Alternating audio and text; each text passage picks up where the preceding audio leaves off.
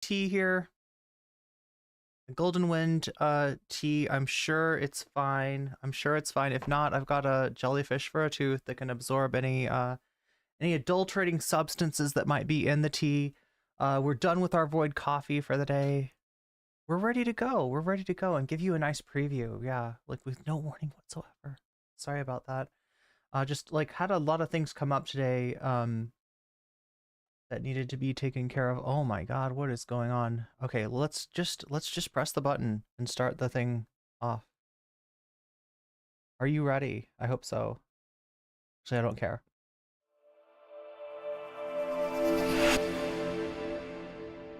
All right, here we go. There's Dark Brandon from 4 years ago, the first presidential debate. But we're not watching this. This is on the Telegraph. We're going to be good. All right, the Telegraph, that's a huge channel. Let's watch this on C-SPAN instead. I think that'll be safer. Here is, oh my god, what's this guy's name again? Used to be on Fox, now he's on CBS or something. I don't remember this guy. Chris something.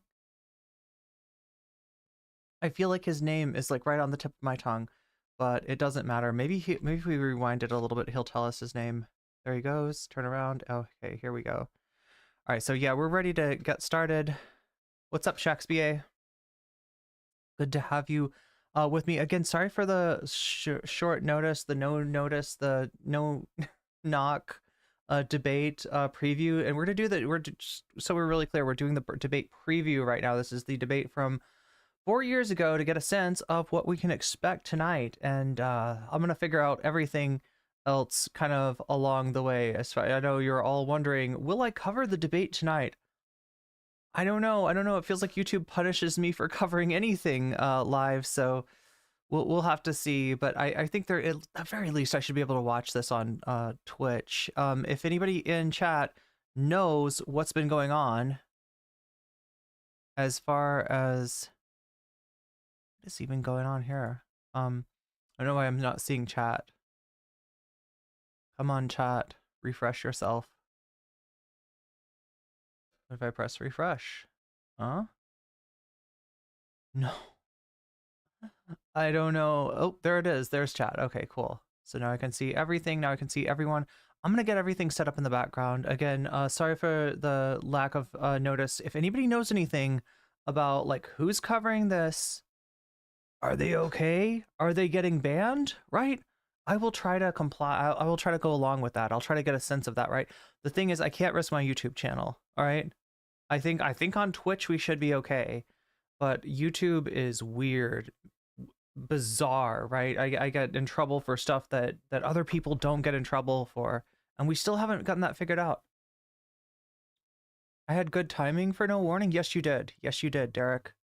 And it's good to see you all here too. Chat was not working today. Oh my gosh. All right, well, let's get started with this. I'm gonna also start our shorts stream in the background, so I'll be a little quiet while this is starting off. But what is this guy's name again? Who is this guy? I want to say Chris Hansen. It's not Chris Hansen. I can't remember his name. Wow, he's more awkward than me doing a cold start. Okay, you got your paper set up, bud? You good? Are we good? Just a minute. Just a minute, just a minute, honey. I gotta moderate this debate. Good evening from the Health Education campus of Case Western Reserve University and the Cleveland Clinic. I'm Chris Wallace of Fox News, and I welcome you to the first of the 2020 presidential debates. Chris Wallace, not Chris Hansen. Thank you. Yeah, Chris Hansen would be like, Mr. Trump, you want to have a seat? Mr. Biden, you too. No, that'd be awesome. They should bring back Chris Hansen to moderate one of these debates. Between President Donald J. Trump and former Vice President Joe Biden. This debate is sponsored by the Commission on Presidential Debates. The commission has designed the format. Now that we know that your name is Chris Wallace, wait, what's the format? Roughly 15-minute segments. Okay, 6 15-minute segments. From each candidate to the first 2-minute answers. Question, then open discussion for the rest of each segment. Okay. Both campaigns have agreed to these rules. So just so you know, chat, this is kind of the opposite of what is going to happen tonight with the first presidential debate between Joe Biden and Donald Trump. This is very, there's no audience for tonight's debate, right? Remember, we're watching, this is 4 years ago. This is the first debate between Biden and Trump. There was 2 debates, or at least I have 2 debates for us to look at tonight, getting ready for the actual debate, which is going to start, which I have to figure out if I can actually stream it on YouTube or not. So if anybody is in chat and, can let me know who else is streaming it, how they're streaming it, if anybody's getting banned for it, all that information, very, very useful, very, very valuable to me. So I'll try to pay attention to chat. I've got to pay attention to a lot of things, though, including setting up the shorts, because we can't leave shorts behind. For the record, I decided the topics and the questions in each topic. I can assure you, none of the questions has been shared with the commission or the 2 candidates. So the reason he's saying that is I think there was an allegation of Donna Brazil sharing some of the questions with Hillary Clinton beforehand in the 2016. Is that right? In the 2016 debate? I don't remember if that was primary or the general election, but that's been known to happen. So Chris Wallace is trying to say, okay, so he's still at Fox at this point. I think he switched teams since then. I think he's on CBS or something. He's on one of the main one of the liberal networks, which is to say, like, one of the non-right-wing networks. Although if you ask Trump, even Fox is a left-wing network now. Trump hates Fox now. So anyway, This debate is being conducted under health and safety protocols designed by the Cleveland Clinic. The Cleveland which is serving Clinic. as the health security advisor to the commission for all 4 debates. As a precaution, both campaigns have agreed the candidates will not shake hands at the beginning of tonight's debate. Oh, so not to spread the, The hall has promised to remain silent. No cheers, no boos or other interruptions, so we, and more importantly you, can focus on what the candidates have to say. No noise except right now, as we welcome make all your noise. Nominee, Work President it out. Trump, and the Democratic nominee, Vice President Biden. Do you like that thumbnail, though? Look, let me show you the thumbnail again really quick. There we got Brandon. How you doing, man? How are you? There we got Trumpelstiltskin in his diaper. But yeah, look, I want to show you what Vamps did really quick, right? Vamps has outdone herself once again. Battle of the Boomers, right? Amazing thumbnail. A lot of people have been waiting for this night, so let's get going. Our first subject is the Supreme Court. President Trump, you nominated Amy Coney Barrett over the weekend to succeed the late. So now, as weird and irrelevant as it is to watch a debate from 4 years ago, this is actually very relevant. And this stuff has come up recently, right? This was on Twitter, trending today. Kamala Harris has been referring to the Donald Trump abortion ban, the Trump abortion ban, right? And what she's talking about is the fact that Trump nominated the justices who took down Roe versus Wade. That's enabled, I think, something like a third of the people, like a third of Americans, like, are in a state where there's some kind of an abortion ban. So that's what Kamala Harris was talking about. A bunch of Republicans just jumped on that post and they were like, Trump didn't ban an abortion. No, that was the states. No, like, they're just completely, in denial about this, right? But yeah, no, so de facto abortion ban is what it is. And Donald Trump has talked about a national abortion ban. So that is very likely in the offing should Donald Trump return to office. Ruth Bader Ginsburg on the court. You say the Constitution is clear about your obligation and the Senate's to consider a nominee to the court.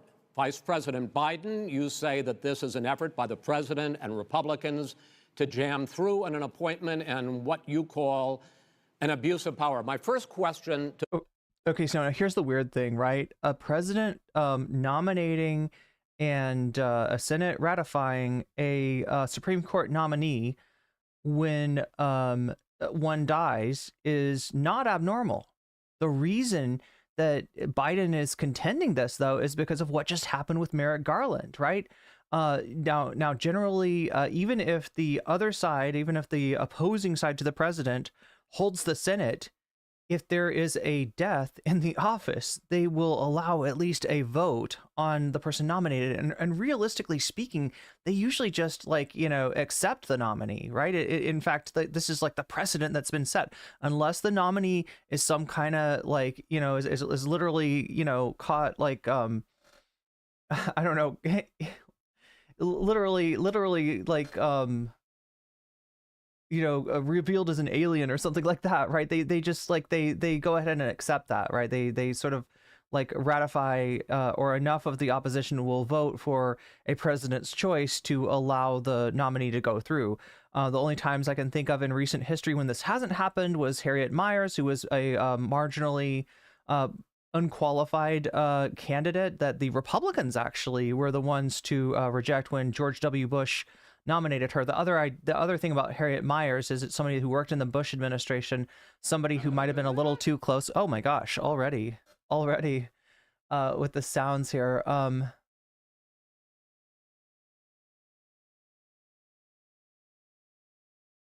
Wait, what am I trying to do? I'm trying to do that.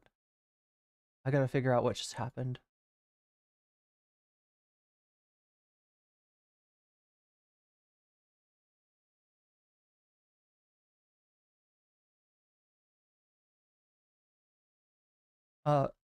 BC Clarity.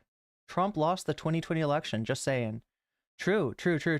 So this was the 2020 election. We're not watching 2024 yet, just so you know. It hasn't started yet. And, we'll see. We'll cross that bridge when we get there as far as will I get in trouble? Will my channel get in trouble for covering the election, or can we do that, right? But this is 2020, right? This is the 2020 debate. So, right, so just getting back to what I was talking about earlier, and also thank you for the super chat, BC Clarity.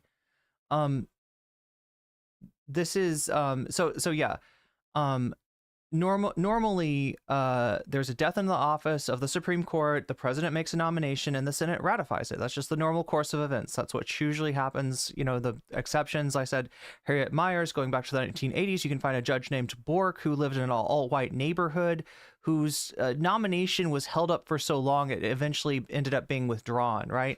But most often, it just sails through, right? It's not a contentious thing, and this is how the Senate doesn't have to do that. And especially if the other party controls the Senate doesn't even have to have a vote, right? So when there was a death in the office of I believe it was Scalia, Obama nominated Merrick Garland, not a person who was on the left, but rather somebody who was maybe center right, in order to appease the Republicans. He was conscious of the fact that he was replacing a far right, probably one of the most far right people in the Supreme Court. So he tried to kind of throw them a bone, right? And instead of accepting that bone, the Republican Congress straight up refused to hold a vote, right? So that's why Biden is being a little bit contentious about Trump nominating Amy Coney Barrett during the election, is that the Republicans have set up a precedent that if it happens late enough in the in the term, close enough to an election, right, where they can reasonably say, well, there's an election going on, let's let the people decide, and then that president can nominate the person. That combined with the fact that the Republicans held the House sort of flipped the precedent, and now Biden is asking, essentially, hey, this is during an election, like you massive fucking hypocrites, how dare you push somebody through, ram somebody through while there's an election. Let the American people decide, just like you said for Obama, that he should let the American people decide, and the Senate enforce that, right? You should do the same thing. And Trump's argument is going to be, we've got the Senate, we've got the White House, the people have already voted, right? So just complete no self-awareness, complete hypocrisy, and a different bar. And you'll see this about American politics, right? There's a different bar for the Republicans than there is for the Democrats. The Democrats cannot break precedent. If they ever break precedent, that is a huge deal. And people start talking about, like, do we even have a democracy anymore? I can't believe the Democrats went against the precedent, right? Precedent, by which I mean it's not a firm rule, but it's what the Senate usually does. This is especially true for the Senate, right? Republicans, they do this, and it's just like, well, I guess there's not a rule against it. There's no rule against a dog playing basketball. We invoke the Air Bud rule, and we nominate. I'm sorry, I'm not trying to call Amy Coney Barrett a dog. That's not my intention, okay? But you get what I'm saying. The Republicans are able to invoke the Air Bud rule whenever they want to, and completely get away with it. And this is especially true with Trump. So let's let them argue about this. To both of you tonight, why are you right in the argument you make? And now he's the AG, true. And your opponent wrong? And where do you think a Justice Barrett would take the court? President Trump, in this first segment, you go first, 2 minutes. Thank you very much, Chris. I will tell you very simply, we won the election. Elections have consequences. We have the Senate, we have the White House, and we have a phenomenal nominee, respected by all, top academic, good in every way, good in every way. In fact, some of her biggest endorsers are very liberal people from Notre Dame and other places. So I think she's going to be fantastic. We have plenty of time, even if we did it after the election itself. I have a lot of time after the election, as you know. So I think that she will be outstanding. She's going to be as good as anybody that has served on that court. We really feel that. We have a professor at Notre Dame, highly respected by all, said she's the single greatest student he's ever had. He's been a professor for a long time at a great school. And we won the election, and therefore we have the Yeah, the question now I have is, how much money did her parents donate to the school? To choose her, and very few people knowingly would say otherwise. And by the way, the Democrats, they wouldn't even think about not doing it. If they had, the only difference is they'd try and do it faster. There's no way they would give it up. They had Merrick Garland, but the problem is they didn't have the election, so they were stopped. And probably that would happen in reverse also. Definitely would happen in reverse. So we won the election, and we have the right to do it, Chris. President Trump, thank you. Same question to you, Vice President Biden. You have 2 minutes. Well, first of all, thank you for doing this, and looking forward to this, Mr. President. Thank you, Joe. So Trump is right about one thing. They have the ability to do it, right? They have the ability to do it. That's it. That's literally it. They tried to set another precedent. They tried to hem and haw about the fact that we can't possibly allow a president to nominate a Supreme Court justice during the election. We've got to wait until after the election because the American people deserve the right to choose. Now the American people don't deserve the right to choose, and since the Republicans can do it, they will do it. That's how it works. The American people have a right to have a say in who the Supreme Court nominee is, and that say occurs when they vote for United States senators and when they vote for the President of the United States. They're not going to get that chance now because we're in the middle of an election already. The election has already started. Tens of thousands of people have already voted. And so the thing that should happen is we should wait. We should wait and see what the outcome of this election is, because that's the only way the American people get to express their view is by who they elect as president and who they elect as vice president. Now, what's at stake here is the president's made it clear he wants to get rid of the Affordable Care Act. He's been running on that, he ran on that, and he's been governing on that. He's in the Supreme Court right now trying to get rid of the Affordable Care Act, which will strip 20 million people from having insurance, health insurance now, if it goes into court. And the justice, and I have nothing, I'm not opposed to the justice. She seems like a very fine person. But she's written before she went on the bench, which is her right, that she thinks that the Affordable Care Act is not constitutional. The other thing that's on the court, and if it's struck down, what happens? Women's rights are fundamentally changed. Once again, a woman could be pay more money because she has a pre-existing condition of pregnancy. We're able to... Now listen to how this goes, right? Because knowing what we know now, this is 2020, remember? This is 2020. They were able to charge a woman more for the same exact procedure a man gets. And that ended when we, in fact, passed the Affordable Care Act. And there's 100 million people who have pre-existing conditions, and they'll be taken away as well. Those pre-existing conditions, the insurance companies are going to love this. And so it's just not appropriate to do this before this election.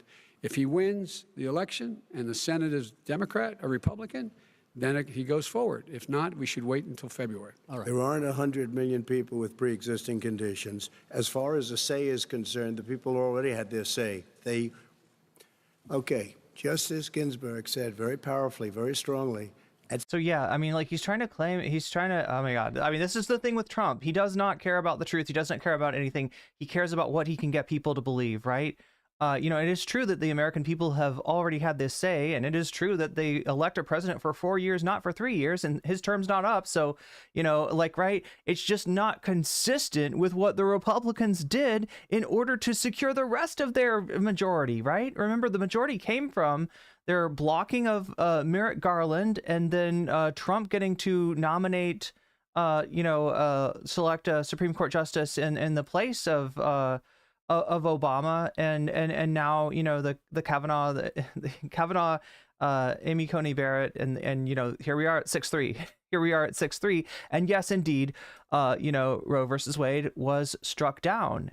And now the conversation is on the de facto Trump abortion ban already in place, and possibly a national Trump abortion ban that he would put into place were he to be returned into office. At some point, 10 years ago or so, she said a president and the Senate is elected for a period of time, but a president's elected for 4 years. We're not elected for 3 years. I'm not elected for 3 years. Sorry, I kind of got ahead of Trump. I'm a psychic, Chad. I know what he's going to say. No, this is the 2020 debate. That's why I know.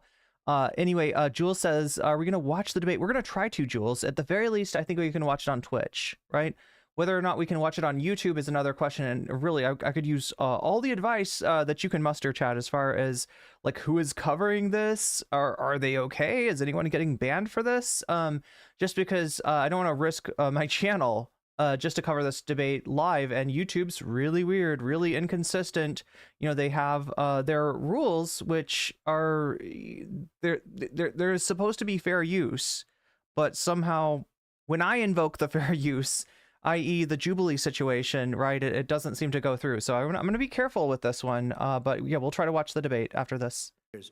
So we have the Senate, we have a president. Oh God, what is this? A lot of time claiming Joe is a Trump spent a lot of time, claiming that Joe is a drugged up dementia patient. How is he going to deal with that during the next debate? I will tell you how. And the Republicans have been setting the stage for this, right? For this criticism. They essentially say that he's going to be drugged up, that he's a dementia patient, right? But they got the special sauce that they can give him just for this debate. It doesn't make any sense. It doesn't make any sense. And like, you know, Trump is implied that maybe the cocaine that was found in the White House bathroom, maybe that was actually the big guys. Maybe it wasn't Hunter's. Maybe it was Joe's. In reality, it was a place where the public can go. So likely it was somebody who came in for a White House tour or something like that. Who I don't know. That's an interesting White House tour. I don't know why anybody would want to be like altered in that specific way for a White House tour. Like they just really love the American political system or something. They really love the White House. You know, they're just like, I don't know. It's like something that people do for a movie or something like that, and not for a trip to the White House. But anyway, yeah, there was, you know, so but more recently, and check this out. They're talking about he's going to drink a Mountain Dew. Joe Biden's going to drink a Mountain Dew and it's going to cure dementia. Or Joe Biden's going to take Adderall and it's going to cure dementia, right? There is like somehow a cure of dementia, but they don't use it for Biden on the day-to-day. They don't use it for him on the campaign trail, right? They can't give him this stuff normally, but somehow they're going to give it to him for the debate, and maybe they gave it to him for the State of the Union speech. I don't know. It's wildly inconsistent, but it's the kind of shit that Republicans get away with constantly. During that period of time, we have an opening. I'm not elected for 3 years. I'm elected for... Wait, Badash says, I don't think Twitch is letting people cover it. What about YouTube? Shakespeare says, Brian Tyler Cohen, Meet Kevin, and others are streaming it on YouTube. Let's see. And yeah, we're about an hour away from it starting, right? My understanding of the debate is that it starts in an hour. TMR said they might make people watch CNN. Oh, so yeah, even TMR's worried about this. So I don't know, chat. I don't know. I mean, I guess we could try that thing. So what Jules is talking about is a strategy where I watch the debate and you watch the debate and I comment on the debate, but I don't show you the debate, right? It's a different kind of reaction video altogether. I don't know. That might be how, if people are really that worried about it, then maybe we'll have to do it too.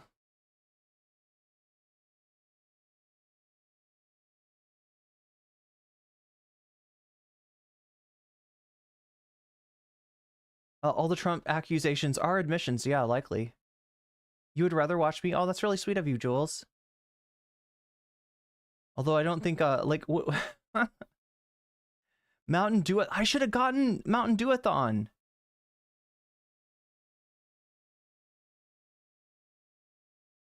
Years. The And the election's 100 already million started. people, Joe, the 100 million people is totally wrong. I don't know where you got that number.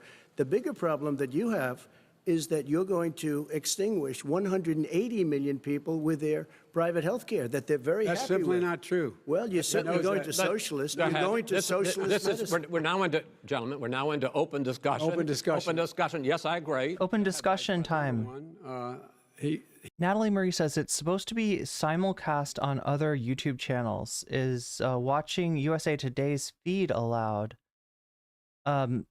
Okay, so what you're saying is that there are who actually has it? Jape Tapper. What is that? MSNBC? Does MSNBC have it? Is that what's going on? What if you flip it left or right? Oh my God, will it fool YouTube? I don't know. I don't know how, if like we tried fooling YouTube with some other stuff before. What was it? I was gonna play Rocket League while I reacted to Jubilee. So the idea was that like there's the noise of the fans and there's my commentary, and I wasn't pausing it, I was talking over it. And in the past, that's how the Majority Report has gotten away with covering live events like this, right? They don't stop it like I usually do.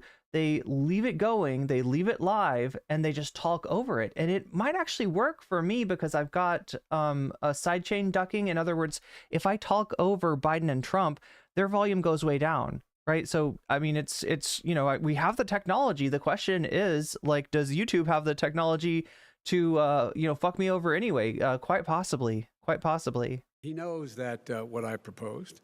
What I proposed is that we expand Obamacare and we increase it. We do not wipe any. And one of the big debates we had with 23 of my colleagues trying to win the nomination that I won were saying that Biden wanted to allow people to have private insurance still. They can. They do. They will under my proposal. It's not what you've said, But and it's not what that your is- party has said. that is simply Your party a lie. doesn't say it. Your That party is wants to simple. go socialist My medicine party is and me. socialist Right healthcare. now, I am and the they're going to Democratic dominate Party. you, Joe. You know that. That's hilarious. That's hilarious. We got trolls threatening us. Little do they know that we're not even watching the 2024. They think that we're on the debate. I am the Democratic Party right now. I am the Je suis la partie. Je suis. His name is not Joseph Biden. His name is Louis Joseph Biden, right? He's the party. He's the party. The platform of the Not according Democratic to Party Harris. is what I, in fact, approved of. What I approved of. Now, here's the deal. The deal is that it's going to wipe out pre-existing conditions. And by the way, the 200,000 people that have died on his watch, how many of those have survived? Well, there's 7 million people that contracted COVID. What does it mean? GNN, be careful, okay? Be careful about that. In fact, I'm gonna help you out here with that. Because seriously, they you know, demonetization is one thing, but on live events, you can get a strike or a warning. But I mean, you know, it's up to you. You're an adult. You can make your own decision, and Mean for them going forward if you strike down the Affordable Care Act? And Joe, you've had pre-existing conditions. 308,000 military people dying because you couldn't provide them proper health care in the military. So don't tell me I'm about happy this. to talk about And this. if you were here, Look, it here's wouldn't the be deal. 200, it would be 2 million people because you were very late on the draw. You Late didn't on want the me to draw. ban China, which was heavily so yeah, this is what they're talking about. Biden's talking about the deaths caused by COVID. Trump is talking about, I think, the VA scandal. This kind of goes back a ways, right? I guess, why is he blaming it on Biden? Maybe because of the you know, Biden was vice president under Obama, so from 2008 to 2016. I mean, I don't know. I haven't looked at the VA scandal in a while, so I can't tell you, like, you know, timeliness, like, you know, was Biden in office during that or not? But yeah, that's what Biden's talking about, the pandemic, which is a clear and you know, present threat, which you know, people are getting people are getting, you know, God, I don't want to say unalived, right? Because it feels like I'm taking deaths of people less than seriously. But at the same time, nobody knows what you get in trouble for on YouTube, and you can get in trouble even without getting your channel taken down or a strike or anything like that, right? There's always the mythical shadow ban, and we don't know how real that is or not. We just have no way of knowing. It's all just guesswork. Infected. You didn't want me to ban. But yeah, I gotta stay on the play it safe. All right, gentlemen, Which no, was heavily. Mr. President, You would have Mr. been much President, later, Joe. Mr. President, much later. Mr. President, You're talking about 2 million people. You're Mr. not gonna be able to President, as shut the him up. moderator, we are going to talk about COVID in the next segment, but go ahead. Let me finish. The point is that the president also I don't know, chat. I gotta ask that you don't talk about ban evasion in chat, okay? Okay, just like please. is opposed to Roe v. Wade. That's on the ballot as well in the court. And so that's also at stake right now. And so the election is all. You don't know it's Like, I wouldn't even be surprised if I got in trouble for this. Like, you know, given YouTube somehow thinking that I'm streaming the debate here. Why is it? Just so everybody knows, this is the debate from 4 years ago. This is what happened 4 years ago. So we're not doing anything that's ban-worthy. We're watching C-SPAN. It should be okay. And we're gonna see what we can do when the debate goes live. because Why is it you on the said ballot? It's not on the ballot. It's on the ballot in the I court. don't think so. In the court. Well, There's nothing happening there. Donald, would you And you just be don't quiet know for a her minute? view on Roe v. Wade. You I don't don't know her know. view. Well, all right. Let's talk. You don't know her view on Roe v. Wade. I think we know now. There we go. That didn't age well, did it? That didn't age well. Yeah, I think we know what her view is on Roe versus Wade, right?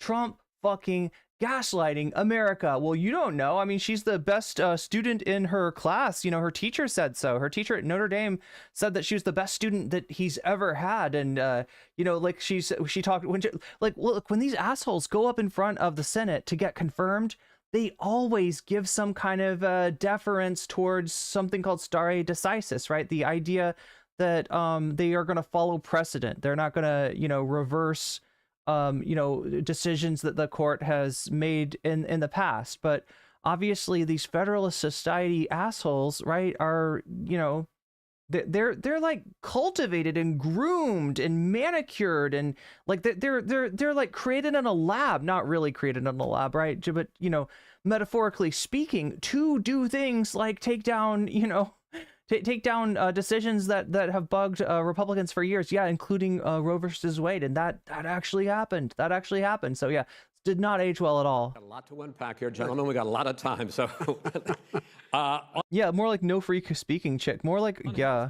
And I'm sorry, I'm so paranoid, chat. It's just like I don't know. then we'll come back to Roe. I always think I know what's okay and what's not okay, and then I get in trouble anyway. v. Wade. All right. You know what the only solution to this, chat?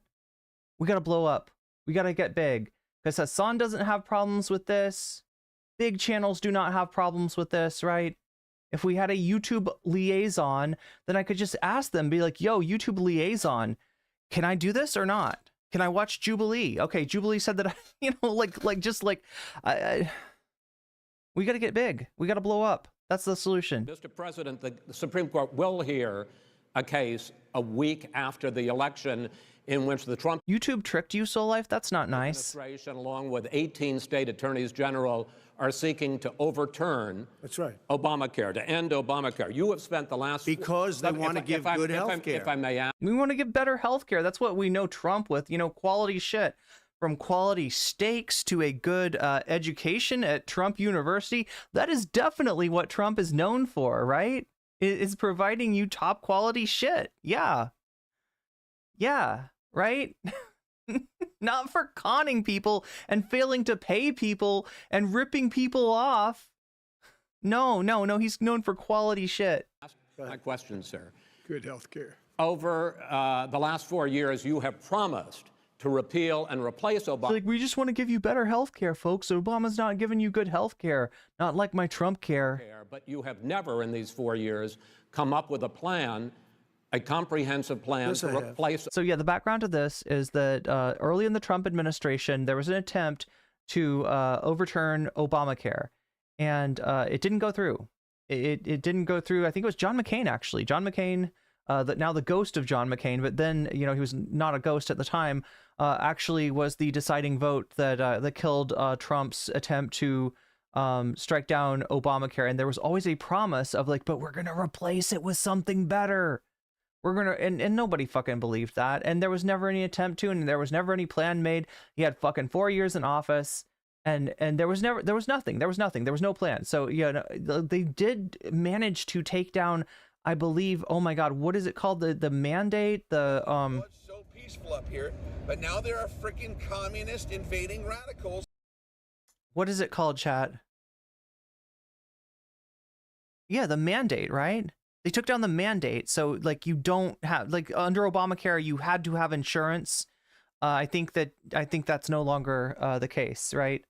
So they took down part of it, and I'm trying to remember. This is like really going, this you're taxing my memory banks, chat, to go back to like all this Obama era stuff. Obamacare. Of course I have.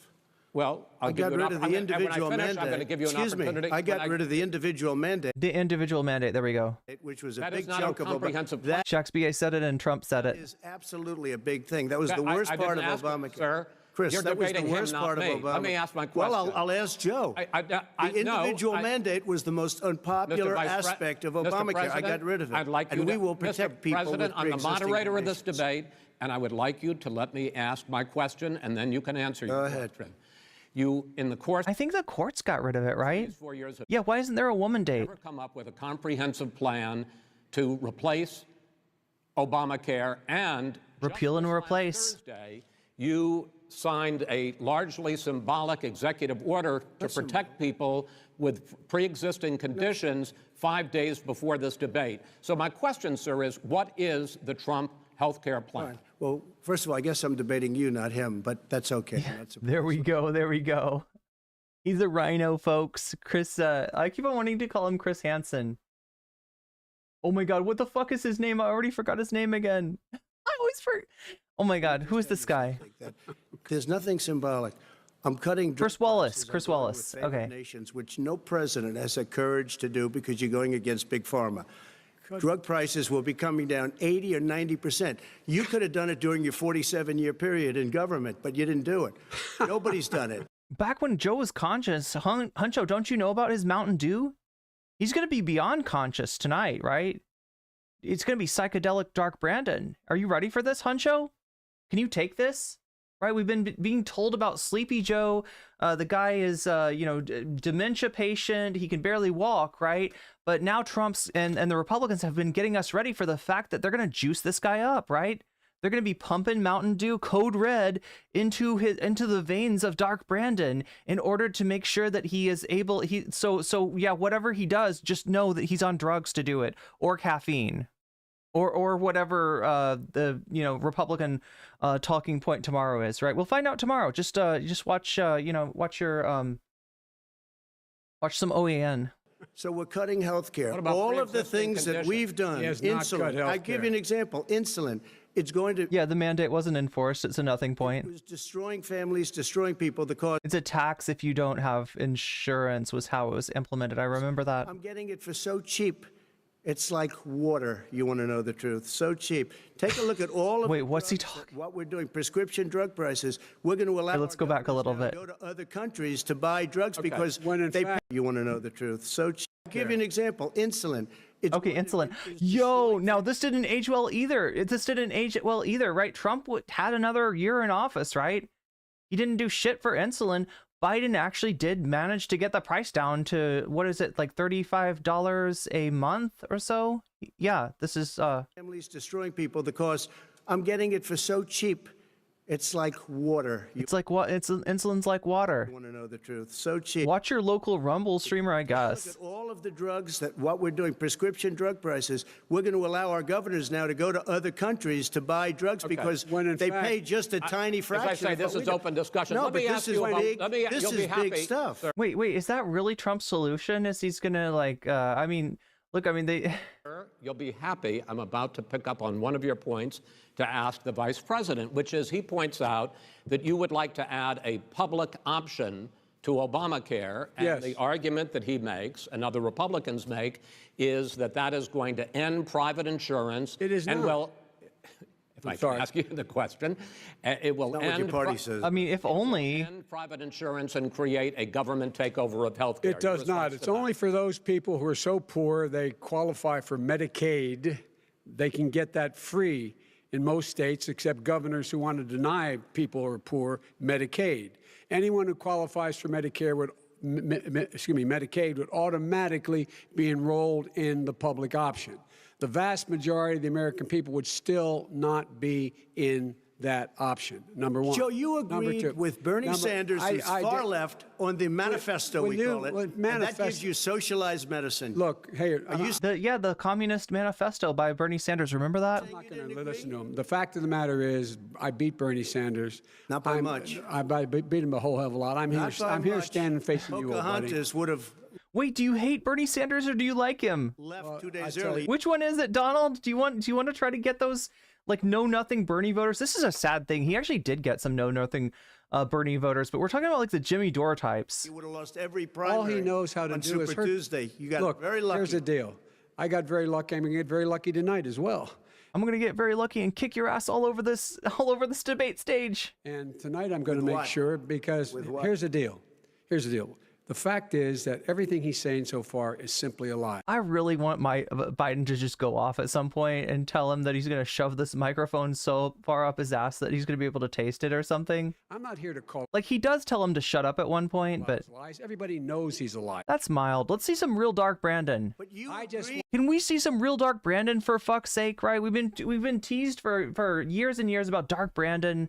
Everybody wants to see Dark Brandon. Go Dark Brandon. That's your answer.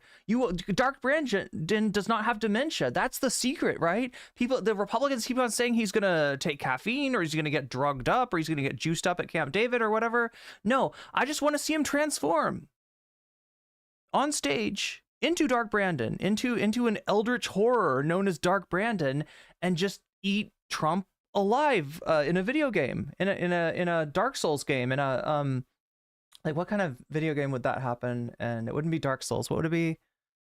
Some kind of horror game. I want to Hey, make Joe, sure. Joe, you're the liar. I want to make sure. Graduated last in your class, not first in your class. I want to make Mr. sure. President, can you let him finish, sir? No, he doesn't know how to do that. He has, You'd be you know, surprised. You'd be surprised. What are you talking about? You won't shut up. Nobody's gonna be surprised because you're not gonna shut the fuck up this whole debate. you pick. He's going to be shut up tonight, though, folks. If you don't know already, there are different rules to this debate. 1, no studio audience. All right. 2, they each have preset times to be able to talk, and when the other one is talking, their mic is muted. Now, does that mean that Donald Trump's not going to try to interrupt?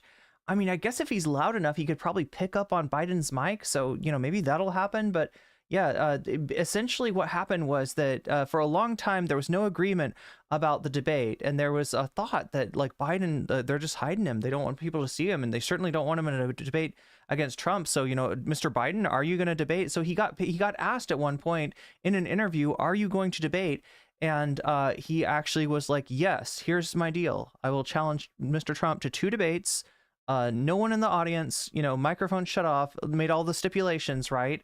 And the first one is going to be on June, 27th. Yeah. So, and Trump, kind of gets put on the spot and ends up accepting. Now, people were speculating that one or that at least one of these guys would drop out, right? And both Biden and Trump, in terms of Biden, it's really easy to imagine why. The degree to which he freezes up, he says the wrong things, he has those moments, right? And then with Trump, he's built up this expectation for Biden to just be an absolute, wreck, to be, just Sleepy Joe, to be suffering from dementia too hard to be able to debate. And so if Joe's even able to hold himself up in this debate, he's going to beat the expectation. And that is kind of how debates work, right? They set up. This is why a lot of times, if you watch right before a debate, right before a presidential debate, the campaign of that side will say, well, we're really not, the president hasn't had enough time to prepare for this, so this isn't necessarily going to be his best performance. Donald Trump is quite skilled at this, right? They'll try to build up the expectation for their side to not do well, because the way that this works is whoever side beats the expectation wins. And it's just, I don't know, this is another sign of our dysfunctional politics, probably. It does seem kind of messed up. Be a surprise. The wrong guy, the wrong night at the wrong time. Listen, you agreed with Here's the Bernie deal. Sanders to the The manifesto. whole idea, RL, I agree. Trump is a baby. there is no manifesto. He's probably wearing a diaper tonight. Number Please let one. him speak, Mr. Number President. two. You just lost the left. Number two. And he's going to win at crapping his pants first. You just lost the left. You agreed with Bernie Sanders on a plan. Folks, Wait, when he said, was it, what this clown- sorry. Was it because he said that there's no manifesto that you just lost the, oh my God, Trump doesn't make any sense. Wrong time. Listen, you agreed with Here's the Bernie deal. Sanders to the The manifesto. whole idea, let him. there is no manifesto, number Please one. let him speak, Mr. Number President. You two. just lost the left. You just lost the left. The left was all ready for the manifesto. If you're not going to pass the Bernie Sanders, But now there are freaking communists. if you're not going to pass the Bernie Sanders manifesto, then the left will not vote for you. Number two. You just lost the left. Chat, should we set something up like a sub goal tonight? Should we do that? Like, I know I got on super late, but we could definitely go a little bit longer, a little bit later than usual tonight if you want to. You agreed with Bernie Sanders on a plan. Folks, We just have to streamline it. Folks, do you have any idea what this clown's doing? Mr. Do you Mr. have any President. do? But yeah, we're already $2 of the way there to whatever sub goal. Socialized medicine. Mr. Well, I President. tell you what, he is not for any help for people needing health care Bernie? because he in fact already has cost 10 million people their health care that they had from their employers because of his recession. Number one. Number The Trump recession. two, there are 20 million people. Now, what's weird is he's not trying to hold him to that now. And there are, maybe he will. Maybe the debate will be the time that he tries to bring this back, right? But there's a lot of there's a lot of Trump lauding his economic record and saying, folks, don't you think you were better off under Donald Trump? Remember the good times? And he's trying to get you to remember like 2018, 2017, 2016. He definitely doesn't want you to remember 2020, right? That is not because like, shit was not good for you. If you're saying, are you better off 4 years ago than you were today? Most people are going to say, better off today. That being said, shit is still kind of fucked. Biden has made some mistakes, and in terms of the, in terms of things like the deficit, right? Biden has a better record on the deficit than Trump does. Part of that is because Trump offered 2 stimuluses at $2,000 each. Biden, I think, gave 1 stimulus with $1,400. So a lot of us out there are like, where's my $600, right? People still needed that, right? So because of the Democrats attempting to like sort of live up to the standard of, like we want to have low deficits, lowering the debt, and you can see that between Biden and Trump, he's actually ended up hurting himself. And in terms of how do people feel and how secure people feel, not as secure as they could. Now, things were really bad under Trump. Things were really scary. The pandemic was being managed by somebody who was talking about hydroxychloroquine and bleach, whose answer was like, put bleach up your butt or something like that, right? It's just like, it was scary in a number of ways, but there is certain harm that Biden has done to himself, including, most notably his stance on Gaza and his inability to do anything to stop the ethnic cleansing going on there, right? So, there's a lot that, in a lot of ways, Biden is his own worst enemy in the same way that Hillary Clinton was his own worst enemy. But Trump's gonna get in his way too. So, like, it honestly, like, I feel like it's 50-50 now. as far as who's likely to win. Biden has pulled ahead recently, but only by the slightest amount. Only by the slightest amount. And you know, there's a lot cutting, you know, against him. And even trying to mention something like inflation is down. That's true. Yeah, inflation is down. Crime is down. Yeah, that's true. Right. It's missing a point that there is a reason that people feel insecure. The crime thing, even, right? When people say that they feel like there's more crime now, what they're saying is that they are noticing more unhoused people. And yeah, that's a fucked up thing to say because, you know, that's like associating the unhoused with crime, but that is a real problem. Like rents have gone way the fuck up. You know, there's not the sort of regulation. I mean, I guess you could sort of hand it to them on one level because there is an active lawsuit now against the company that's made an app to try to create an algorithm to that's overall, you know, sort of raised the rents. And, you know, a lot of the inflation isn't so much inflation as it is greedflation. Companies taking advantage of the perception that there's inflation, right? So, you know, there's a lot that Biden can say, but in terms of the reticence that the Democratic Party has had ever since Reagan to just live up to their, you know, brand as the party of the people, the party of the workers, the party of labor, right? They don't want to be seen like that anymore. They want to be the party that is like the Republican light that like, yeah, we'll do everything for the corporation, but we'll do like 1 degree to the left over here, maybe mostly on a social issue, mostly on social issues, mostly on issues that don't like affect the bottom line of the capitalist class, right? So yeah, this is very much the Democrats continue to do damage to themselves, continue to create an opening for charlatans, for con men like Donald Trump to come in, because you know they're still afraid of their own shadow, and that shadow is just FDR, who's not even that far left to begin with. Anyway, chat. Enough jabber. Through Obamacare now that he wants to take it away. He won't ever look you in the eye and say that's what he wants to do.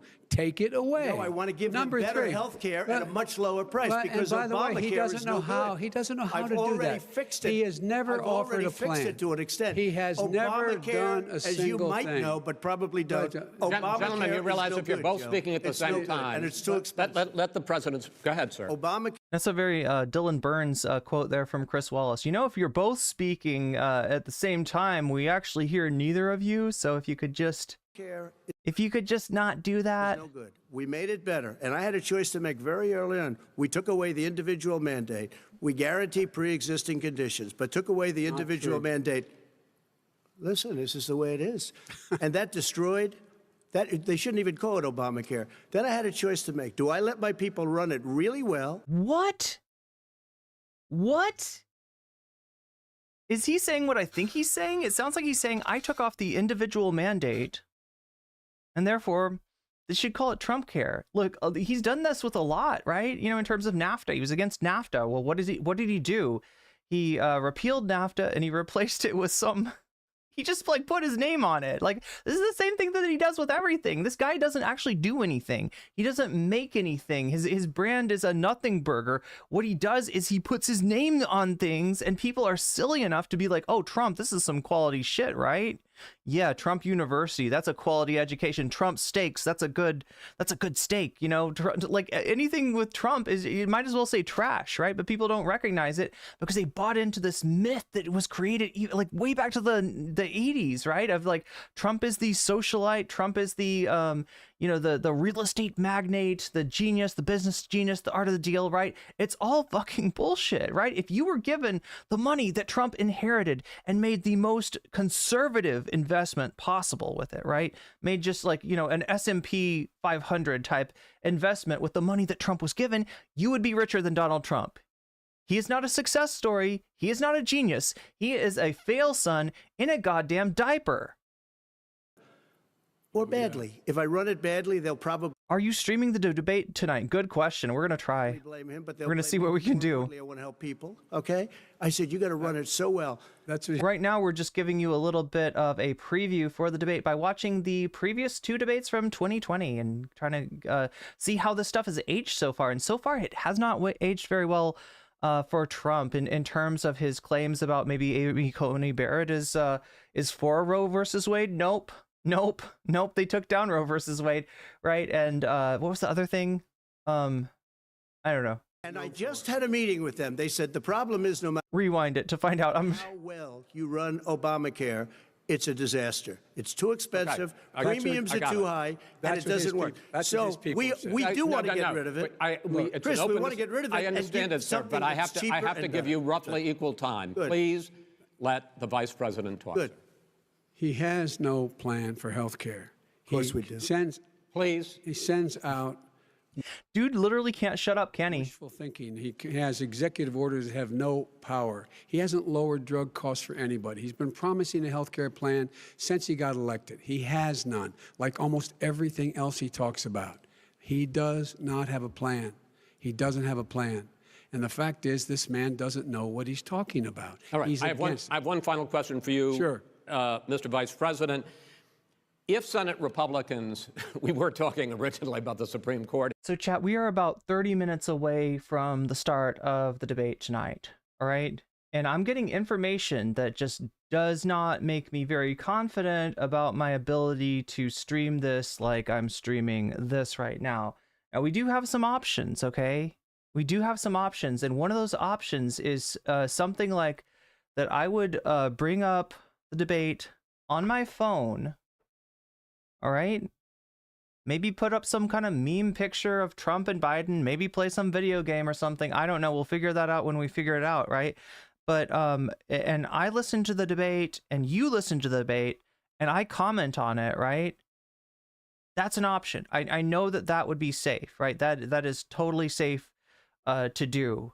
But, yeah, we're going to have to figure that out. I'm also curious about trying to set up some kind of a donation goal, some kind of a dono goal. And then maybe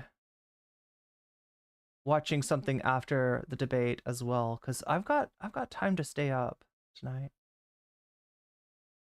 We just have to decide on what that is and get that sub goal set up. But oh, how about this? Whoever donates gets to suggest what we watch after the debate. And if we hit the sub goal, then whatever has the most dono money behind it wins. I hate cutting the not giving you like a poll to vote on too, because we usually do that, and usually the main driver of what we pick is what people vote for in the poll, and we allow the donations to affect that ever so slightly with every percentage added for every dollar donated for a certain subject. But maybe tonight we'll do it a little different. We'll see if we can. We'll see if we can hit that sub goal. That'd be kind of amazing if we could even do it this late at night, but we'll see. If Senate Republicans go ahead and confirm Justice Barrett, there has been talk about ending the filibuster or even packing the court, adding to the 9 justices there. You call this... Wait. Crotchy just said something interesting. I don't know. Maybe they should have left the mics on for the new debate. Joe Biden was good at talking down to Trump. Yeah. Trump interrupting Biden in this debate did not work in his favor. Right? I mean, I think it worked pretty well during the Hillary Clinton debate, which, like, I'm seeing that pop up too. But nobody needs to see. I'm not going to give you Hillary content. I try to avoid platforming Hillary Clinton. Hillary Clinton is someone I think we'd all rather just forget about, and I wish she'd just go away and never pop back up again. But you know, she'll pop up just in time to mess something up. Anytime. By the president, but in fact, it wasn't brought up by the president. It was brought up by some of your Democratic colleagues in the Congress. So my question to you is, you have refused in the past to talk about it. Are you willing to tell the American people tonight whether or not you will support either ending the filibuster or packing the court? Whatever position I take in that'll be... That's so wild. That's so wild. This is something that the Democrats could do. Some people wish that they would do it. You've got, especially now, the court is absolutely, what's happened is they stole one Supreme Court justice, and then they, rammed Trump's nominations, not just for Supreme Court, but for the lower courts, for the appeals courts, through too. So the Republicans have kind of packed the court in their own way. Now, there's nothing in the Constitution that says a Supreme Court has to be 9 justices, right? So theoretically, somebody could expand the court and name the remainder of the justices. Some people want the Democrats to do that. It's not something Biden's going to do. It's not something that the Democrats are going to do. They are shy. They are gun shy. They don't want to rock the boat. They don't want to do anything that's viewed as extreme or authoritarian or anything like that. So it's not really an issue. But here's Chris Wallace kind of making it an issue. Are you gonna pack the court? Are you gonna do away with a filibuster? And it's like the Democrats. They never do that shit. Come the issue. That's what the Republicans do. The issue is the American people should speak. You should go out and vote. You're in voting. I'm going to eat some cherries. And let your senators know how you strongly you feel. Court? Vote now. Are you going to pack the Make court? sure you, in fact, let people know He doesn't want you're a to answer the senator. question. I'm not going to answer the question Why because wouldn't you answer that because question? the question It's honestly kind of a ridiculous question. Will you shut up, man? Listen, who is on your? There we go. There we go. Who's on your All list? right, gentlemen, Will you shut up, Jack? I think Let me drink my Mountain Dew Code Red. He's going to pack the court. we have We're not going to give a list. We have ended this segment. We're going to move on to the second segment. That was really a productive segment, wasn't it? Keep yapping, man. The people understand, Joe. They sure 40 do.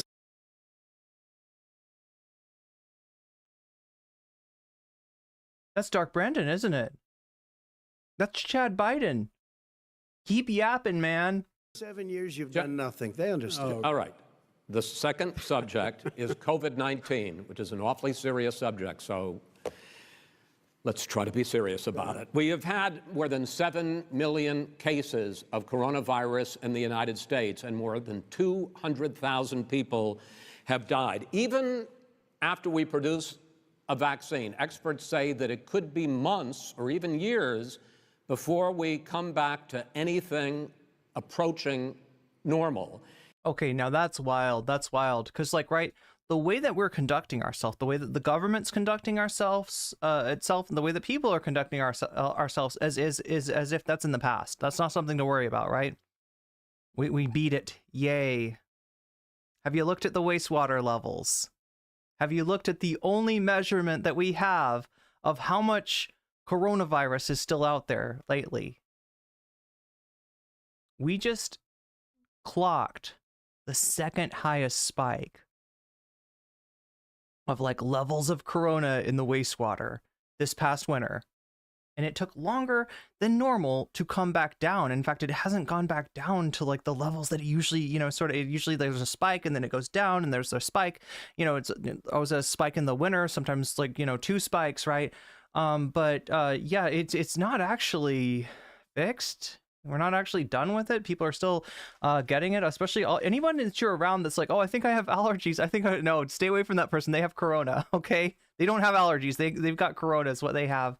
And we're just starting to discover some of the consequences of repeated infections, consequences to the immune system, consequences to the brain, consequences to almost every organ in your body, to repeated infections, and so many people have just resigned themselves to we're gonna not wear a mask, we're just gonna act like everything's normal, and it's not. But he's talking about getting back to normal, which this is 2020, so we're in the midst of it here. My question for both of you is, based on what you have said and done so far, and what you have said you would do starting in 2021, why should the American people trust you more than your opponent to deal with this public health crisis going forward? Oh my God, interesting.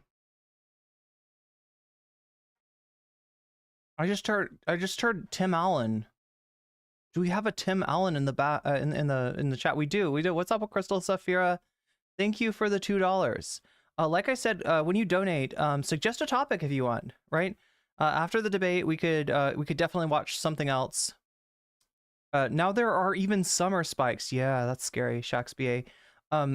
Yeah, so suggest a topic for me to cover next, and if we can hit that sub goal tonight, right? I'll put that out there, right? I mean, obviously it's going to be harder. It's later at night. You know, we got you know, we had a slow start, right? But if we can hit it, yeah, I'm willing to stay on a little later and do an extra segment. I love covering stuff because it gives me a chance to maybe make more videos if I ever get around to it. Now that I've got this really cool background that Crystal Saphira just pointed out, right? This is what this is for. This is what this is for, to make sure that when I do a video, when I do a segment, it's the kind of segment that maybe will do slightly better in the algorithm. I don't know. It seems to work for Pondering Politics. It seems to work for David Backman. It seems to work for, oh my God, Luke Beasley? No, wait, am I thinking Luke Beasley? It's Luke Beasley. Is it Luke Beasley does this style too. Not that I'm trying to emulate any of these people's politics, but you know, it is the format that seems to bang in the algorithm. Yeah, post debate segment. We can do one if we hit the sub goal. I'll keep track of it. And but yeah, just make sure if you donate, and that's whether that's through super chat, super sticker, if you gift a membership on YouTube, there's also links down in the description if you want to donate to me directly, either on Cash App or on PayPal. That's a possibility. Over on Twitch, I will count subs, I will count gifted subs, I will count bits donated towards the dono goal. And what else? What am I always forgetting? Oh yeah, Patreon signups and throne donations. I really appreciate the throne donations. It's allowed me to get a much better, like, the reason that I sound so much better right now is because of the stuff that people have donated on Throne. So thank you, everybody. And lest we forget, like, how cool people donating on Throne have made this stream. I literally would not be able to do this without you. So thank you, Throne Gang. Thank you, Patreon Gang. Thank you to everybody who supports me in any way that you do. And just remember, if you think that you can't support me and you're getting kind of down, oh, she's talking about donations, I can't afford a donation. Hey, take care of yourself, take care of those around you first. Of course, right? I know how tough it is out there. And also understand that I appreciate your thumbs. Your thumbs are very helpful, right? If we, you know, one thumb might not seem like a lot, might not be a lot, but if we all put our thumbs together, then we can boost this channel. Bigly. There we go. I was trying to think of the Trump word for it. Yeah, we can boost this channel bigly if we all put our thumbs together. So Thumb Gang, I appreciate you too. In this case, the question goes to you first, sir. 2 minutes uninterrupted. Good luck. 200,000 dead. As you said, over 7 million infected in the United States. We, in fact, have 4% of the world's population, 20% of the deaths.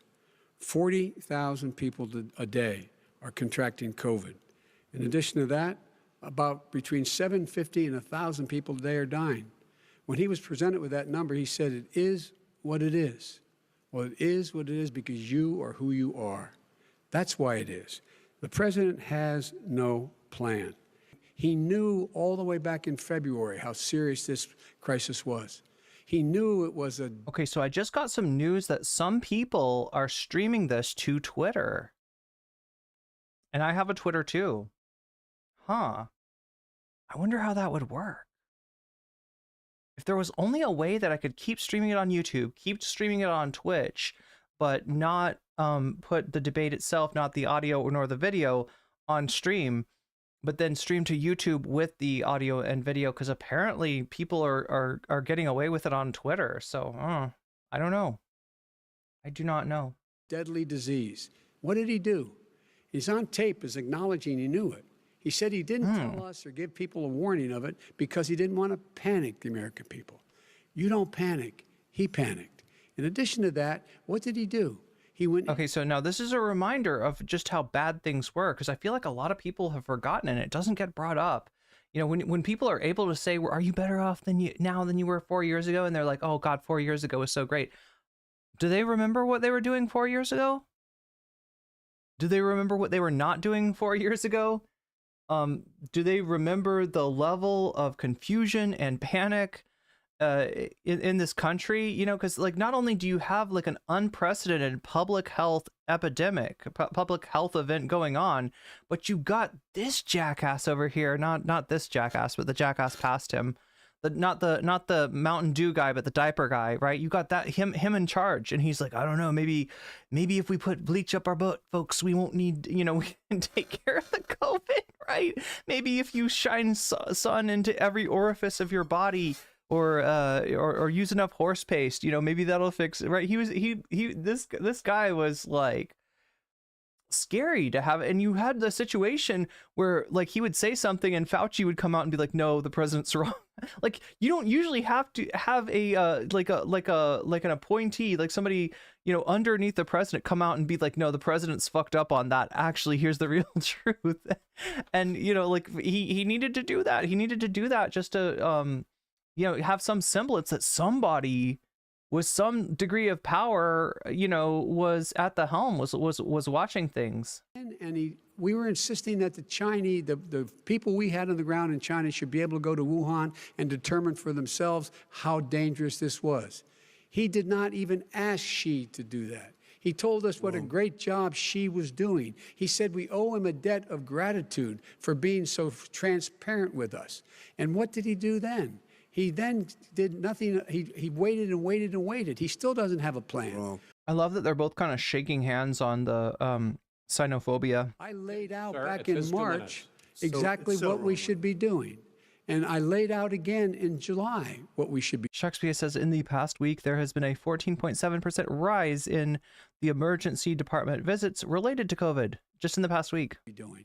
We should be providing all the protective gear possible. We should be providing the money the House has passed in order to be able to go out and get people the help they need to keep their business. Yeah, the most disturbing thing about the Trump being the president when this all hit was that you got the sense that he was more concerned with his reelection than he was with people dying. He was playing down the danger in so many different ways, refusing to, he's in denial, right? Because, in his mind, we've got a beautiful economy, folks, don't let it go, got to get back to work, right? And, at the height of the pandemic.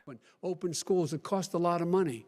You should get out of your bunker and get out of the sand trap and get. Oh yeah, the bunker. I forgot about the bunker. Go in the Oval Office and bring together the Democrats and Republicans and fund what needs to be done now to save lives. So if we would have listened to you, You have 2 minutes, sir. if we would have listened to you, the country would have been left wide Are we inundated with intermediate libertarians fresh out of the asylum? open. Millions of people would have died, not 200,000, and one person is too much. It's China's fault. It should have never happened. Wait, is Shorts Chat talking about Trump's batshit proposal to eliminate the income tax in favor of tariffs? I really hope that, look, I know that Trump voters are like the biggest suckers out there. Like this guy is a giant orange con man sitting there just fucking lying to you all day, and you just slurp up all the fucking oatmeal that he feeds you, right?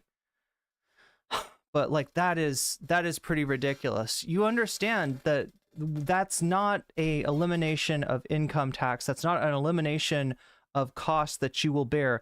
Unless you're rich, that's an increase in cost that you will bear, right? That the kind of tariff that he would have to impose in order to get rid of the income tax would be, essentially a tax on all kinds of goods across the board, and the only people that would benefit from that, right, would be millionaires and billionaires.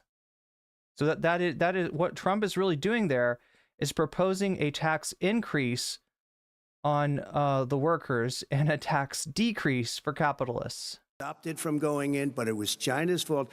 And by the way, when you talk about numbers, you don't know how many people died in China. You don't know how many people died in Russia. You don't know how many people died in India. They don't exactly give you a straight count, just so you understand. Maybe they all died, folks. Who knows? But if you look at what we've done, I closed it, and you said he's xenophobic. He's a racist, and he's xenophobic because you didn't think I should have unrelated to closed your our country. COVID. Wait a I don't care if he's xenophobic, right? He's using xenophobia. And in fact, even this tariff thing is xenophobia, right? The idea that he's like, folks, I'm going to stick it to the Chinese. The Chinese are going to pay for the income taxes that you're used to paying. Don't worry, folks. China will pay for it all. Just like I built a big, beautiful wall and I made Mexico pay for it. I'm going to make China China's gonna have to pay for it, and you don't realize, no, China's not gonna pay for shit. They're gonna keep making profits. You're gonna pay for it. You're gonna pay for it across the board in the prices of so many of the goods that you buy, so many of the goods that you have to buy, not stuff that you can skip and like, oh yeah, gee, that's really expensive now, I guess I won't buy that. Shit that you need to fucking buy to survive will get more expensive, and who's gonna cover the lack of income tax? You are gonna cover it. And who's going to benefit from that? Who's going to have their tax burden go down? Who's going to pay less overall? The millionaires and billionaires. That's what he's fucking doing. Don't get conned by this guy. It's his 2 minutes. You didn't think we should have closed our country because you thought it was terrible. You wouldn't have closed it for another 2 months. Okay, chat, we are like 15 minutes ahead of 15 minutes ahead of the start of the debate tonight.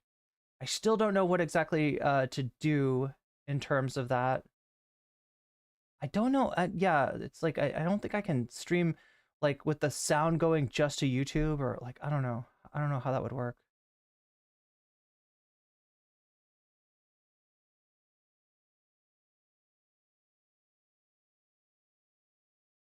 So this is the second debate. Let's take a little look at this. I'd like now to introduce the other co-chairs, our founding co-chair, Frank Fahrenkopf, and we also wow, there's a lot of fluff here. statement of it's not only and moderate. Okay. Please spare me a moment to explain the. And the National Chamber of Commerce.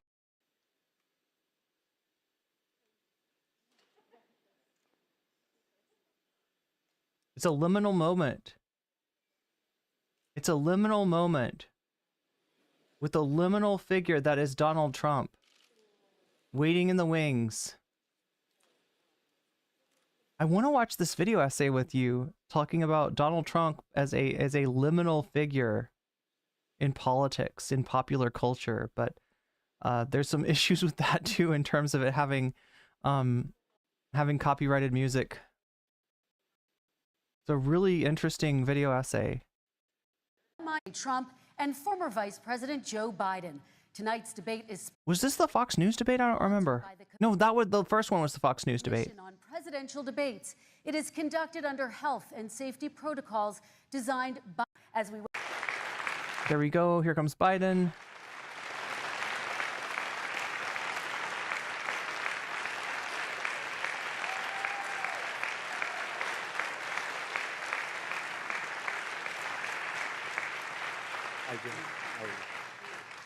And I do want to say a very good evening to both of you. This debate will cover 6 major topics. At the beginning of each section, each candidate will have 2 minutes uninterrupted to answer my first question. The debate commission will then turn on their microphone only when it is their turn to answer, and the commission will turn it off exactly when the 2 minutes have expired.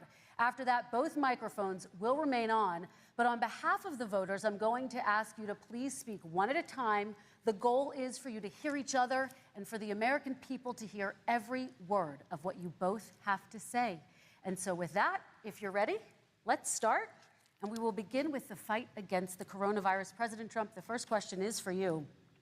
The country is heading into a dangerous new phase. More than 40,000 Americans are in the hospital tonight with COVID, including record. That's right, Crystal. NCC span. Here in Tennessee. And since the two of you last shared a stage, 16,000 Americans have died from COVID.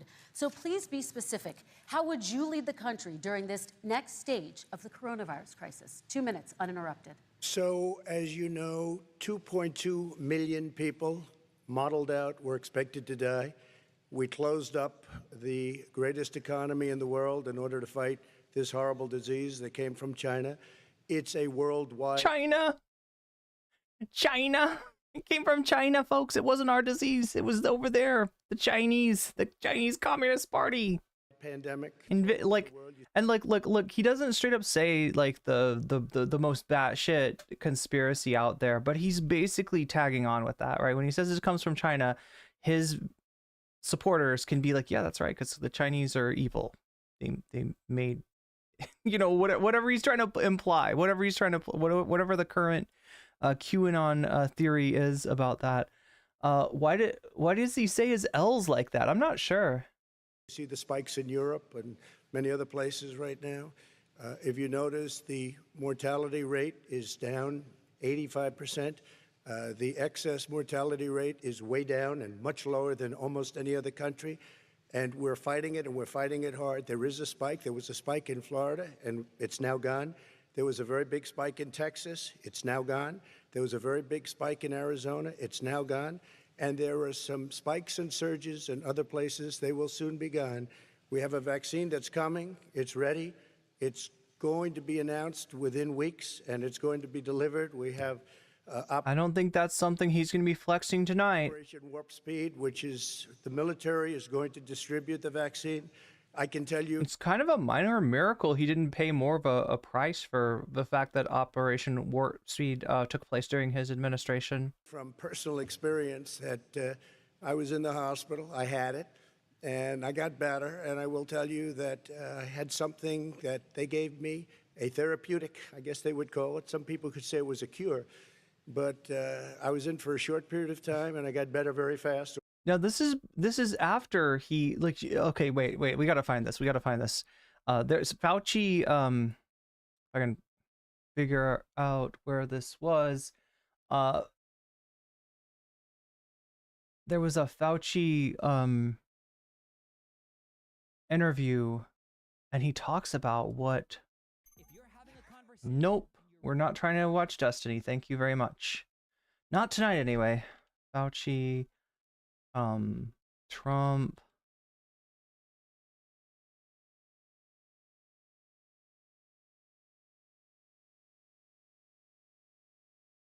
See if I can spell hydroxychloroquine. Oh, here we go. Yeah. Check this out. Oh my god, I don't know why this is so quiet. Oh, that's why. Here, let me show you what Fauci had to say about Trump's what happened with Trump when he got sick.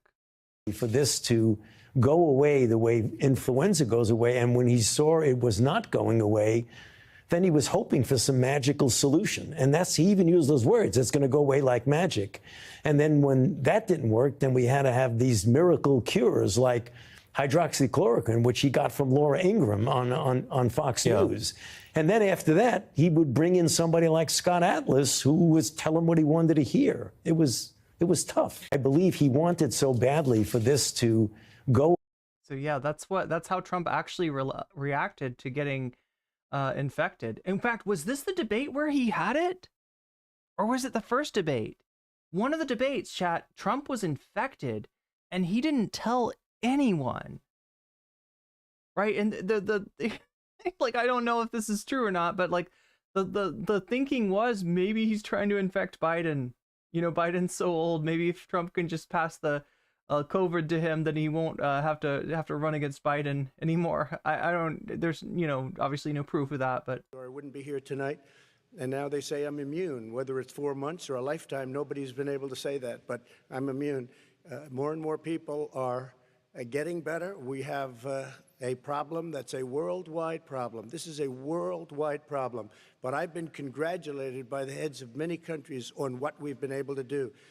If you take a look at what we've done in terms of goggles and masks and gowns and everything else, and in particular ventilators, we're now making ventilators all over the world, thousands and thousands a month, distributing them all over the world. It will go away, and as I say, we're... Josh Crane says, if you want to eat bugs, no one is stopping you. Is that your latest miracle cure? Is that what QAnon told you? That bugs will cure, eating bugs will cure the... Look, I'm sorry, but like I've heard enough wacky shit about like horse paste or hydroxychloroquine or like shining sunlight into your butthole or whatever the hell Trump is like, right? It's not that much wilder than the rest of the cures. I don't know what you're talking about with eating bugs there, but it sounds like a right-wing cure for COVID, which is to say no cure whatsoever. Rounding the turn, we're rounding the corner. It's going away. Okay, former Vice Oh President my God. Motherfucker just said it's going away. This is 2020. This is like what, September of 2020? It's going away? Nope. Not even close. Not even close, Trump. It's going away? That's what he's fucking saying? No. Oh my God. Lead the country out of this crisis. He'll say anything. He'll say anything. You have 2 minutes uninterrupted. 220,000 Americans dead. If you hear nothing else I say tonight, hear this. Anyone who's responsible for not taking control, in fact, not saying I take no responsibility initially, anyone who's responsible for that many deaths should not remain as President of the United States of America. We're in a situation where there are 1,000 deaths a day now, 1,000 deaths a day, and there are over 70,000 new cases per day. Compared to what's going on in Europe, as the New England Medical Journal said, they're starting from a very low rate. We're starting from a very high rate. The expectation is we'll have another 200,000 Americans dead. I'm watching the clock, chat. We're like 4 minutes away. Time between now and the end of the year. I'm still trying to figure out what we're going to do. Yeah, I think we're going to have to, like, look, I've heard some people are going to stream on Twitter. Some people are going to Rumble. I do not have a Rumble account. And I wouldn't even necessarily trust it, right? I wouldn't even necessarily trust it. Look, there's, on one hand, there is, do you get punished by your platform, right? And it sounds like YouTube, yes. Twitch, yes, right? So, you know, straight up watching it on those platforms is going to be a no-no. People are saying that they're going to try, you know, X. I shouldn't say X. It's Twitter. Come on, it's Twitter. It will always be Twitter. It'll be Twitter when Elon sells it back for a huge loss. It'll be Twitter when Elon sells it to me for $5 because that's what it's worth, right? Because the value is going down and down and down. It's when it's worth less than Truth Social. It'll still be Twitter, okay? It's Twitter. I'm sorry.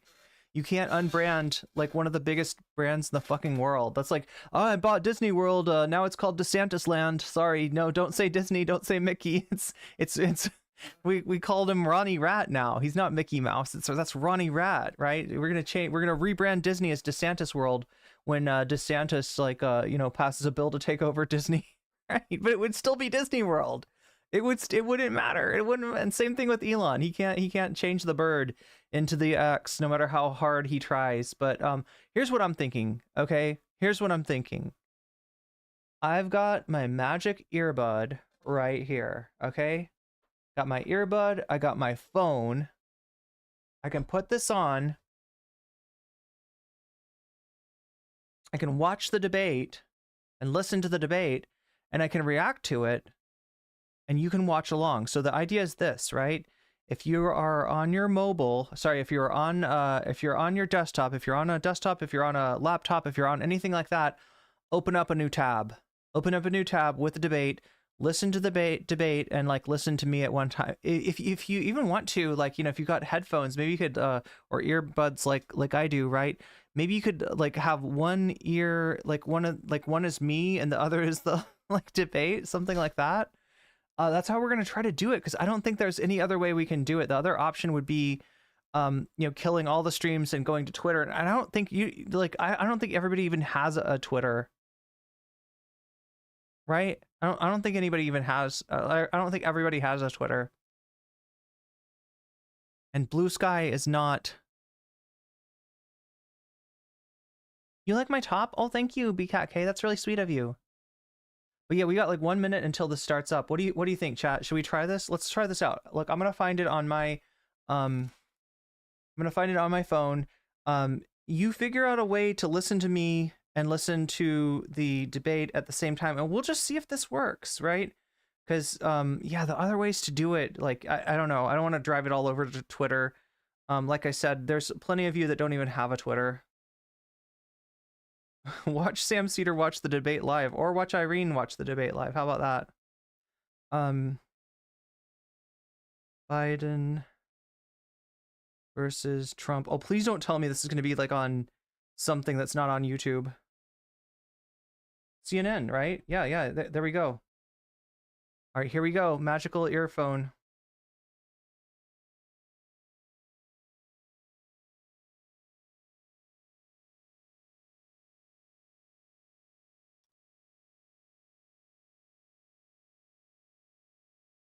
$18 seconds, 17 seconds.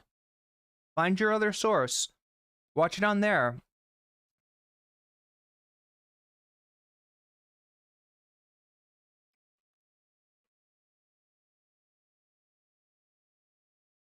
Here we go, chat. I'm seeing the American Eagle, seeing Trump and Biden, CNN presidential debate. We're live from Georgia. Pop it up. Or if you're on mobile, get like a second device. I think that's your best bet.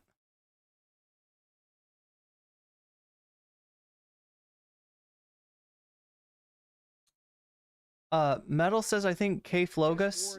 Oops. Sorry. Metal says I think K Flogus watched the debate on YouTube stream. The debate hasn't happened yet. The debate is just starting now. I'm listening to it in my earphone.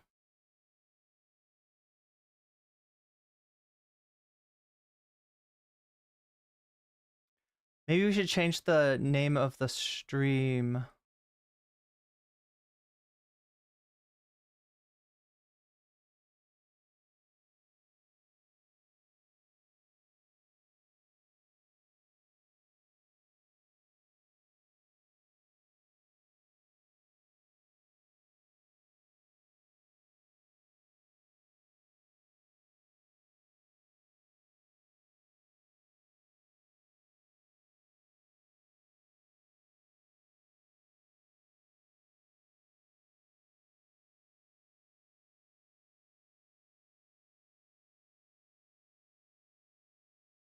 Okay, so here's the deal. 2 minutes to give their answer. 1 minute for rebuttal. 1 minute to respond to the rebuttal, and then one.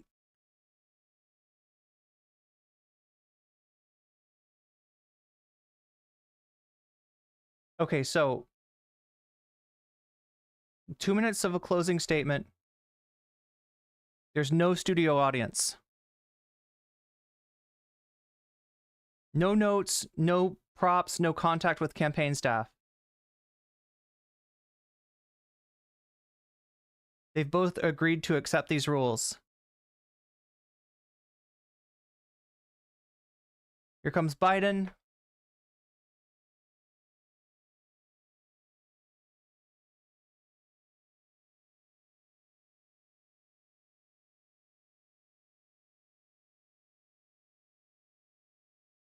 Here comes Trump.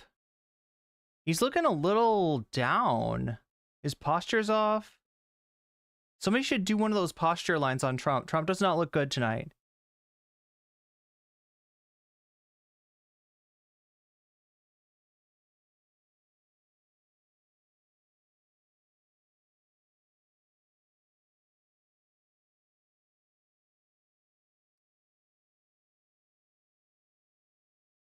Okay, so they're talking about inflation right now. Question to Biden.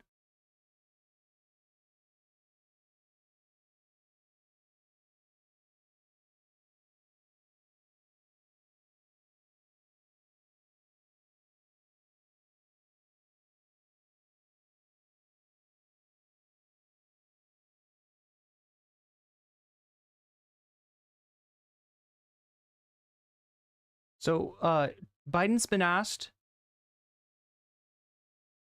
what about the people that feel like they're better off under Trump, right? And Biden's like reminding people of what things were actually like under Trump.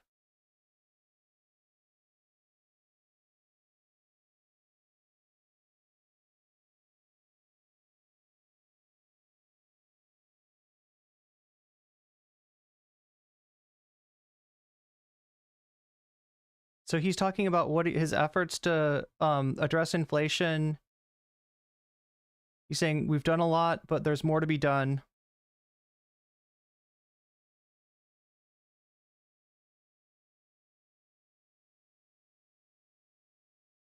Reduce the price of housing, build new units. Make sure that greed can't take over. So he's talking about greedflation.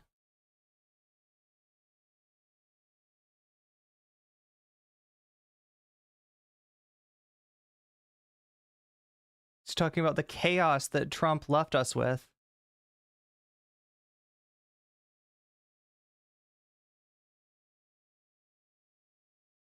Prescription drug prices have come down.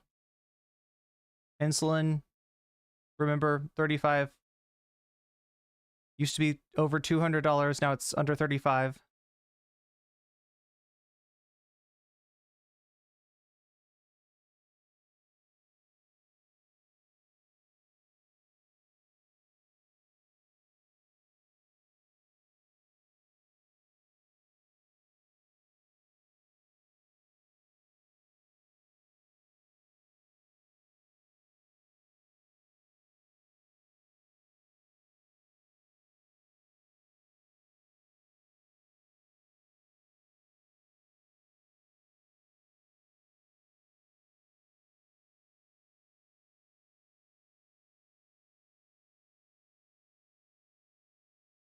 He's like, everything was rocking good. Trump's being asked now, and he's like, everything was rocking good before the...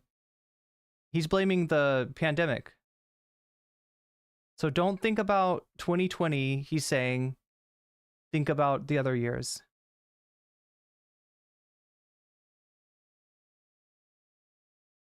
Now he's bouncing, illegal immigrants, and then he got bounce back jobs. So Biden's got a better job record than Trump does. But he's trying to put that in context, saying those are bounce back jobs that he had under his administration that came back after COVID. So it's not really Biden's, it's not really Biden that did it. It's just Trump's economy coming back. Okay, so now Biden's on to tax cuts, income inequality. Things were, good for the rich, not so great for the rest of us.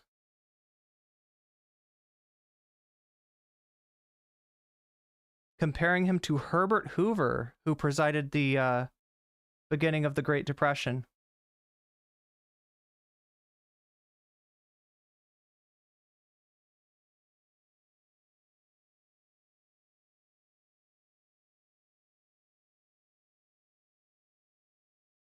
He lost his voice practicing. Are we talking about Biden or Trump here?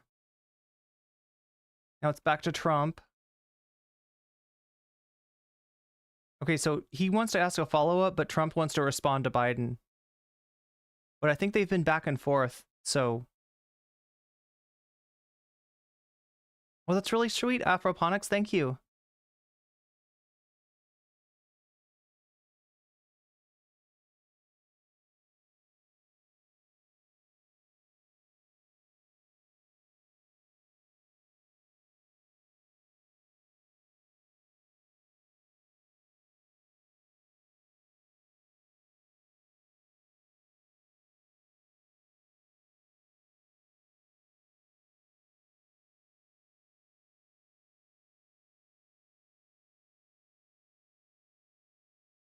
Yeah, I hope the people that are streaming are okay. I know that YouTube can be pretty unforgiving. Hopefully they'll just get, if anything, they'll just get taken down, but they won't get any consequences to their channel. But remember, you can watch it somewhere else. People are saying like C-SPAN, for instance. I'm watching it on CNN, and you can listen to me, and I'll be, giving you the analysis as we go. So I'm listening to it in this ear, but I can't play it because I think we'll get like even leftist mafia is like they're not doing it on YouTube, right? They're not doing it on Twitch. They're not doing it on YouTube. They've gone to like Rumble and like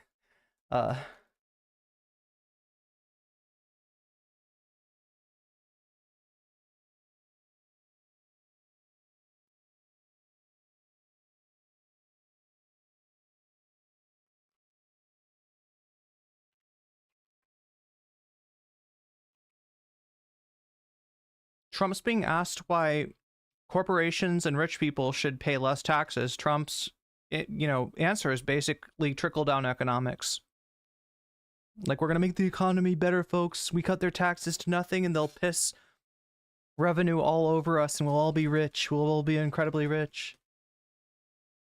It's the same fucking Reaganomics shit. Trump says that he's different than neocons. He's not. It's the same fucking economic bullshit policy.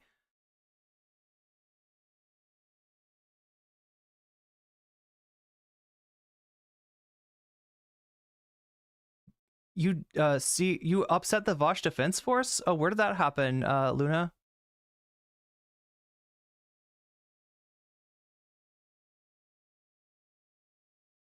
They both look miserable. I'm just waiting for Biden to drink that Mountain Dew Code Red.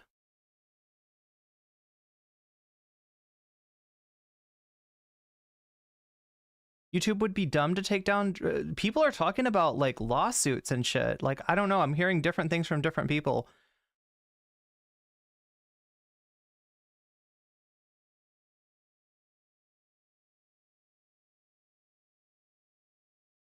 Wick's doing it on oh wow.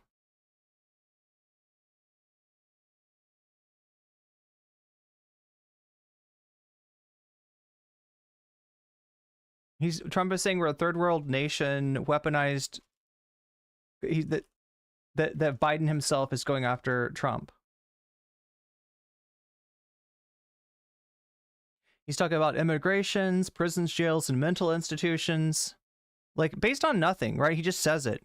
He just says it. Oh yeah, immigration, meaning that they're these you know, they're coming from prisons, jails, and mental institutions, right? That it's not that the United States has done fucked up things around the world, especially, you know, in Central and South American countries, have destabilized these countries, and as a result, that's where a lot of the need for immigration comes from. That's why a lot of people need to get out of those countries or are seeking asylum.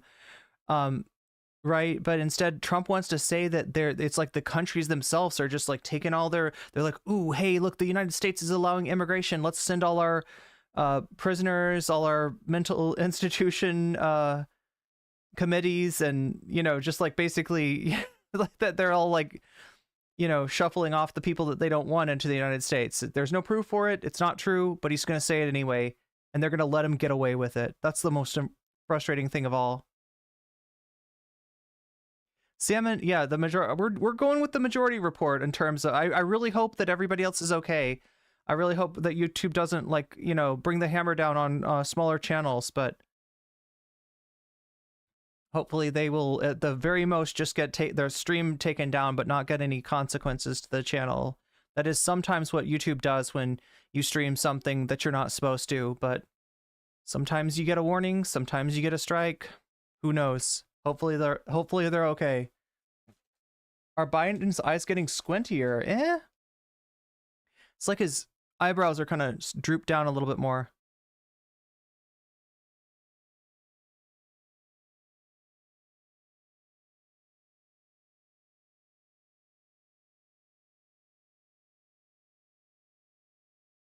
Trump's repeating the thing about not being respected by foreign countries. They think we're stupid. They thought that about us for electing you, right? We lost respect on other countries for electing Donald Trump. That's where that perception comes from.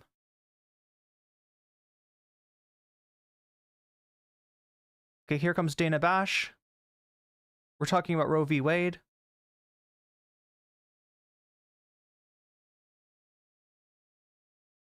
She's referencing the Idaho decision by the Supreme Court.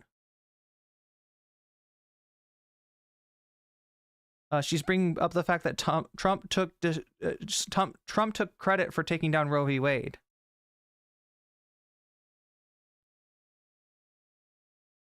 He's flip-flopped on that, though. He took credit for it, and then more recently he's tried to distance himself from it because he realizes it's a loser. He's talked about abortion bans before. Now he's backed off of that because he's realized that that's a loser, right? So this is his Achilles heel right here. Roe v. Wade, the Supreme Court, huge area of vulnerability for Trump. The biggest area of vulnerability. So he's saying, I just gave it back to the states. I'm not saying abortion or no abortion. I'm just saying the states should. That's all I said. I said the states should. It's not my abortion ban. It's not a Trump abortion ban. It's the states. I can't help that. Even though he literally, you know, his Supreme Court nominees are the ones that made this happen.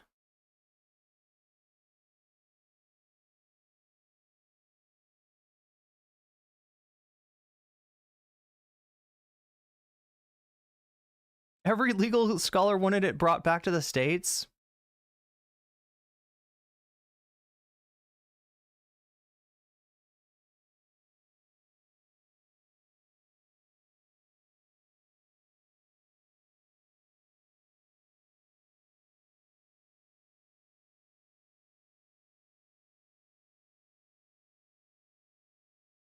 He's trying to compare his view of abortion to Ronald Reagan. He believes in exceptions. He's like, yeah, exceptions for rape, incest, and the life of the mother, right? But he's still allowing, you know, his Supreme Court has paved the way for states to go harder than that. Now he's trying to say that that Democrats want to take the life of a child. Democrats like abortion. Democrats want to, you know, he's going to start saying the thing of like, you know, up until the birth or even after, like, right? It's the same shit that they do. Is they like, no, did you hear the Democrats? They're doing abortions after the baby's already born, folks. They're killing. They come and the doctor comes in and they kill the baby. It's more bullshit. No one is doing abortions in the 9th month. Yeah, I mean, like, any late-term abortions happen because of a fucking emergency. Exactly, Jules.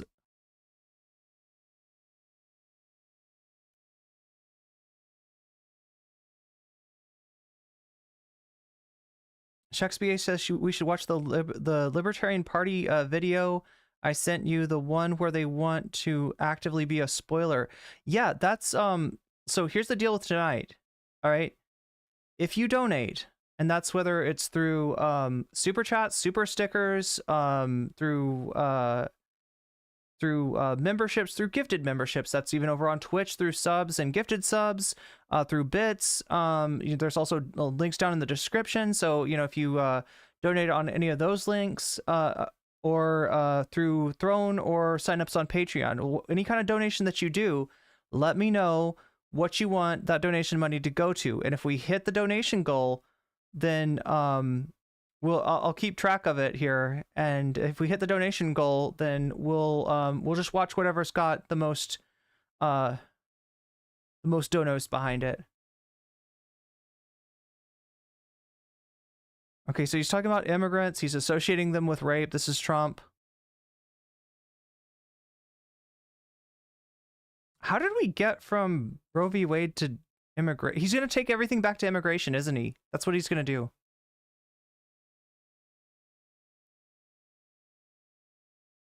He's saying the founders, if they knew about this issue, which they didn't, they would want to do his draconian immigration policies too.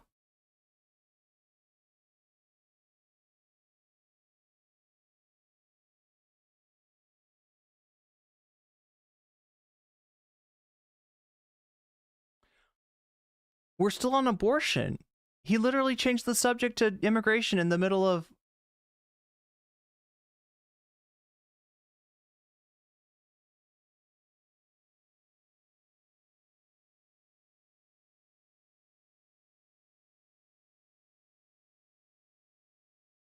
Yeah, that's exactly right, Shakespeare. That would be after this debate. If we hit the... This is critical mode. This is like super difficult mode, right? This is difficulty maximum to hit a sub goal. If we can hit a sub goal tonight, sky's the limit, right? I will be amazed, because I literally put this stream together at the last minute. If I'm elected, says Biden, I'm going to restore Roe v. Wade. Trump's talking about they're going to kill the baby in the 9th month, folks. They're going to take the babies. Or even after birth. Even after birth? Where did they get this shit? This is like a South Park episode. This is like Cartman's mom. Jules, thank you for the 500 bits. Also, if you already donated through Super Chat or anything, let me know what you want your money to go towards. I'm going to go ahead and put your... Biden's saying it's only if the mother's life is in danger.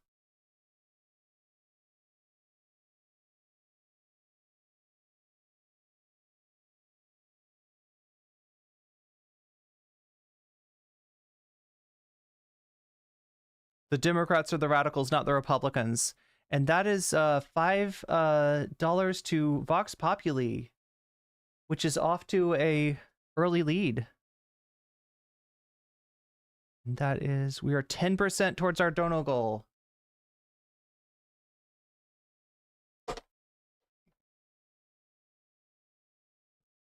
Yeah, so Biden's talking about he's going to pass a universal ban, which he said that he backed off it since then, right? But he and other Republicans have said that this is what the Project 2025 people want to do. So Biden's bringing up that very likely if you return this guy to office, you're going to have not just like a ban in certain states, but an overall national ban of abortion. Now we're on immigration. Now we're on Trump's topic.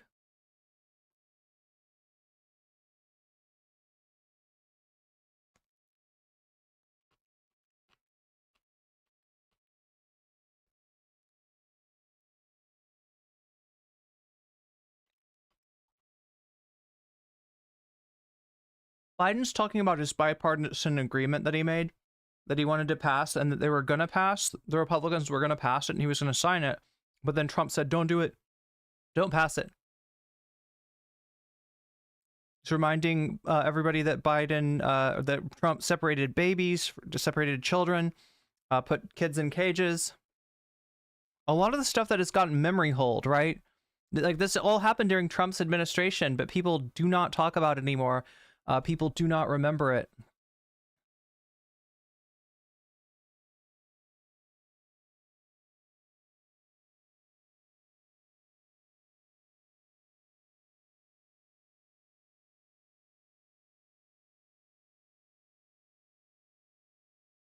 Trump is saying that he doesn't know what Biden said at the end of his sentence, and he doesn't think that Biden knows either. Trump is saying, all you had to do is leave my policies in place, but instead you decided to open up our border. Now he's going back to the mental institution, the insane asylums, the terrorist, like literally like just, I mean, this is what he's always said. They're not sending their best. They're sending their worst people. They're sending rapists. They're sending this. They're sending that, right? This is, yeah, what is bro yapping about exactly, Jules? Safest border in history.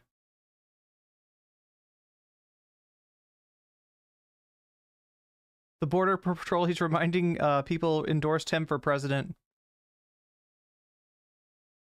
Did he say Brandon? We had the best border in history. Now that we had the worst border in history.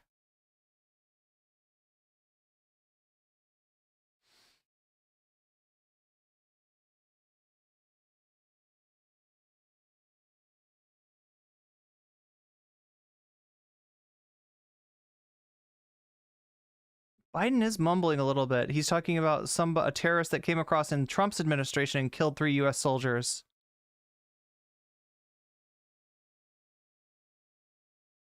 He's saying that's simply not true, that these are prisoners or insane asylum people or whatever Trump is saying. There's no data for that.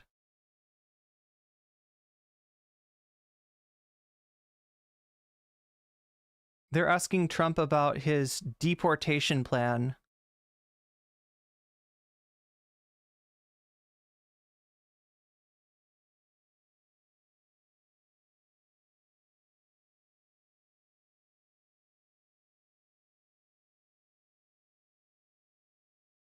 I don't know what Trump's talking about. He said we killed 3 people. No, he's saying that somebody that came across the border in Trump's administration killed 3 people. Trump's not listening. He's like, no, we killed 2 people. It was Baghdadi and Soleimani, right? Those are the terrorists that we killed. Trump's not even tracking.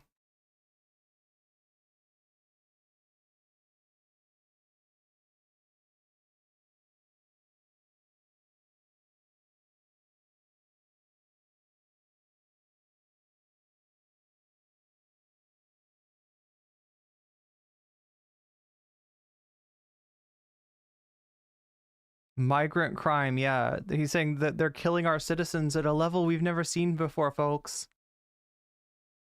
But notice that he's not going to talk about statistics. He's going to mention like Lake and Riley. You know, he's going to mention incidents. He's going to do an anecdote, Andy. We're literally an uncivilized country. Wow, we're going to turn up the racism meter here.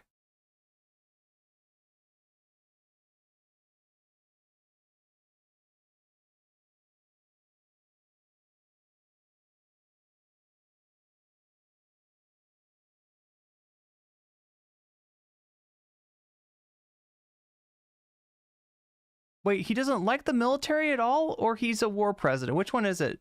Which one is it, Trump?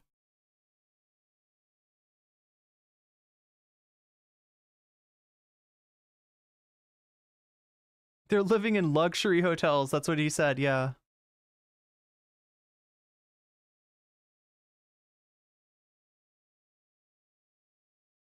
Oh, I'm glad you like the setup, Troy. That's really sweet of you.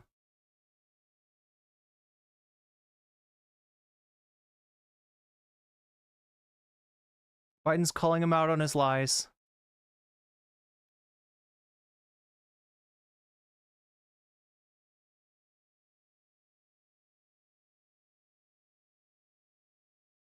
Oh, he's talking about the veterans. Okay. He's talking about what he's done for veterans, Biden.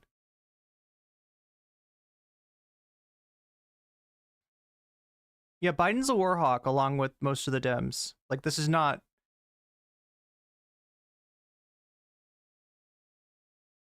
He's mentioning D-Day,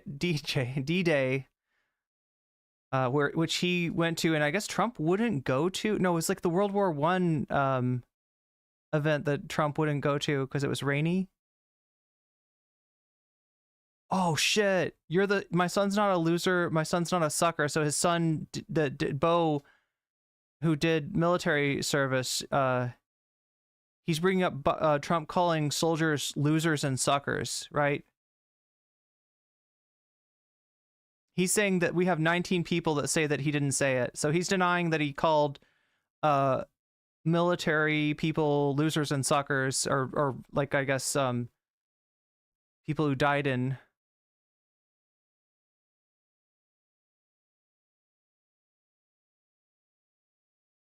See, the thing is, you can't say I had 19 people that say it was never said by me, because here's the deal, right? If you said it, there's a chance that some people heard it and some people didn't. So somebody saying he didn't say that means, it doesn't mean he didn't say that. It means I didn't hear him say that, right?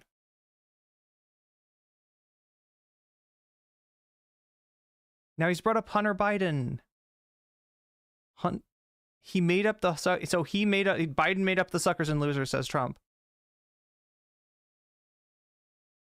People on your staff said you said it, says Biden.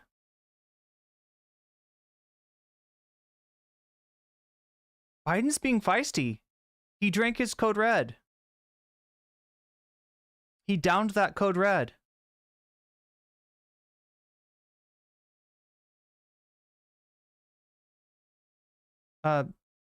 He's enunciating his words pretty good for a dementia patient. So again, Biden just has to beat the expectations. That's how these things go. And the expectations, thanks to Trump and the Republicans, are set way low for Biden.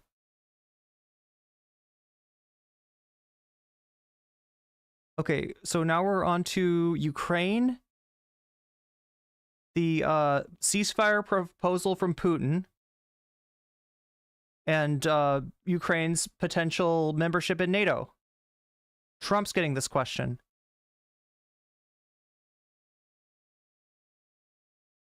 Trump is saying that our military people can't stand Biden. And they like me. Or Trump is saying they like him, right?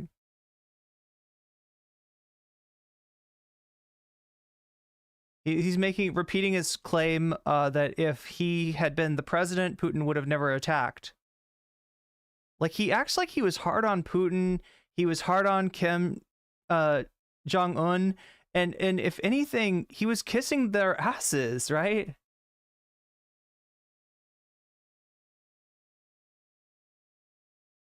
The pullout of Afghanistan, the most embarrassing moment in our country.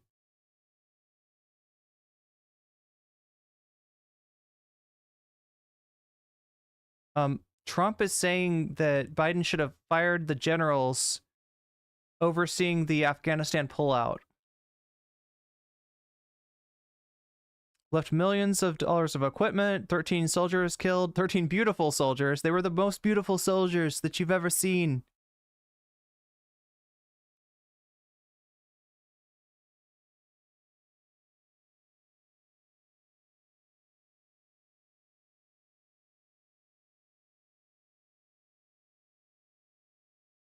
Israel would have never been invaded. Trump is responsible for October 7th, right? October 7th, the events of October 7th directly related to Trump and Kushner's attempted intervention. Their idea to circumvent, to go around the Palestinians in their negotiation, to cut the Palestinians out of the negotiations. The people that are most affected by those negotiations were not involved in any way, right? That's what he's fucking...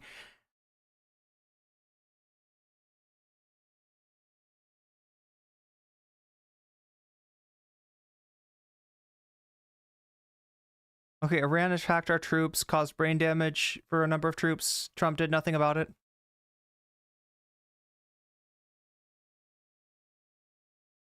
I'm trying to remember the attack. Did that take place after the assassination of Soleimani?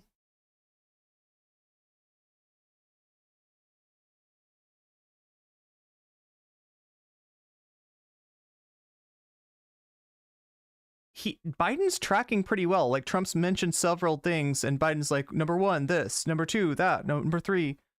So it doesn't look like the dementia patient that he's supposed to be.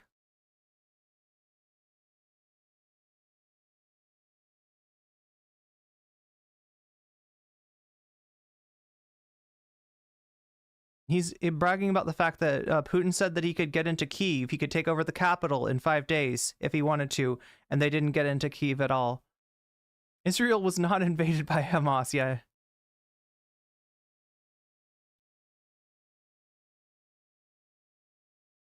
So wait, did she just ask him if the Putin terms on the ceasefire in Ukraine that he offered are acceptable? So Putin's terms were that basically he keeps the territory he has, right?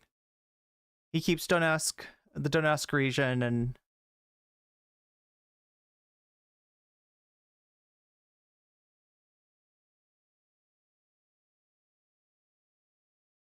Trump's trying to walk the tightrope between, pointing out that Zelensky came over here and walked away with $600 billion in aid, and is therefore the greatest salesman. But he says, but I'm not knocking him. So he doesn't want to be against Zelensky. He doesn't want to be seen as pro-Putin or anti-Zelensky, but he is, talking about the aid to Ukraine as being problematic, as being bad.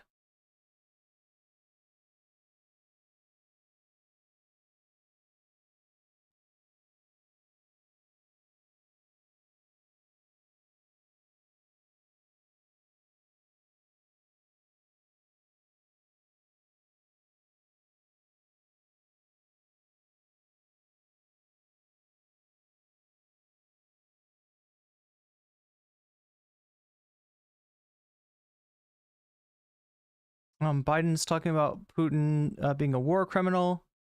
He's not going to stop with the Donetsk region. He's going to want all of Ukraine. He's going to want Putin. He's going to want to put, the old Russian Empire, the old Soviet Union back, the holdings during the Soviet Union back together. Okay, now we're on Israel, or specifically October 7th.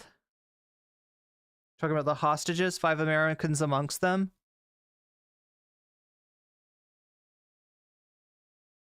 Israel killed thousands of Palestinians and created a humanitarian crisis in Gaza. This is all Dana Bash's question. Now the question is going to Biden.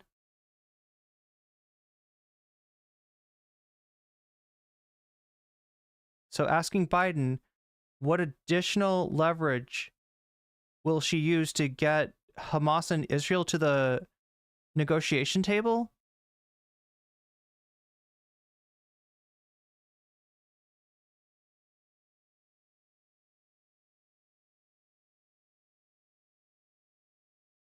Okay, so Biden's talking about the ceasefire plan that he's putting forward in 3 stages.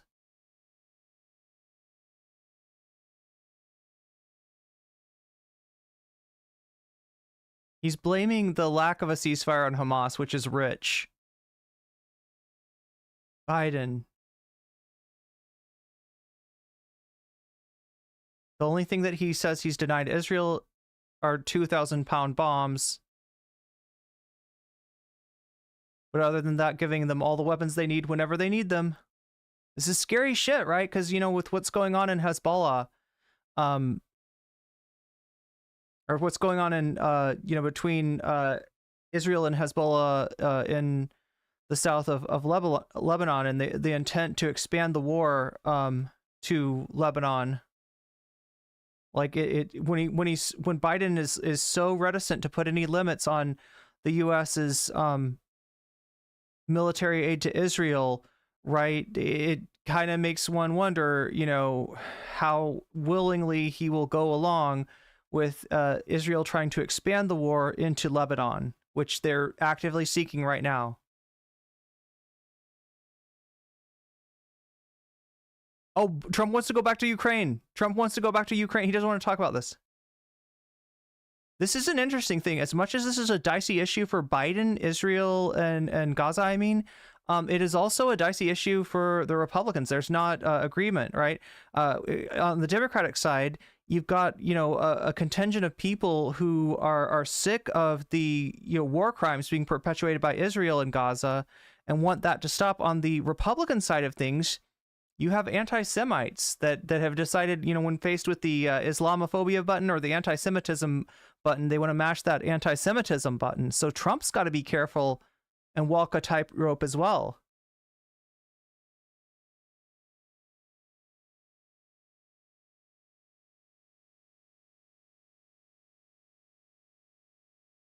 Trump is saying that Israel is actually the one that wants to keep going with their war, and you should let them. I mean, Trump is actually telling the truth there in terms of, like, Israel's the one that wants to keep the war going in Gaza, but, like, he's saying, and you should let them. And you should let them and give them all the 2,000-pound bombs they want. Wow. See, so here we go. Yeah, Trump is actually worse than Biden on Gaza. Biden's still horrible. Biden is enabling, you know, genocide.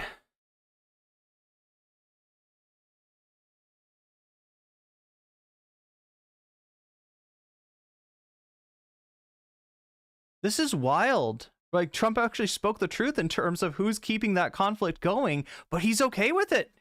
He's like somehow worse than Biden. Jesus Christ.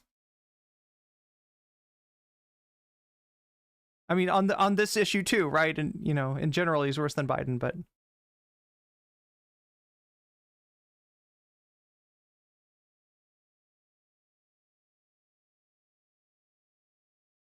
okay, we're asking Trump if he believes in a Palestinian state.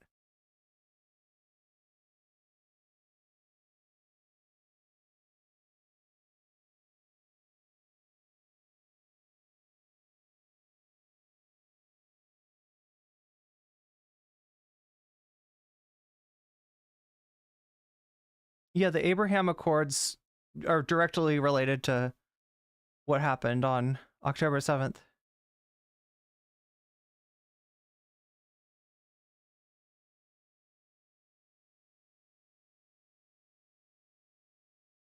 So Trump is taking credit for NATO countries increasing their military expenditures. If you don't know, there's an informal guideline that NATO countries should. They don't have to. It's not a mandatory thing, but they should. They're, you know, the guideline is 2% of their GDP should go to military expenditures, right?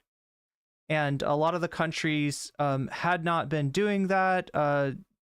Since the war in Ukraine, he's taking credit for essentially the reaction of NATO countries to the war in Ukraine, right? Countries like Poland, yeah, I think they're going to spend more of their money on military, and, you know, they already were spending a decent amount of their money on military expenditures. But, you know, every country in Eastern Europe, a lot of the countries, you know, that are even a little further to the west, you know, they are motivated to spend money on military now because they no longer regard Europe as a as a conflict-free, the conflict-free zone it had been, right?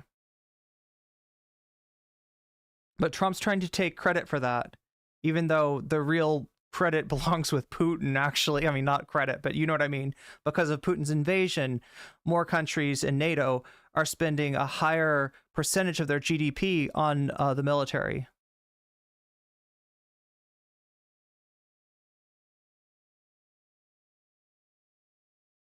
Oh, are we on January 6th now?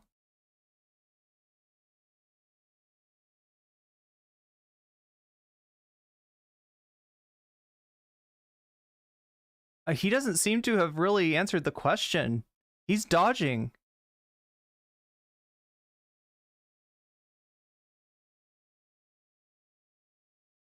He's trying to blame Nancy Pelosi for not calling in the National Guard. And the daughter of, what's her name? Mary Pelosi?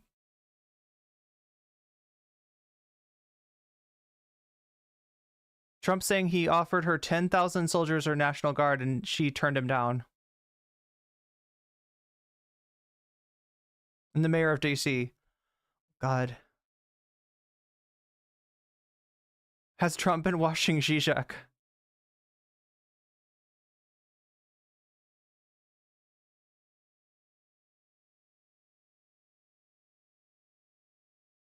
Well, yeah, and the FBI could see it in the chat groups on Parler and Gab, right? There is a good question about like why there wasn't more ability of you know, to foresee the events of January 6th, but it's not on Nancy Pelosi. And yeah, Trump absolutely egged that the fuck on.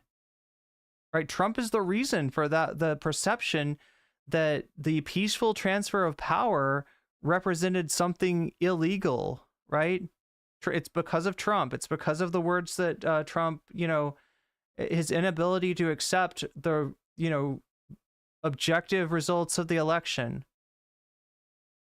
He tried in so many ways to overturn that. He tried it in the courts.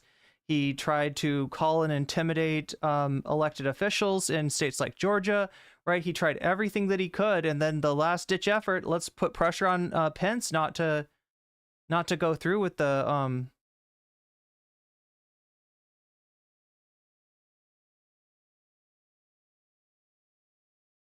Biden's bringing up that he didn't do a damn thing. He sat there in the White House. He's calling him a whiner. Biden's calling Trump a whiner. Oh, now Trump is talking about what they've done to some people that are so innocent. Those poor Jan 6ers. They're beautiful choir folks. They make beautiful music. They should let them go so they can sing America the Beautiful and the national anthem and whatever else outside of the...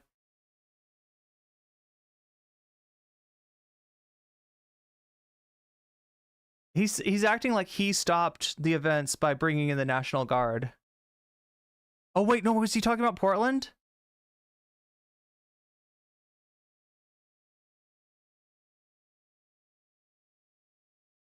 Isn't Portland where they like literally well, not just Portland, New York, maybe even Washington State, they literally like disappeared people.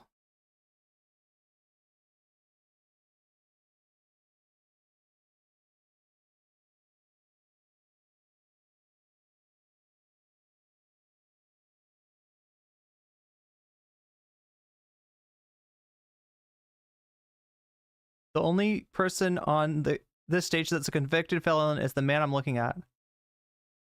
What he's telling you is simply not true. No effort on Trump's part to stop what was going on January 6th.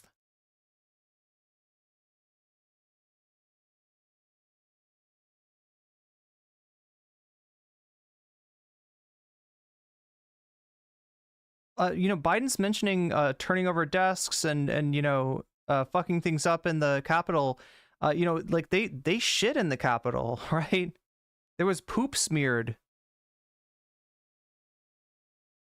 Like these are the people that love to demean protesters and you know, call even like responses provoked by the police, you know, riots, right? And these are the people that shat all over the fucking Capitol building. Brandon is starting to wake up. That's right. He got the Mountain Dew just in time.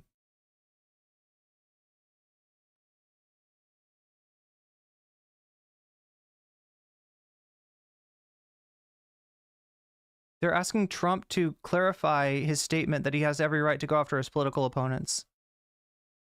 We need stronger to double do. Yeah, can we get that? Can we bring back the what is it called? Jolt Cola, that old school, or like no, Four Loko. Get him on Four Loko. Is Four Loko the one that's like alcoholic? I can't remember. Do the do, Biden. Do the do. What's up, Banaxi? Good to see you.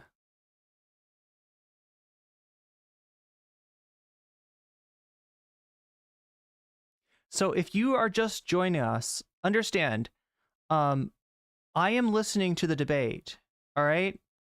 Most of the people in this chat are listening to the debate, whether they have another tab open in whatever browser they're using on their desktop or their laptop, or whether they have just like brought out another device. Like, let's say you're watching on your phone, you bring out your iPad, you bring out, you know, your other phone or something like that, right? This is the idea, because they are clapping channels, apparently. So I've heard they're clapping channels that are reacting to this, right? So we don't want to be part of that. Majority Report is doing the same thing. I'm just kind of following their lead, since they seem to know how to not get banned for any of this stuff. And I've had issues with it covering debates in the past. So if you want to participate, like, right, you're going to need to open up another tab to be able to watch along with me. I'm giving you sort of the play-by-play. So, I mean, I guess if it's, you know, too annoying to open up another tab, you could just listen to me and I'll explain what they're saying and stuff like that. But I'm also giving commentary, you know, as we're going. So, you know, when I feel like it's important to put stuff in context, I'll bring up that context. So there might be some stuff that you miss in terms of the back and forth of the debate, unless you have a second tab open. And we have a $2 super chat from Crystal Saphira saying Corporal Bone Spurs. That's right. Crystal, do you have an opinion on what we should cover next tonight? We are, let's see. We're now at like 20% of the way to the dono goal. So we're 1/5 of the way there. We've got Shakespeare mentioned the Libertarian debate. And you can just suggest a piece of content that if you I know one streamer is saying F if we ball and is streaming it. Libertarian cringe video, yeah. So Shakespeare's nominated that.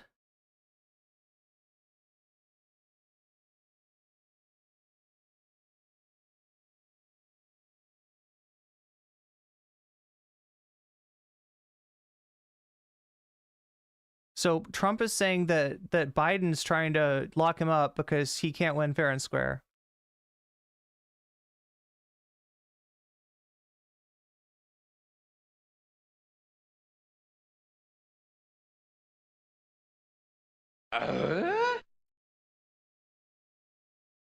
Shakespeare with a $5 super chat for the Libertarian spoiler cringe video.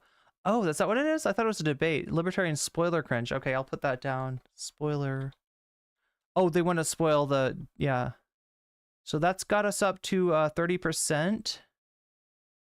And 5%. Libertarian spoiler cringe is actually the only thing on the menu right now. Remember, we've also got the Yomni Park thing. We've got Vergonia. We could go over the Samuel Alito secret tapes. Samuel Alito and his wife were secretly recorded, and the Samuel Alito's wife said some wild shit. Some wild shit. Jules says democracy is already dead. Trump's gonna see if he can make it deader if he gets elected again. Poop balloons. Yeah, let's put on the poop balloons. Okay. Poop balloons. Do you want to change yours to poop balloons, Jules? Okay, so now Biden's talking about Charlottesville. This guy has no sense of American democracy.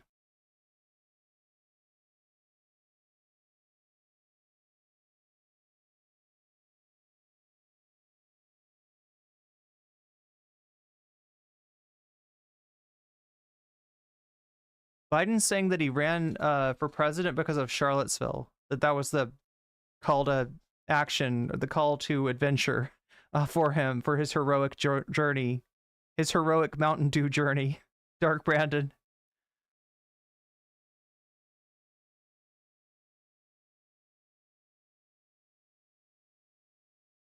So Trump's saying that the Charlottesville story has been debunked. Now look, Snopes did debunk quote unquote, the Charlottesville story. And by the story, I'm talking about him saying there were very good people on both sides, right? Snopes just like essentially trashed, they just rubbished their reputation by saying that, well, you know, when Trump was saying good people on both sides, he didn't mean the Nazis. He meant like the protesters and the counter protests. What do they think Charlottesville was about, though? So yeah, unfortunately, Snopes is kind of, you know, unwittingly carrying water for Trump here, trying to make themselves, you know, kind of pulling like an ACLU, like the worst moments of the ACLU. But it's not even that. Like in that, the ACLU is like taking a supposedly principled stand on free speech. In this case, I think Snopes is just being purposely obtuse. This is Kendrick Drake bad? All right, we got a commercial break. We got a commercial break. Okay. So that'll give me a chance to talk to chat. What's up, chat? So yeah, if you don't know, we're doing the dono goal. Here, let me switch to this scene really quick. So right here, we got the dono goal. We are at 30%. I'm kind of, it's hard for me to believe, but this is real. Yeah, 30% towards the dono goal. We might actually hit it tonight. If we can hit it tonight, I'm going to be color me massively impressed, because it's a much shorter stream than I normally do, and it's a much later stream than I normally do. And obviously we got stiff competition all over the place. A lot of people are covering this. So thank you for being here with me. It means a lot to me that you're spending this debate with me, despite the fact that we can't actually stream it. This is the 2020 debate that you're looking at right here. It's kind of like a placeholder for what's going on. But what I'm doing is I've got in my right ear the debate on CNN. I'm watching it on my phone here. And I suggest that you open up a tab and watch along with us. That's the easiest way to view the debate. You don't have to, and I will try to do a play-by-play of what's happening. So if you want to listen to it like a sports announcer, you're free to do that. You might find it easier to open up a tab of the debate and listen along with me to know exactly what's going on. If you want to do that, you can also, let's say you're on mobile or something. Well, that's a little tricky, right? Because you can't open up an extra tab. But maybe what you can do is you know, get your old phone if it has Wi-Fi, you know, bring that out, listen to the debate on a phone, and then, like, you know, or have one earbud in each ear or something like that. I'm sure you can figure out a way to do this, but sorry for this setup, because it's just like, you know, it's what we have to do to avoid getting clapped. This isn't helping. What's that, Firebird? But yeah, we could, it looks like we might actually hit the not looking good for Brandon, considering the crazies and Biden's approval.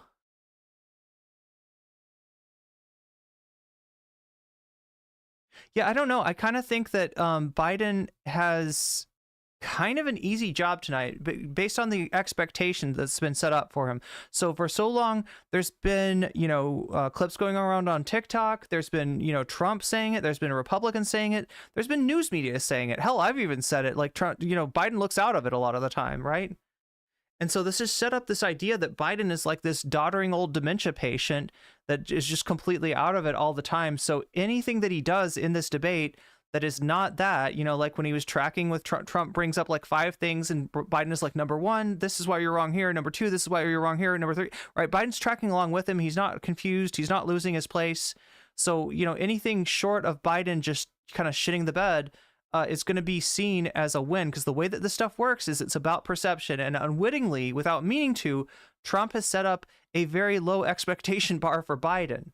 But all Biden has to do is be cogent through this debate, and it'll be a win for him. So yeah, as far as what's going on so far, I don't see this hurting Biden. I see it helping him. That's not to say that I think he's going to win for sure. I still think it's 50-50, right? I think it's 50-50 at this point. He's had some improvement, mainly after Trump's conviction, in terms of his poll numbers. But, you know, the fact that he's running 50-50 with this guy is pretty... It's not a good it's not a good thing, right? This shouldn't be... Again, Trump is regarded in politics as a sort of juggernaut, right? As somebody that's got great political instincts, that's got like this, you know, adoring following and stuff like that, but in reality, he's not. He's a weak candidate. He's a historically weak candidate. The only reason that he looks strong is because the Democrats have chosen to run two of their worst candidates against him in Hillary Clinton and Joe Biden. Okay, so now we're coming back. And again, if you want to donate, whether that's on through super chats, through super stickers, through bits on Twitch, through subs on Twitch, that's, you know, subs, gift subs or Twitch Prime subs, whether that is gifting memberships or getting yourself a membership, or donating directly in one of the links down in the description. Also, Patreon signups or Throne donations will be accepted as in this. And what you do is you get the chance this time to literally say anything, to say like, here is my money, and here is what I would like you to watch next. We're 30% of the way to the sub goal. If we hit 100%, we'll watch something else. And literally whatever has the most dono money behind it, because I didn't have time to set it up tonight. I've got a few things on the board. You can vote for those, or you can just tell me what you want to see, right? So this is your chance to call the shots. Because tonight, money talks. And it makes sense since we're watching American political debates. Okay, back to the debate.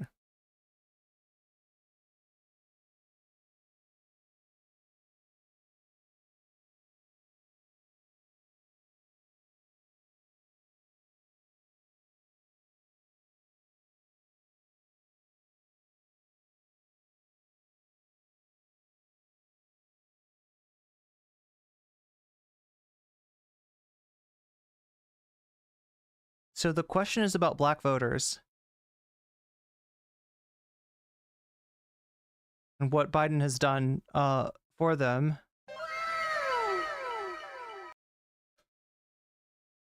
Oh, thank you. Yeah, looks like Sasha G just gifted a membership. Oak, you just got weaseled.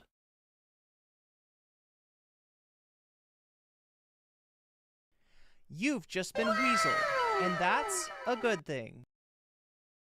And that's a good thing. So Trump's talking about inflation. He's saying it's killing black families and Hispanic families. Yeah, Sasha G with 2 gifted memberships there. Oak and Human Without Borders, you just got weaseled. So if you want to, Sasha G, let me know what you want me to watch after this, because you just added 20 points to our dono meter, and 6 points to the subject of your choice, or you can even choose a subject.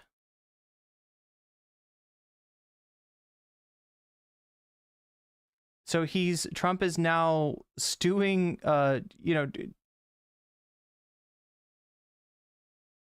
he's trying to make a wedge between black and Hispanic voters by and between, you know, like Hispanic voters and you know, that want a tougher policy on immigration, right?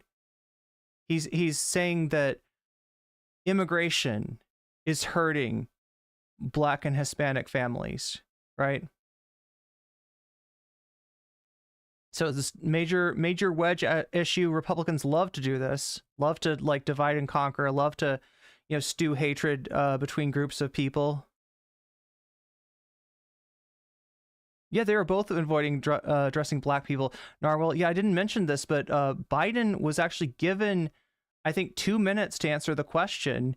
He had like 50 seconds left by the time he was done talking. So they're like, Mr. Biden, you got 49 seconds left. Do you want to say anything? You got more thoughts on that? You got anything to say, bud? And he did have a few more things to say, but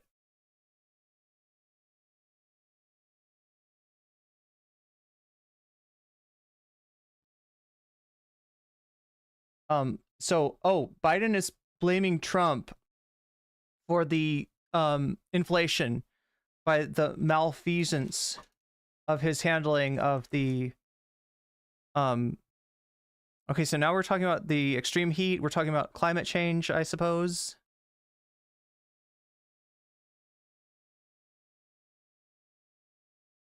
Trump has vowed to end Biden's climate initiatives, but will you take any action?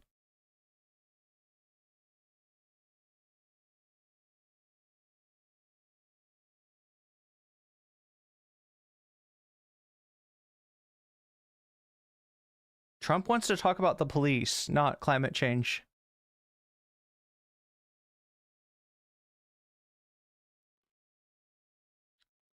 Is Trump mixing Biden up with Hillary Clinton?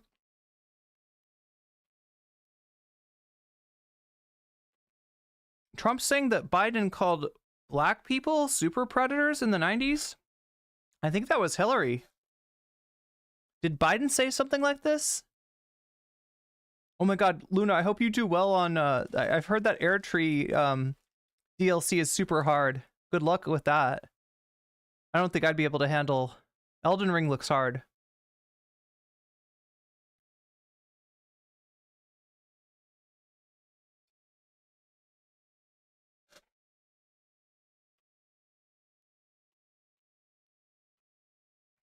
Sasha G says Biden was saying a lot of shit back then. Yeah, I mean, Biden's definitely done racist shit, said racist shit, been friends with racist politicians, right? So it's entirely possible. Yeah, Shakespeare wishes they could ask them if they consider what's going on in Gaza to be a genocide.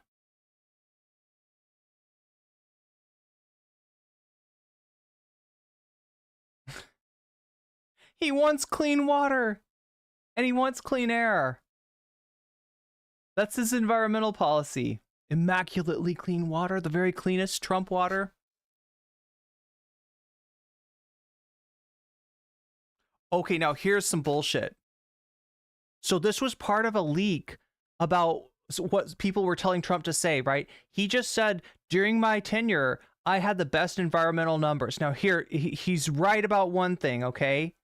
In the last year of his presidency, the CO2 emissions went way down. Anybody in chat want to tell me why? Because you probably got this, chat. I'm sure some enterprising weasel in chat knows exactly why CO2 levels might have gone down during the last year of Trump's presidency. We are talking about 2020. Anybody want to hazard a guess? Oh god, I hope Biden calls him on this because this is bullshit. Anybody know 2020? Why were CO2 levels down? Exactly, COVID. Yeah. Yeah, people weren't going anywhere. People weren't driving. People were staying at home. Yes. The CO2 levels went down. Oh my god. So he wants to take credit for the environment, which he doesn't believe in. This guy doesn't believe in climate change. There's no reason to lower CO2 emissions.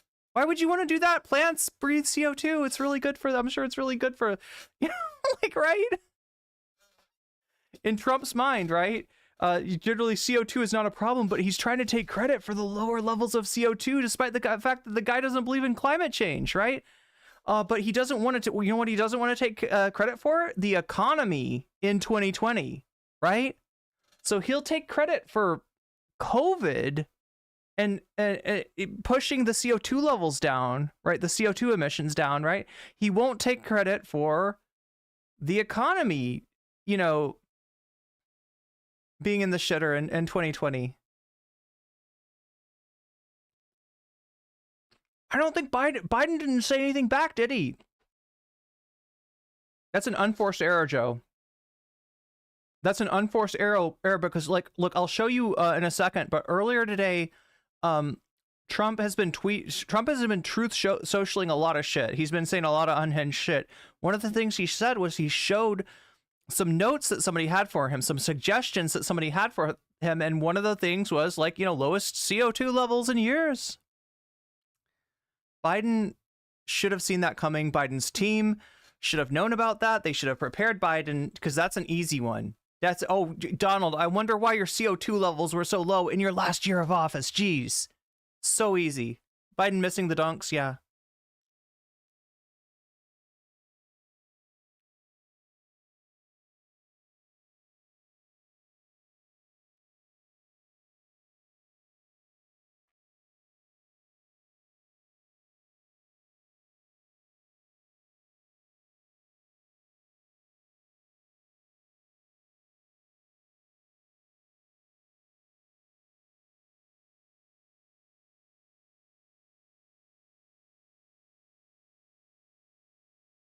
What?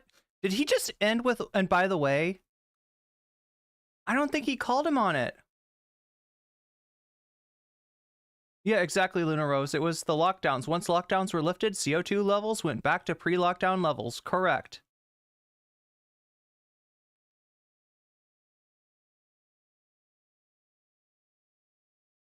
Okay, so now we're talking about taxes. Trump bragging about insulin, and Biden's face got me. What?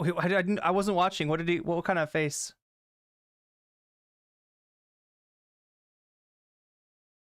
Oh, it's Social Security. I'm sorry. Well, those are related, right? Because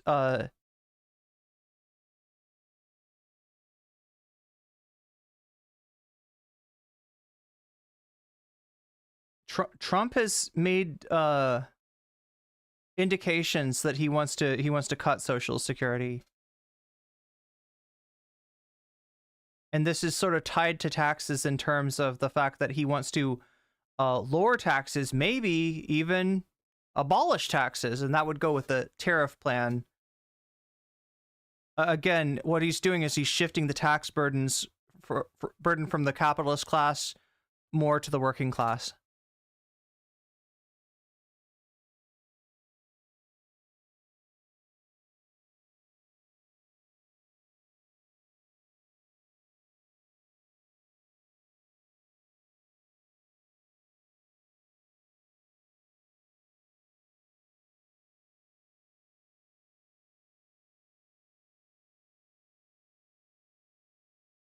He just he had a look of disbelief, slowly turning his head and shut his eyes.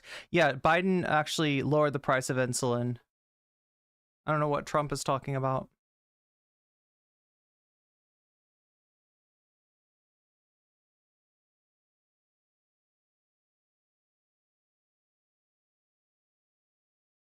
Okay, so Biden's talking about raising the amount of money that goes into that you get for Pell Grants. Pell Grants are grants for undergrad that you don't have to pay back.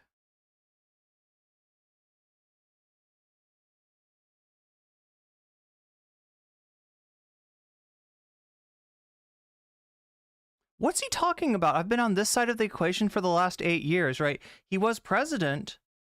He's had 4 years of elected office from 2017 to 2021. But I don't know. He wants to claim the last 8 years he was involved in.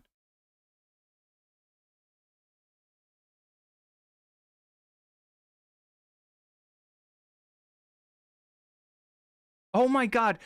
Trump is saying that Biden's immigration crisis, right? Blaming the immigration crisis once again on Biden is destroying Social Security. That is backwards, right? If you don't know, undocumented workers often, in order to work, will claim the Social Security number of an American citizen. And so what that means is that they are working and their income is going into the Social Security fund of a citizen. Yeah, like immigrants are not, sucking Social Security. Immigrants are actually, and having more, workers were we to establish a real path to citizenship would bump up Social Security even more. You can't have it both ways, right? He wants to say that these are military aged men, implying that there's a danger or criminal thugs or whatever he wants to say that are coming in, right? But at the same time, but they're also somehow sucking up our Social Security. Which one is it, Trump? Which one is it?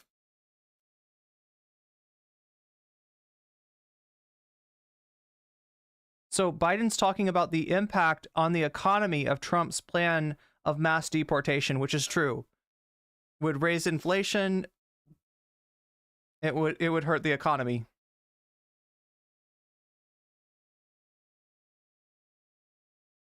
Oh, we're talking about the cost of childcare. This is an important issue.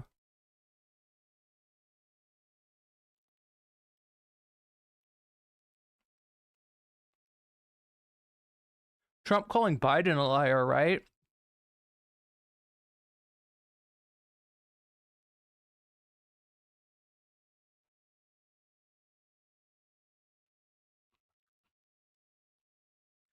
We're back to the insult that Trump said about the veterans that had died, the soldiers that had died.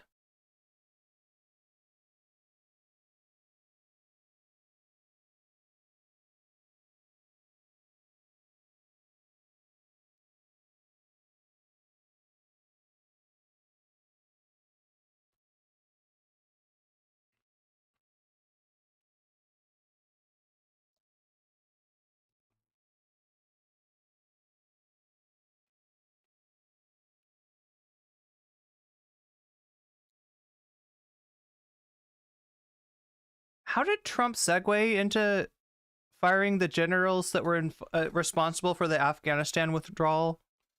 I believe that was Trump's plan. Wasn't it Trump's plan that Biden employed?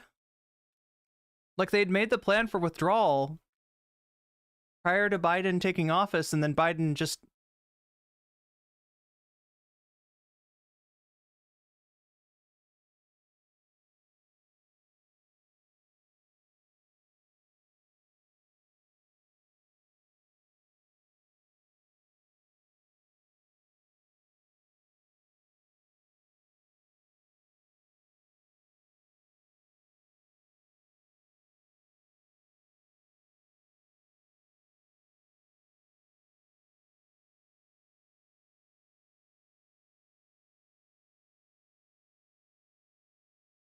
It's funny that Trump is saying that re-electing Biden is going to result in not having a country anymore. When it's like, electing Trump is going to usher in a dictatorship.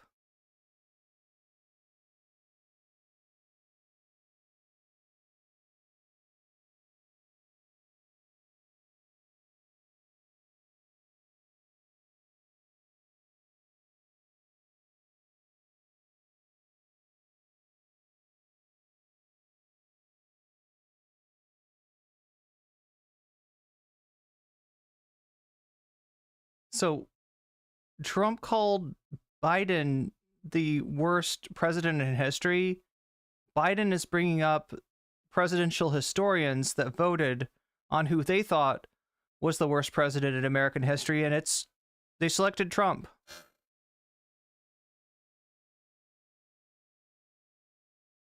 Is Biden sort of back to... They didn't really neither of them really seem to have taken on the childcare question, but Biden is trying to pivot back to it.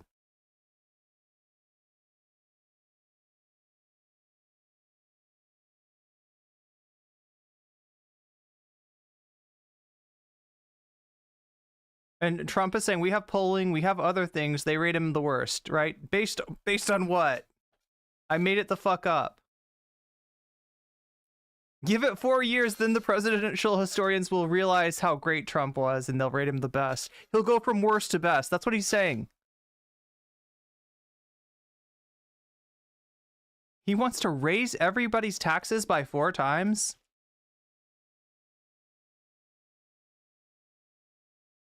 So the Trump tax cuts for the rich, right?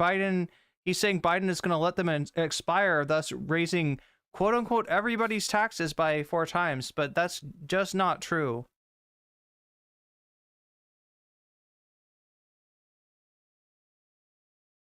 I gotta stop eating these cherries. These are so good though.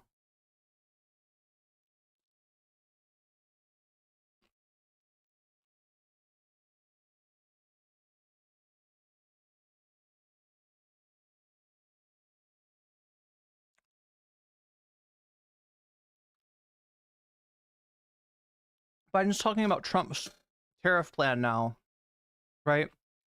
So shifting the burden from taxes to tariffs would essentially shift the burden from the wealthy to the working class.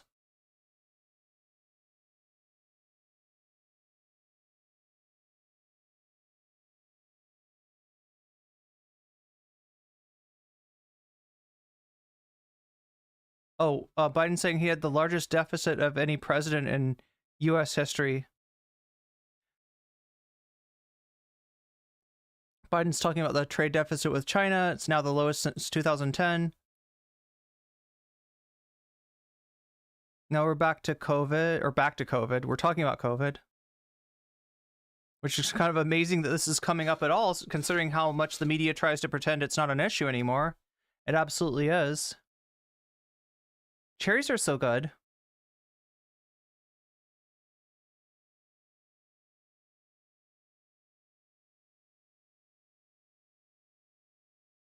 Yeah, he would be raising the cost of living massively.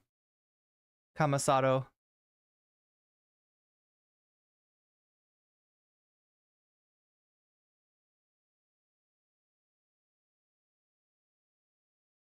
He's calling Biden a Manchurian candidate. He gets money from China. He's paid by China.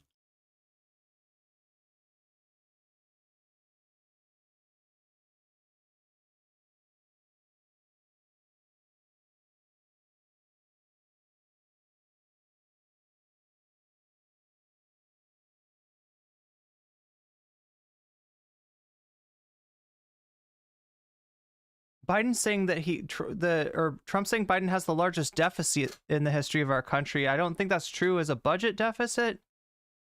Does he mean trade debt? I don't think either of those are true. Who just gulped? It wasn't me.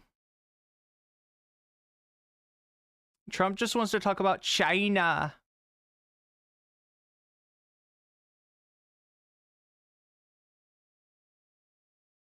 So Trump is saying we're doing so well until the COVID came along.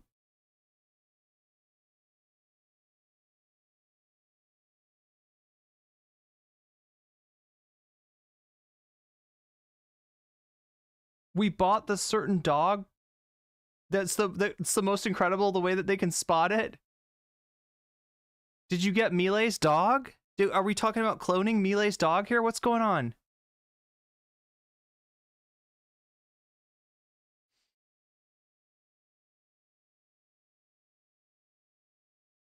We got a special kind of dog that sniffs out the immigrants. We got the most racist dog. It was bred specifically to be racist. It can sniff out immigrants from certain countries, but it'll leave all the immigrants from the countries that we're not racist against.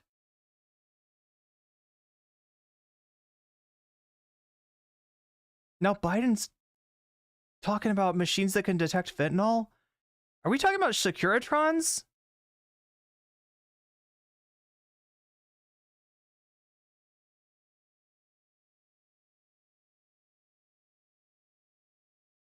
We got the Securitrons, folks, to detect the fentanyl. Trump's got the cyber police dogs.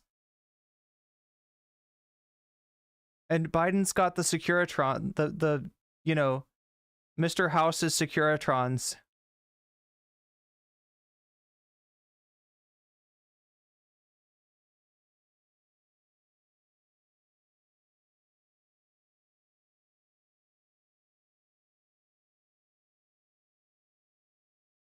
So the questions about addiction, it seems like they're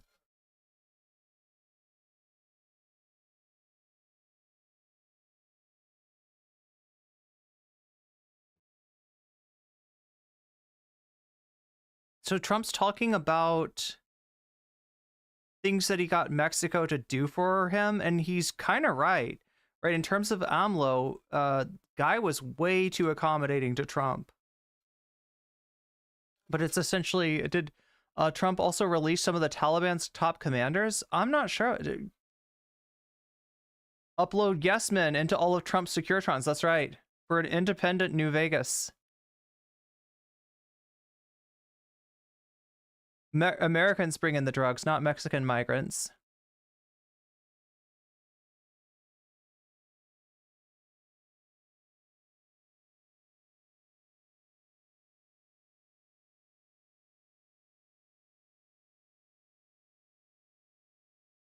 Okay, so we're talking about the age. Biden would be 86 at the end of his term. It's weird that they're targeting this on Biden, and it's a good question for both of them.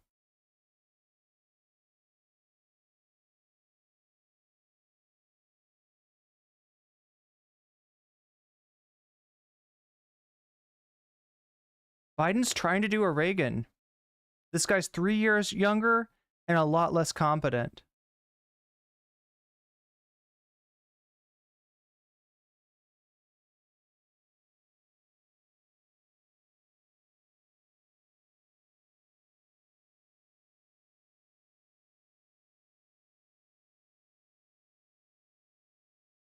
So Biden's talking about the CHIPS Act. He brought back some of the manufacturing of chips. This has to do with Taiwan. Right, Taiwan is the biggest manufacturer of chips right now, and there is a issue with Taiwan and China's one China policy, right? And the possibility, the very real possibility, that China might actually exert military force over Taiwan. And so I think partially for that reason, and maybe partially to kind of undo some of the deindustrialization that started under Carter. People always associate Reagan with neoliberalism, but actually a lot of those policies go back to Carter. This is why the Democrats suck. And, I always talk about like they changed after Reagan. And in truth of the matter, like Carter was bad too for a lot of the same reasons.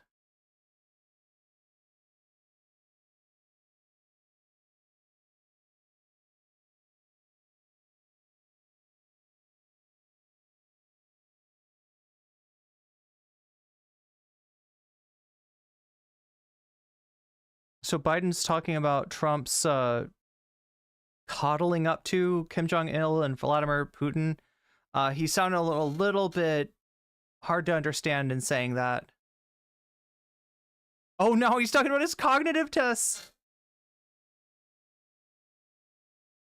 So no, he took cognitive tests to test for Alzheimer's, right? These aren't really cognitive tests. And when he described it at the Turning Point USA conference, the Turning Point Action conference, right? He couldn't remember. He misstated the name of the doctor, right?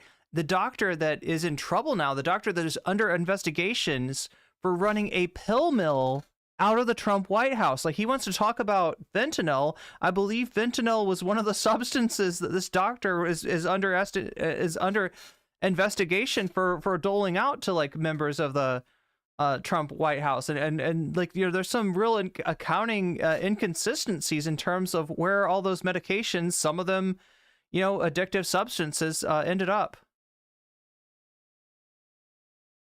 Wait, oh my god, I gotta listen to that again.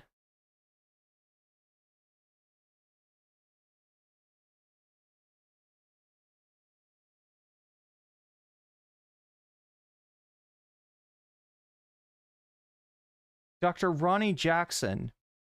Let's see if he's got it right this time.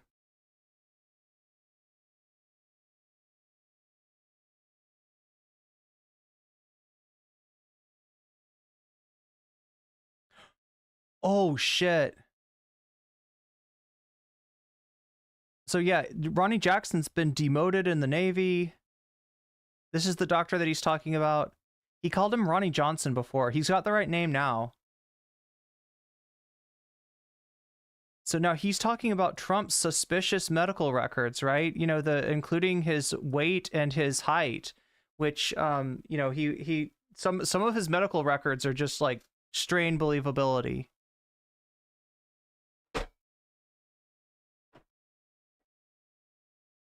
Oh, now they're arguing about golf.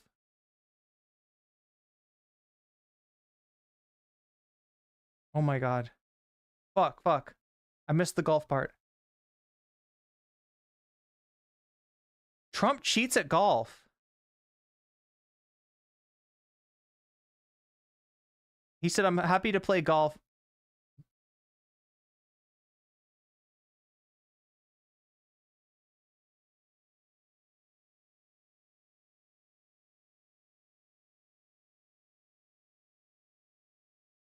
Oh my god, I don't think Biden should have been arguing about golf.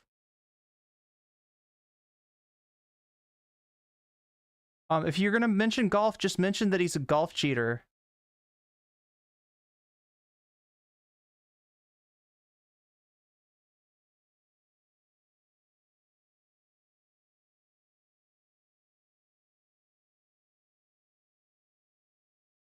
Sorry, I had to rewind it slightly.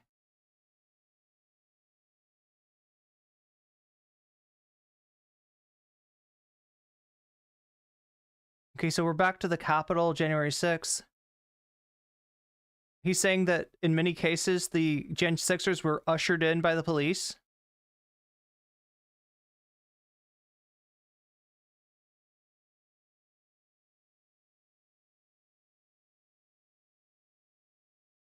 Trump's saying the only reason that he's running for president again is because Biden's so bad.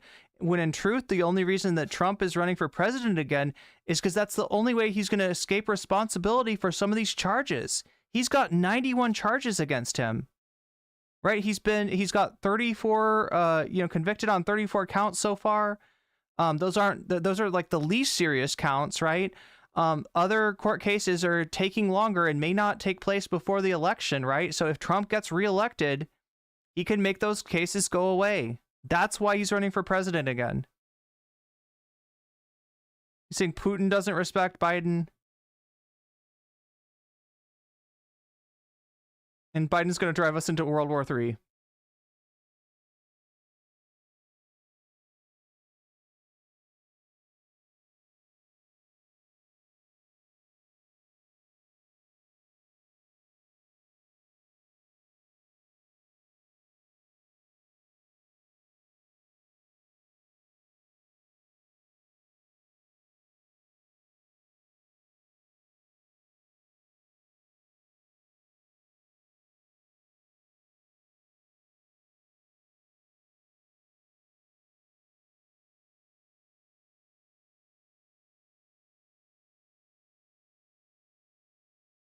Biden's saying that appeasing Putin is a surer path to World War III than, Trump's, kowtowing to Putin. Now we're asking Trump if he will accept the results of the election.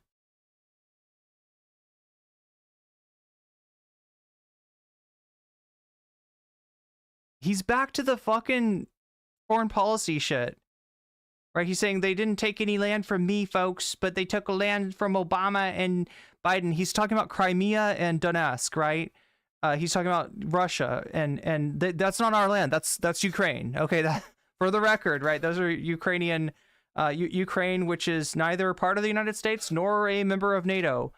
But he's blaming essentially Biden. The idea being that Trump is so tough, Trump is so strong, Putin's afraid of Trump, but Putin's not afraid of Biden. That's why he went in. And it just doesn't make sense. Trump does nothing but fawn over that guy, right? There's something going on between Putin and Trump, all right? Now, I don't want to speculate, and we don't know what we don't know, but the way that he behaves around Putin is like a fucking fanboy. And it's weird because he doesn't do that. Like, he big dogs everybody, but he little dogs Putin. I don't want to even guess what's behind that, but the guy is not financially solvent, and some people speculate that he is in hock to Russian oligarchs. So, of which Putin is one, right? But, we can't say, we don't know what we don't know. But yeah, him trying to act like he's a tough guy to Putin and Kim Jong-il, it's the opposite. He's just a weirdo, honestly. He's like, he lets Putin little bro him. And with Kim, he, I don't know, has like a bromance or something. I don't know what's behind that. Okay, so we're talking about the claims of the election being stolen, which he apparently stands by. Not one court backed him up, says Biden. Okay, we're back.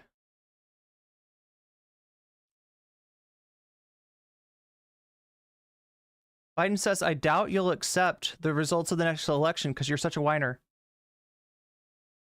Something snapped in you when you lost the last time. All right, now we're on commercial break. Okay, cool. Wow, so we're like an hour and a half into this bitch. Yeah, exactly. Trump's pulling a Netanyahu, kind of. Yeah, Shakespeare, that's a good comparison. That's a great comparison between Trump and Netanyahu. That is the same reason that Netanyahu wants to stay in a war is the same reason that Trump wants to get back in office. He needs that executive privilege.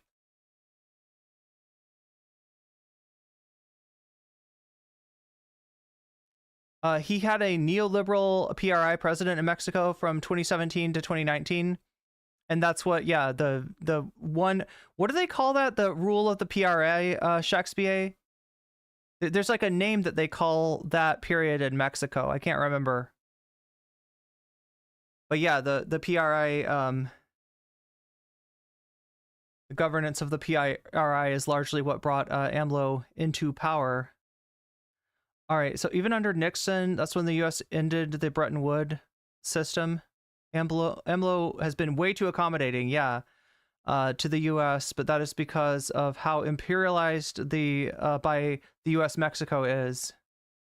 Yeah, so it's not so much a change; it's just a continuance that you'd hope wouldn't continue into the new administration and the new party. That's all right. So let's see.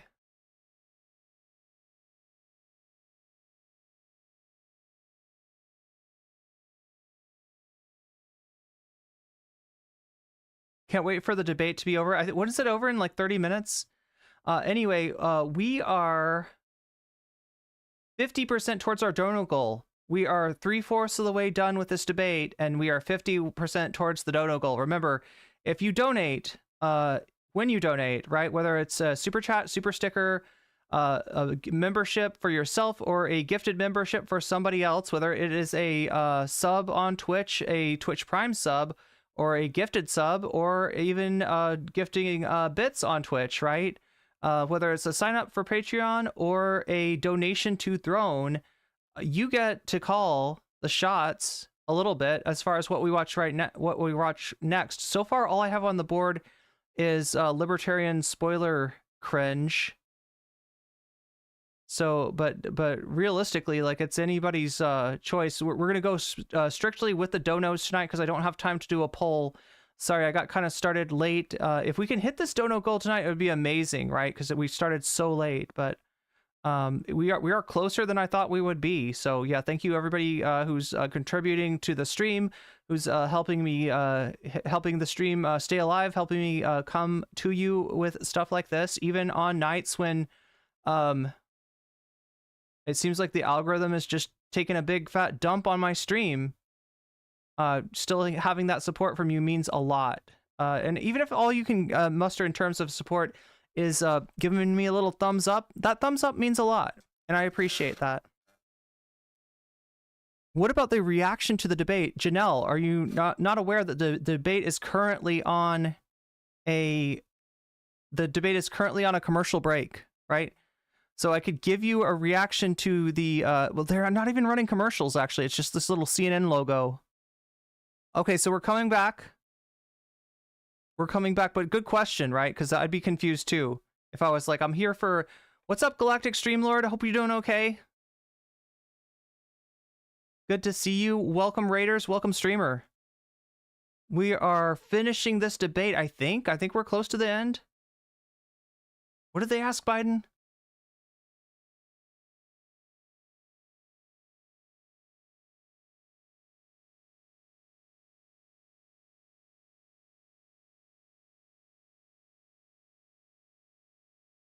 Oh, did I misunderstand you, Janelle? I'm sorry.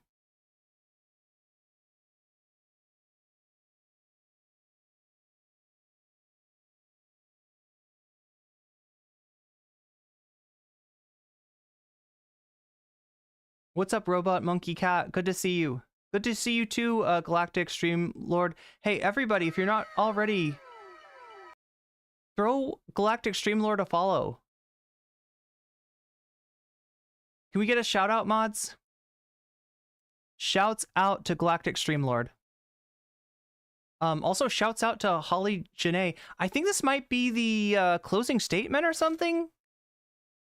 Oh, sorry. Shouts out to Sasha G for the gifted membership to Holly Janae. Holly Janae, you just got weaseled. You've just been weaseled, and that's a good thing. Shouts out.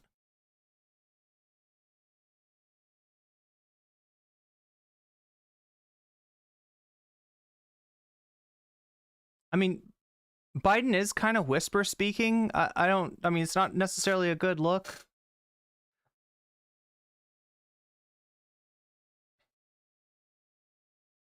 Oh God, I gave you the shouts out during the ad break. I didn't even see that was happening. Omega Star with the gifted membership. Now, those of you that are donating, remember, if you tell me a subject that you want me to watch next, I will put the money that you donate towards that subject. Like, it's literally donor's choice tonight. We are at 70%. 70% towards the dono goal. Ooh, that's towards Fallout New Vegas. Nice. Good to see. So right now, Libertarian Spoiler Challenge is in first place. Fallout New Vegas with a strong second. Sasha G, if you did you say what you wanted to watch tonight?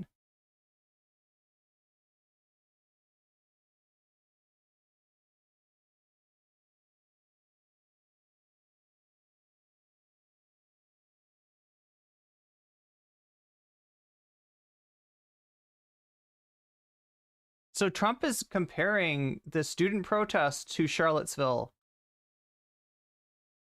And I think this is... So this is... People don't respect Joe Biden, and that's why there's student protests. That's why there are... That's why October 7th happened. Not because of the Abraham Accords. Not because you literally cut the Palestinians out of negotiations that involved them, right? It's Biden's fault. Everything's Biden's fault. Everything's a conspiracy against him. Everything's rigged. Everything's fixed. You know, this is this guy's thing. And this is not just with his, in terms of his election denial, right? This is going back to the Emmys. He thought that he didn't get an Emmy for The Apprentice one year because it was rigged. Everything's rigged. He's the biggest fucking crybaby in the world, and he's probably got a fat dump chilling in his diapers right now. A fat, stinky dump is just like being deposited into Trump's Pampers as we speak. You had to Google it? Oh, you forgot how to shout out. Oh. Trump's gonna make diapers great again. That's what he said. That's what I heard. Another vote for Libertarian cringe. Is that from Sasha G? Libertarian. Okay, so Libertarian spoiler cringe. That is, I think, up to 11%. Wow, that's ahead. Okay, so Fallout... coming in second. Libertarian spoiler cringe coming in first. Us being... Wait, are we 70% up? Or is there one that I haven't...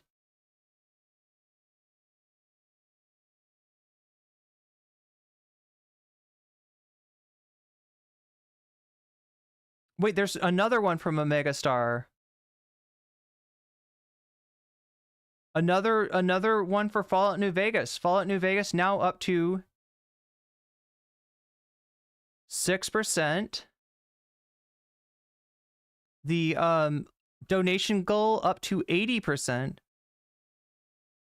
So it looks like are they done? That was a weirdly quick conclusion.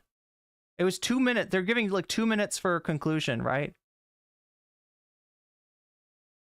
We're doing a little bit of the poll analysis. It looks like they are coming back for their debate analysis on CNN, I think. Got Anderson Cooper in the house. Oh my God, who's that guy? John something or other? John King.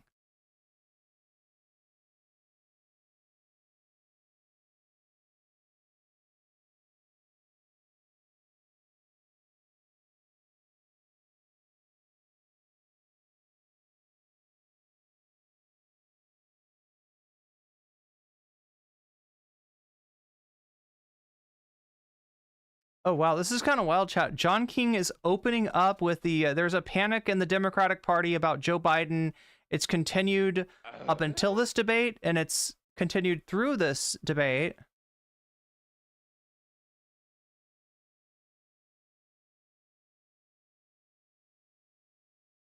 Wait, am I going to call the poll? We haven't quite hit the sub goal yet, but something else just happened. Shakespeare putting $2 towards Libertarian cringe. So it's a bit of a battle right now between Fallout New Vegas and Libertarian cringe. Libertarian cringe is 13%. Fallout New Vegas is at 6%, or 6 point. We'll just say 6 points.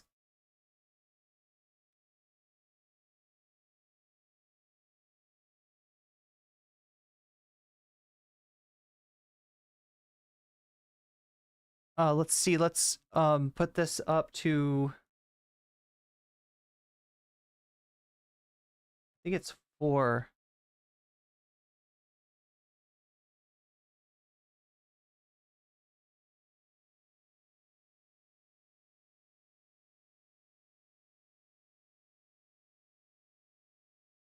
So CNN is going hard on Biden right now. Wait, Geo Dragon says Fallout New Vegas. Wait, who said?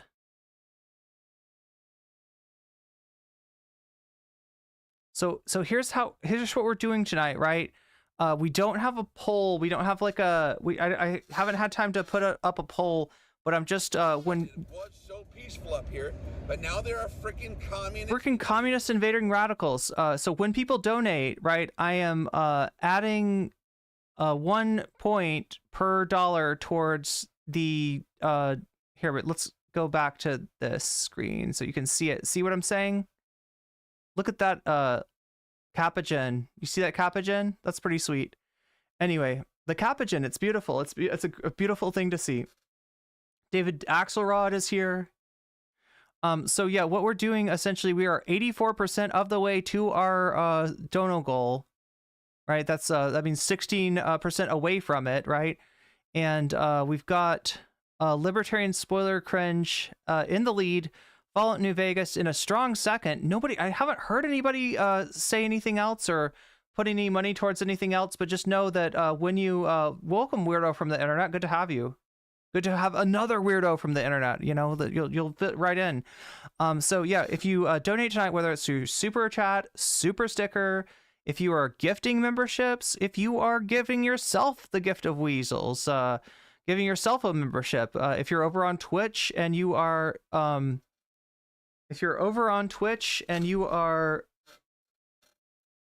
getting yourself a sub, if you're weaseling up to get out of the top of the hour ad break for an entire month. And remember, on July 11th, that will go up by $1. So it's $5 right now. It'll be $5.99 as of July 11th. So it might be a good time to lock that in right now. I don't know. You can also get out of it with a Twitch Prime sub. It costs you nothing and puts money in my pocket, and it helps out a lot. And most of all, you get out of the ad break and you get weasels. You get the wiggly weasels, right? If it is bits on Twitch, am I forgetting anything? Patreon signups, throne donations, and also any of the links down in the description. If you're donating through that, just let me know when you do it, and I will put your money towards the subject of your choice. You could even pick a totally new thing that's not even on here now. You could be like, there's a new, you know, you could say like the new ContraPoints interview with Adam Conover, which just happened, right? Or for instance, or whatever strikes your fancy. As long as it's like not going to get me in trouble with YouTube or with Twitch, I will watch it. I will react to it if it wins. Right now, Libertarian Spoiler Cringe, which I'm not sure what it is, something about the Libertarian Party like biting the bullets on the fact that they might be a spoiler this year, that they want to be a spoiler, maybe. Right now that's ahead at 13%. Fallout New Vegas is in second place at 6%. But again, you know, so that could completely change, because that wouldn't be too hard to blow away with the right donation. But yeah, whatever you want to see after this, if we hit that sub goal of 100%, right now we're at 84%. If we move that to 100%, I will react to whatever's ahead. This can be reversed, I hope, when we become more proactive into stopping it from a rising like Germany.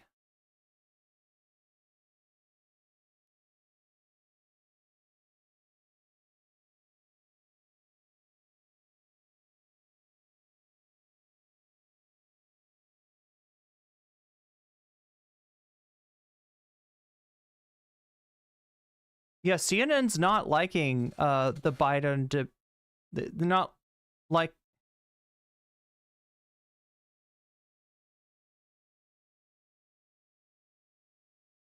Okay, so here's my analysis, right?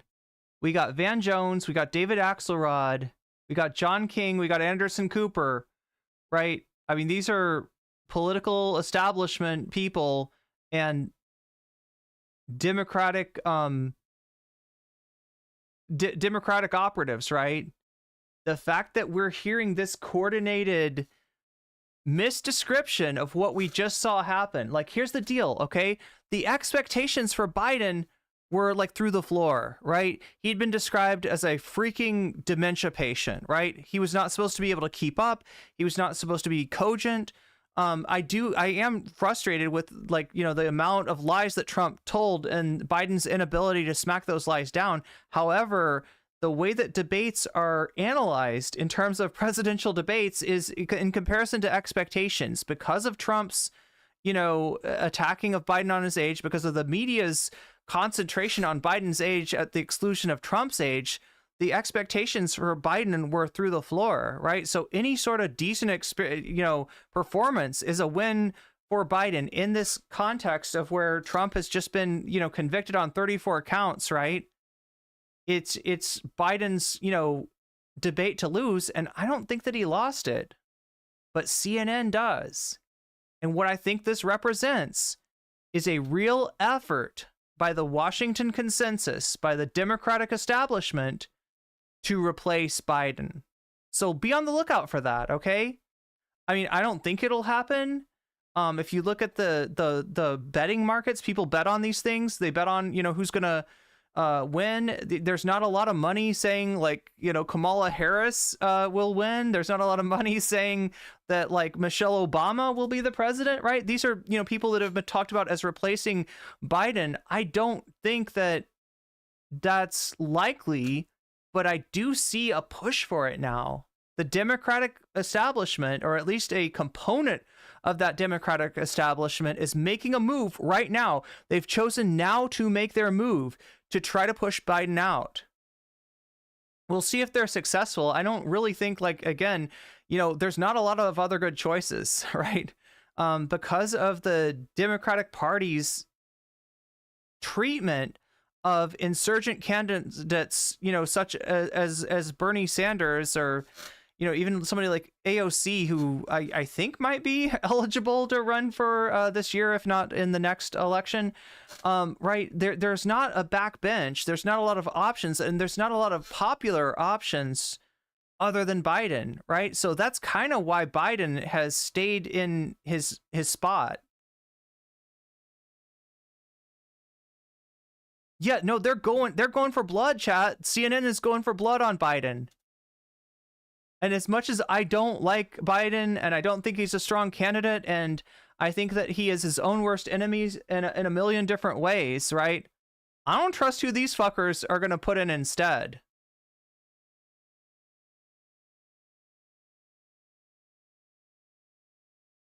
CNN is the Anna Kasparian of Why I Left the Left. I wonder what other people are saying right now.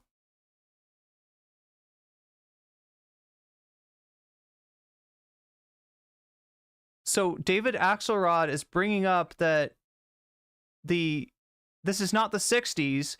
The Democrats no longer meet in a smoke-filled, cigar-filled room, a back room somewhere, right, to decide, like, who's going to get the nomination, right? If Biden wants the nomination, it's his. But he's the exception. The rest of this room is tearing Biden a new one.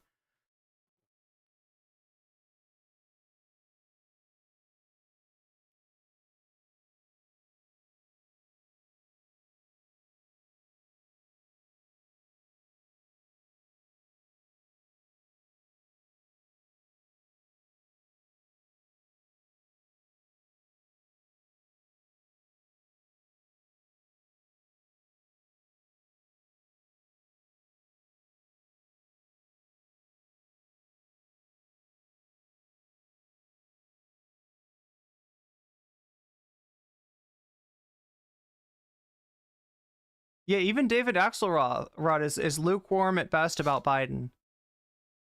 There is like one person in there, I don't know who she is in the red, that's saying like it's one night, we'll see what the voters say. Like she's just being like, don't be too hasty. And it's true that like sometimes the analysis right after the debate is not, you know, sometimes it takes a few. So here's what's really going to happen, what we should look for, right? This debate happened. There are going to be clips made of this debate. Now, this happens for streamers all the time, but this is going to happen more and more in terms of political debates, right? Less and less of an emphasis is placed on the debate as a whole, and more emphasis is going to be placed on individual clips. So we'll see what clips get made. We'll see how they're interpreted. And that's going to say, you know, how the American people, you know, feel about this debate. I don't think that the performance that Biden gave is as bad as CNN is saying here. And I do think that the expectations set for Biden by Trump and by the media and by everybody are just like through the floor. So essentially him being somewhat cogent in the debate, him keeping up, is a win. I think even, you know, a situation in which Trump is able to get away with a lot of lies, you know, Biden isn't, like the lie about the CO2, right? I pointed that out. There's an example of where that actually happened, right? Trump lied. Trump said something ridiculous. Biden didn't call him on it. There are definitely some layups that Biden was thrown that he didn't, that he whiffed, right? That's true. But I think that given the expectation game, I don't think this is as bad for Biden as people are saying. Hassan is saying that Dems are waking up to what he said all along, that Biden looks like he's dying. There were moments, yeah, and his voice got soft towards the end, right?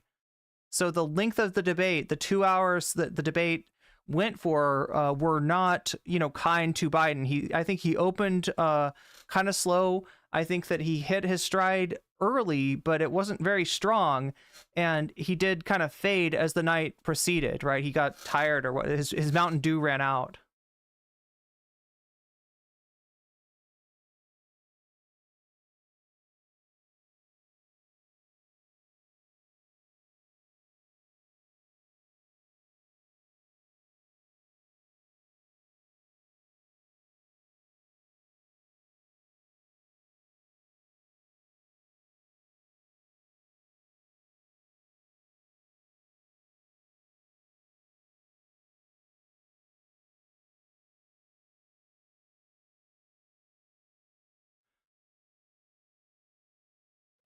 They're saying that Trump might not complete the second debate.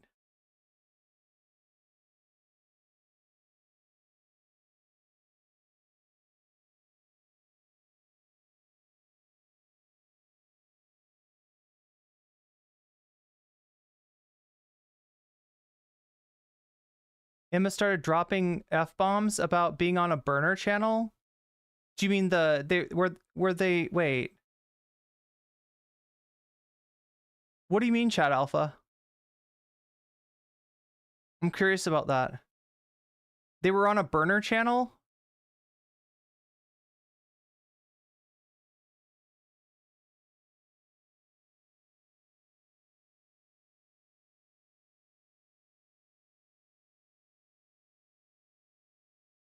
Well, look, at this point, I'm going to say that there's some chance that Biden will not be the candidate now, right? I didn't think that was realistic before tonight. Now I think it's realistic. There might be pressure on Biden to drop out, right? I don't think that the way that they normally conduct these debates, the expectation, I don't think that by the expectation game that this was a particularly weak performance for Biden, but I'm seeing CNN not go with expectations. This is what they always do. We'll see in the morning how the clips are taken, what clips get made, which clips are resonated, which clips are, you know, people are watching, and how people think about it. I don't think Biden will drop out. It is his choice, right? David Axelrod's right about that, right? If Biden wants to run, he's going to be the candidate. If Biden doesn't, but I think there's going to be more pressure on him now to drop out than there was before. and it felt like they were ready to jump on him. That's my analysis of this, right? That the Democratic establishment had their knives out for Biden, and that there were very few performances in this debate that we're gonna anyway. I just lost power from my earbud. Sorry for talking so loud. It's probably because I was listening in one ear and talking in the other. But yeah, the knives are out for Biden, and it is understandable. I do think he's a weak candidate. I do think that he's a historically weak candidate. I also said that about Hillary, and also say that about Trump. But yeah, it's kind of wild that there wasn't a real primary challenge for this guy. There should have been. He needed a primary challenge, if nothing else than just to test him out and see how sharp he is anymore, right? He needed to have to debate some people in the primary. This is what that sucks about the Democrats. If they can help it, if they can get out of it, they will avoid a primary. You get in trouble for primarying a president, right? And it's thought of as weakening them. And I don't think that's true. I think that what a primary does is it brings attention towards your party and your president, if you've got an incumbent. And it also, forces that person to sharpen up. It tests him out, in the case of Biden, in the case of somebody who's pushing, like, I don't know, what is he, like 82? Biden should be made to debate Destiny. Yeah, that's how we'll decide it. We'll see how he does against Destiny. Destiny will debate him, and it'll be like, Destiny will be like, I think you should drop out, and Biden will be like, no, Jack, I'm not dropping out. Corn Pop would have wanted me to stay in the race up until the... I don't know, Chad. They will have to force him out. I'm gonna vote for Rashida Tlaib.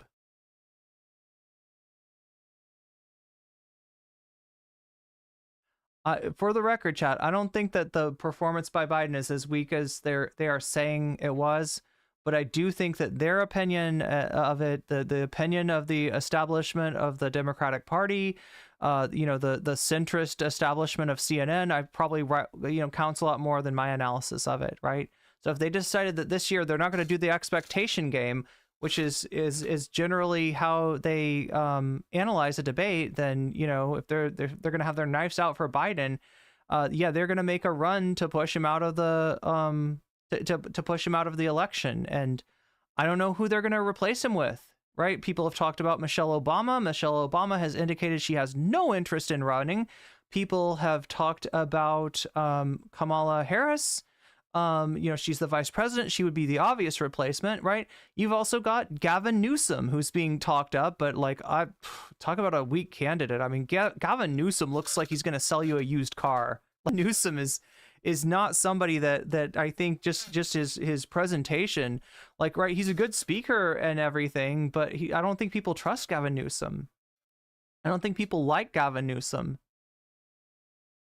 Any other ideas about replacements for Biden? Because that's literally what CNN is talking about right now.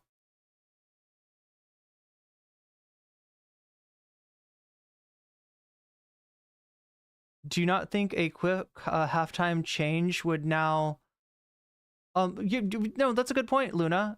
Look, whoever they would replace Biden with is going... I'm not saying that they should replace Biden. I think that Biden should have had a stronger... Biden should have had more primary opponents, and they should have really made him debate, right? They should have done a real primary. The Democrats missed out. They always think that holding a primary is going to hurt their candidates, and I just don't think that's true. I think they need to test their candidates, especially, in a situation like this. But I don't know. It's not an easy thing to change horses in midstream, as Luna is saying right now. It's risky and it shows weakness. Yeah. There's not a lot of good choices, are there? And this is what happens when his presentation is Coastal Elite 100% Sasha G, 100%.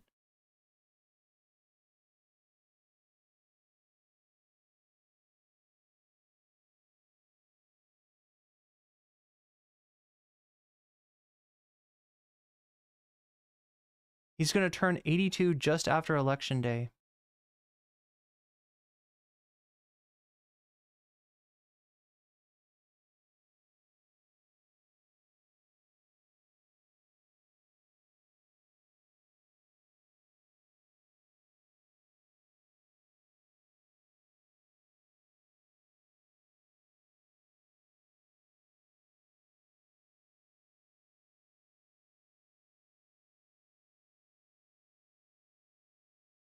Even Midas Touch is saying that this is not a good night for Biden.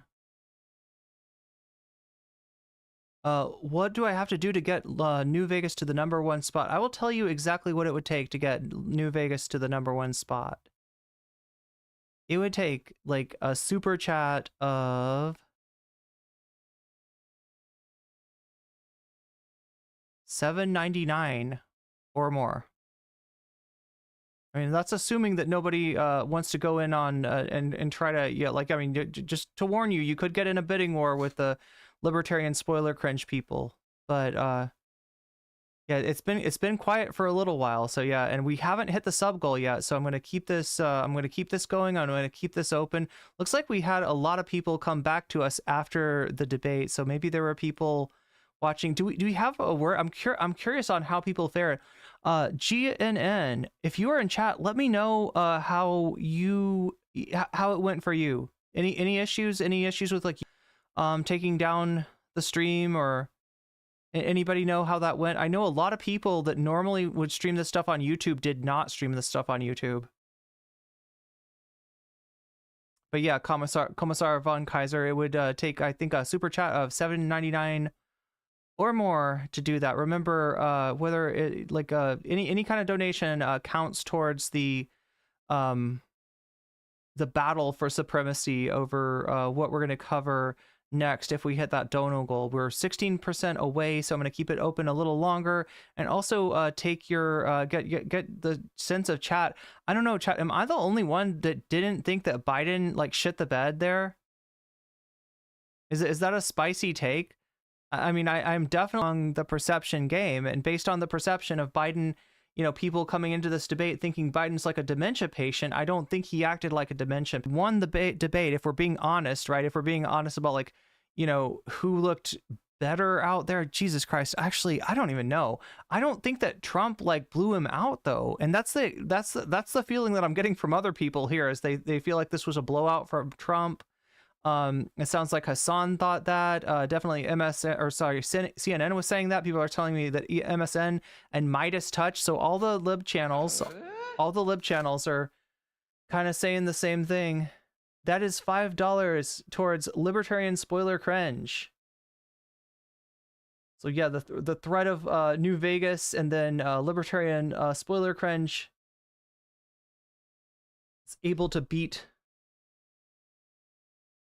them to the punch. So now what is the new that is 18, so now it would take $12.99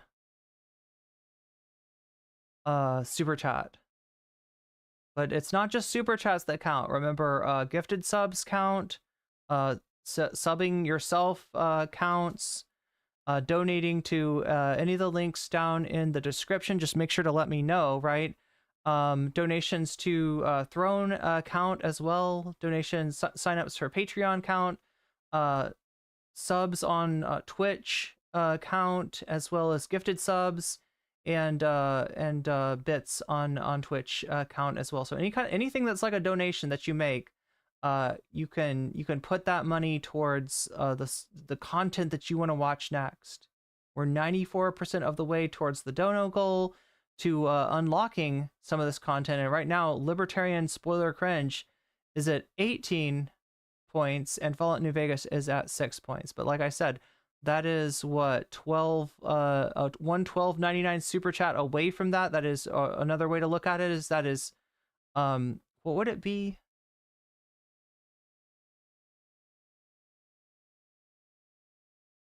It'd be like 4 gifted memberships on YouTube, or 3 gifted subs on Twitch, would get Fallout New Vegas over the hump. Would put that in front. Crystal Saphira with the $2 super sticker. Crystal, are you also supporting? You apologized for trolling earlier. I didn't see you trolling. Maybe you were trolling though. We do a little trolling around here. Libertarian spoiler cringe, is that what you're? Yeah, Libertarian, there we go. Okay, so that is puts that to 20%. So now it would take 14 and some change. So in other words, 3 Twitch subs, 5 YouTube memberships, and then that puts that at, I believe, 98%.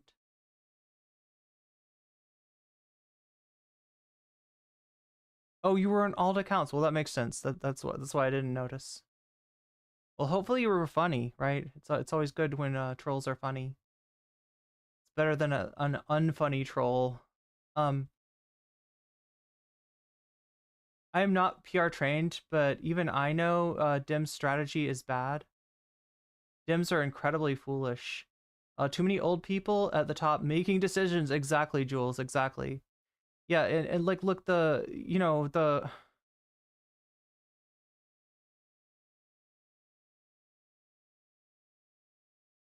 Democratic establishment has such a firm hold on the party that it is to its own detriment. They literally need new blood, new ideas, new people, new strategies, new rhetoric, a recognition, because like the Democratic establishment looks at the world as if it is still the 1990s, right? They still have that mentality. They still have that 1990s mentality over like everything.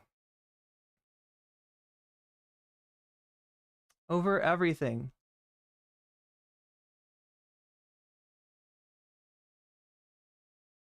Yeah, the gerontocracy, exactly. Exactly, GeoDragon, you know what I'm talking about.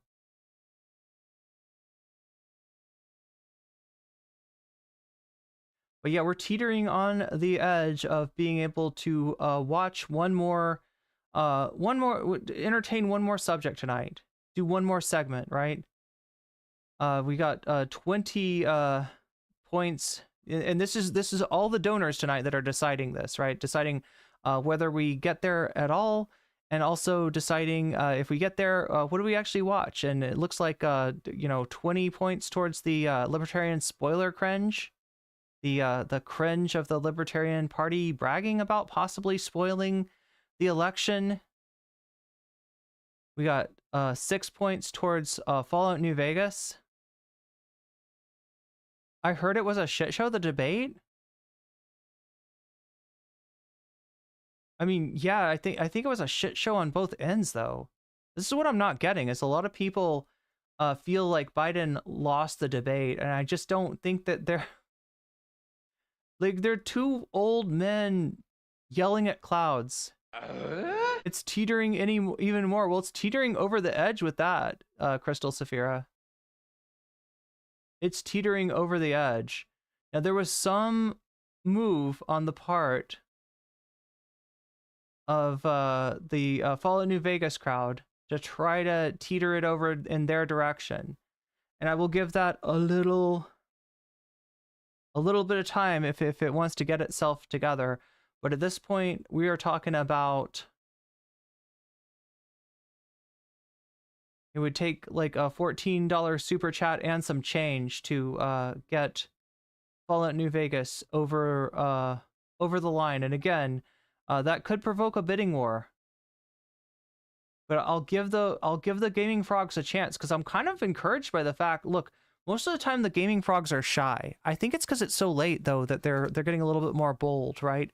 They can feel that they have more power at this hour. There's less people in chat than normal. There's less, there's less commentary frogs in chat than normal, and they can feel that they actually have a chance this time. Most of the time they're very shy, and they don't want to take away the stream from the commentary frogs. They see that their place is late at night and they're okay with that, right? But yeah, if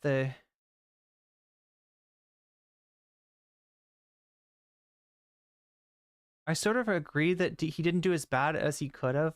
It was still bad. I didn't change my mind about voting for him either. At the risk of losing 2024. Wait, there's a first part to that? Is there a first part to that? We wouldn't be in this situation right now. Looks like Biden's grandkids are going to have to save his butt again. You mean talk him out of running? At the risk of losing 2024 because white allies prefer white Israelis over brown Palestinians and make a lot of Swanas and South Asians mad enough not to vote. Yeah. I just like New Vegas gameplay. Yeah, I mean, it's a good game. It's a good game for sure.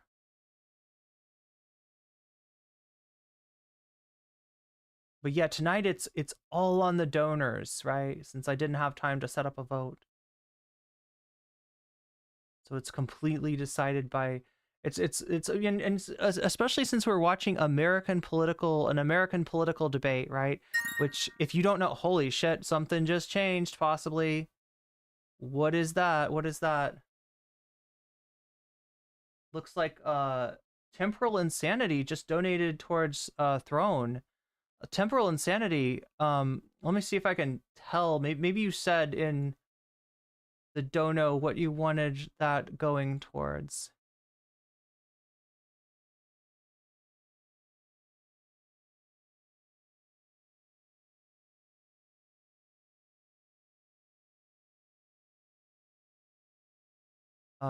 That's oh wow. See, that's a non-insignificant donation right there. Yeah, in fact, that would, okay, so whatever Temporal Insanity says, whatever Temporal Insanity wants that money to go towards, that will be in the lead. See what I mean? This is how easy it is, like, to buy the election. It's a very cheap. Imagine an election you can buy for $15. That's a pretty cheap election. But yeah, Temporal Insanity, are you in chat? Because I don't see any message on the throne.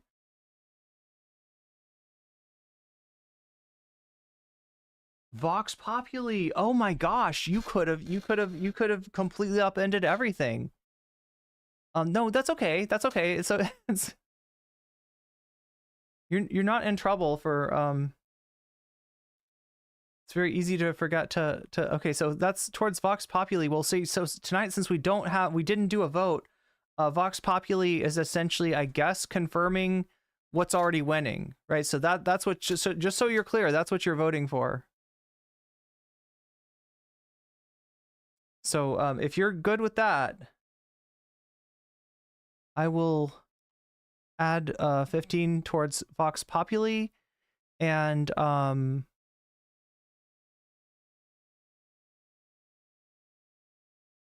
so the final results, unless anyone changes their mind, right, and wants to switch their money, Libertarian Spoiler Cringe at 20%, Fallout New Vegas with 6%, right?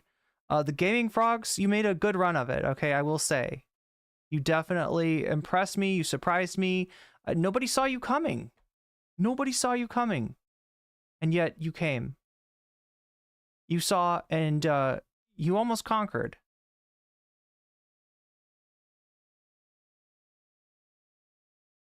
Just like Caesar's Legion. No, just kidding.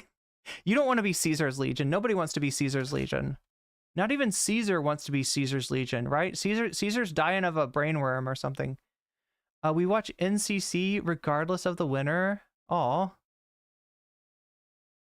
But yeah, if that's Vox Populi, then that pretty much wraps it up with a bow.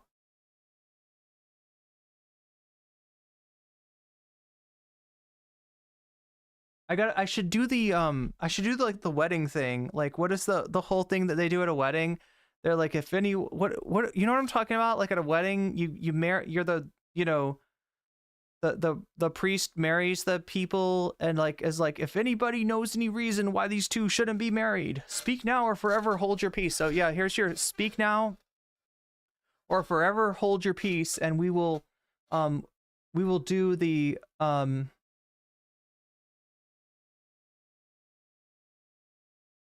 Libertarian inside the Libertarian Party's Wild Convention. This is from Reason TV.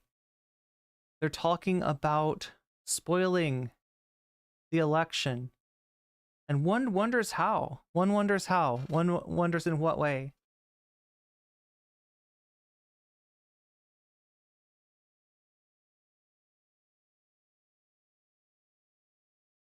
What's up, Starry VR?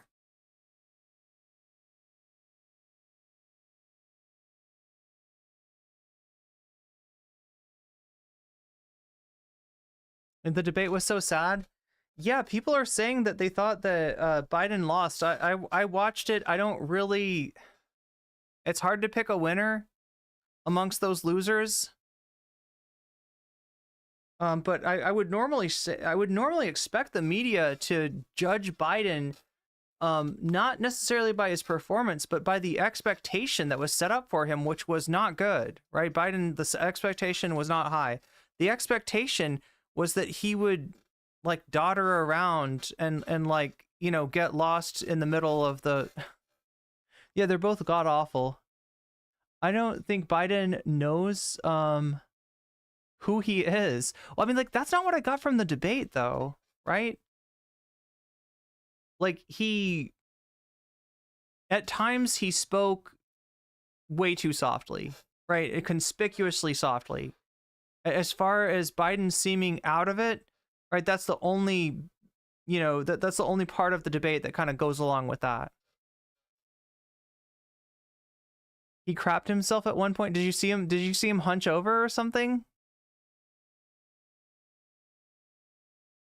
Almost seemed like they were having trouble projecting they were both having trouble projecting their voices. Yeah, I mean, and Biden, like I said, he started slow. Once he got going, you know, he hit a small stride, and then by the time we were like an hour and 15 minutes into the debate, he started to kind of slow down and he started to talk softer. And he started, and yeah, like Chat's mentioned, like, right, there were many opportunities for Biden that he did not take. There were many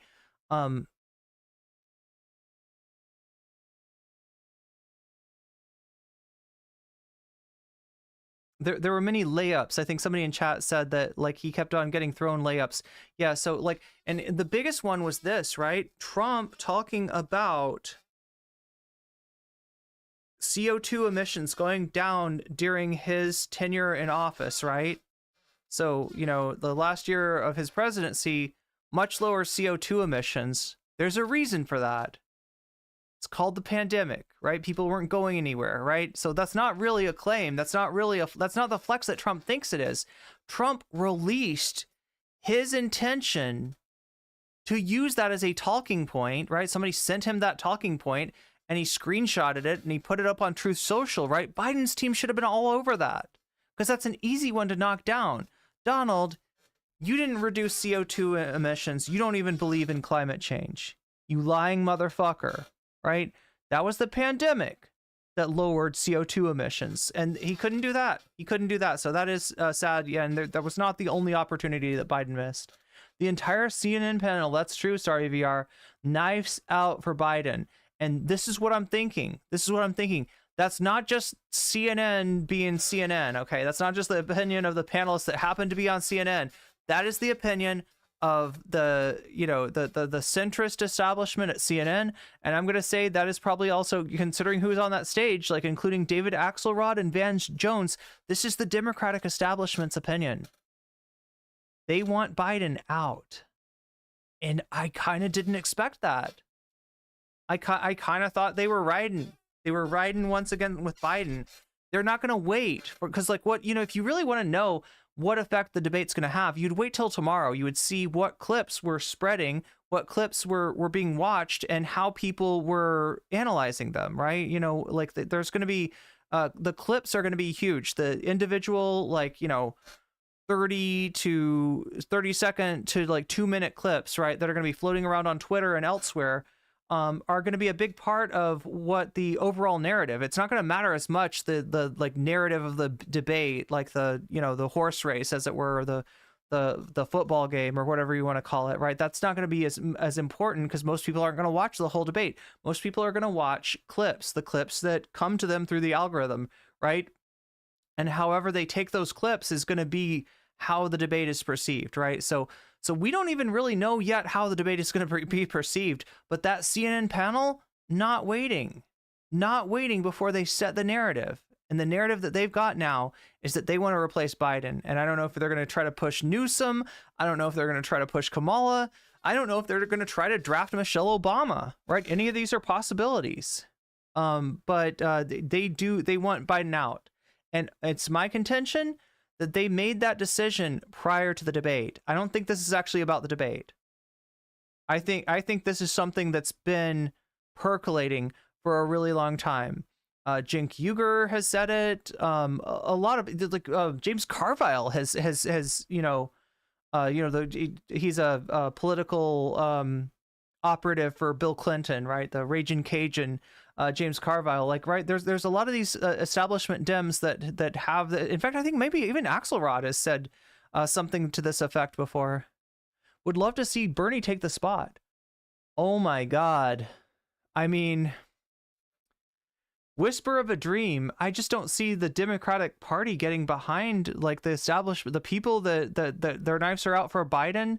I don't think Bernie is, you know, also older than Biden. Like, I mean, some of the concern, like, okay, so the concern for Biden is like, one, that he's old as fuck, right? But Trump is also old as fuck, right? So that shouldn't matter. But two, that he looks, talks, and acts old as fuck. And that, if he gets taken out, if he doesn't end up running as the candidate, that's going to be the nail in his coffin, is that he looks, talks, and acts like, you know, like he's out of it, like he's too old, right? Bernie does not. Bernie is old as fuck. Bernie is older than Biden, older than Trump, older than Biden, older than dirt, okay? Bernie Sanders is. But he doesn't sound, he doesn't feel, he doesn't act that old, right? So, I mean, I guess it's possible in terms of, I just don't see the Democratic establishment, like, they fucking hate Bernie. Even when he does, you know, everything he can for Hillary, even when he does everything that he can for Biden, he earns no credit. He earns no credit. And they'll yeah, I doubt that Bernie could take it. I doubt that Bernie can take it. Bernie's also disappointed, you know, people that are concerned about what's going on in Gaza for a lot of the same reason as Biden. But I don't know. We'll see. We'll see what happens. We'll know more tomorrow, I guess.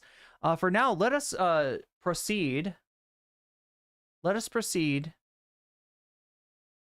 to the content, which I'm going to call the poll. I'm going to say it's over. I've given enough chance, enough time for people to dislodge Libertarian spoiler cringe should they want to.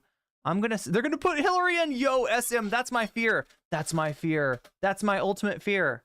I've had fucking nightmares, not literally, but like, you know, nightmare, like you wake up and you're like, what if they bring Hillary? You know what I mean? That kind of thing, right? That's a nightmare. Bernie is running for Congress again, but I think you're right, Luna Rose. I don't think Bernie wants to throw his hat into the ring. And like, I don't know what this is gonna look like, right?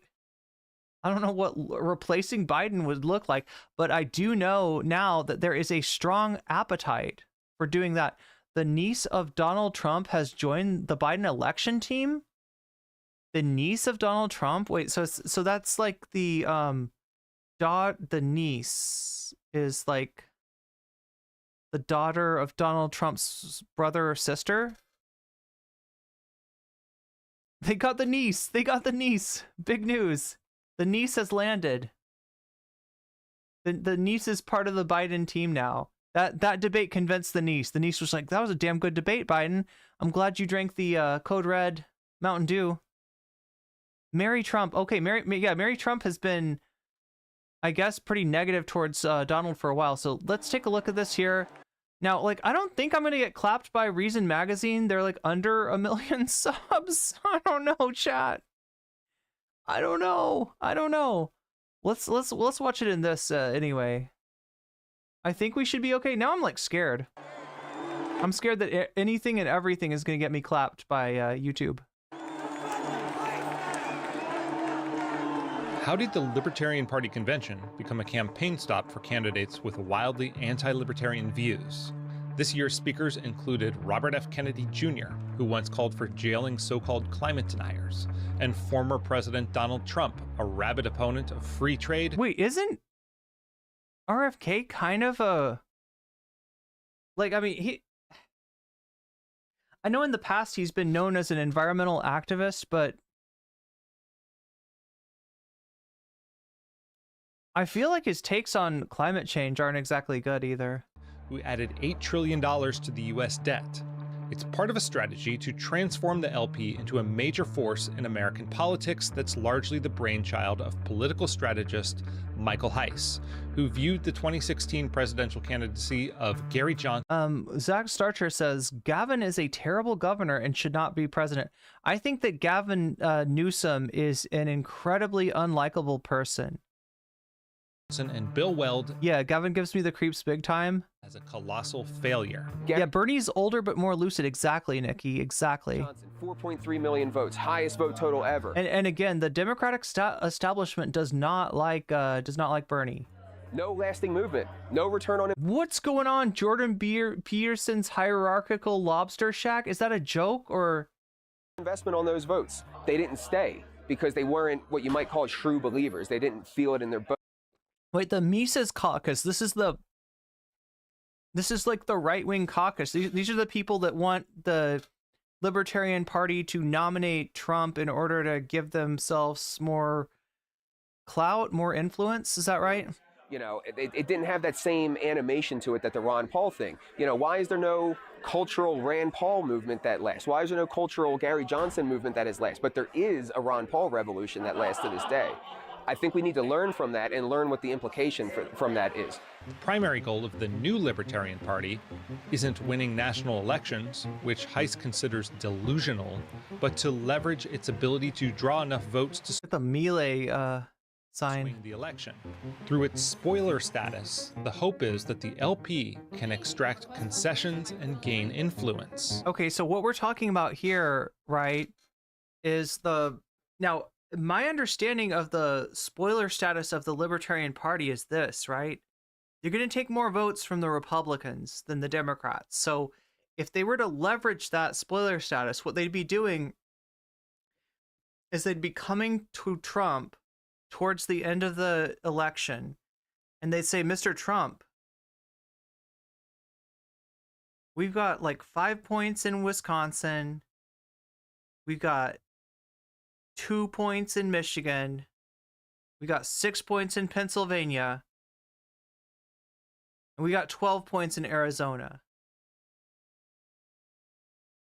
We're willing to flip and endorse you and have our candidate drop out, right? In exchange for consideration, in exchange for you adopting these policies, right? There would be some kind of negotiation, right? And you know, you'd have to trust Trump. Because Trump could easily say, yeah, no, absolutely, I love libertarianism. I will so totally implement those policies. And then maybe he just, like, I mean, Trump is famous for stiffing people, right? For saying that he's going to pay for something and then just never paying for it. This convention was the first major test. Meet the new Libertarian Party. We were told that vaccines were supposedly safe and effective.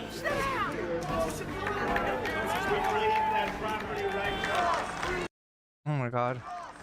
40% of the people in this country can identify a relative that came through Ellis Island. This country was built by immigrants. We are full. Okay, now that's wild, right? That's a very non-Trumpian point of view. America's full. Listen.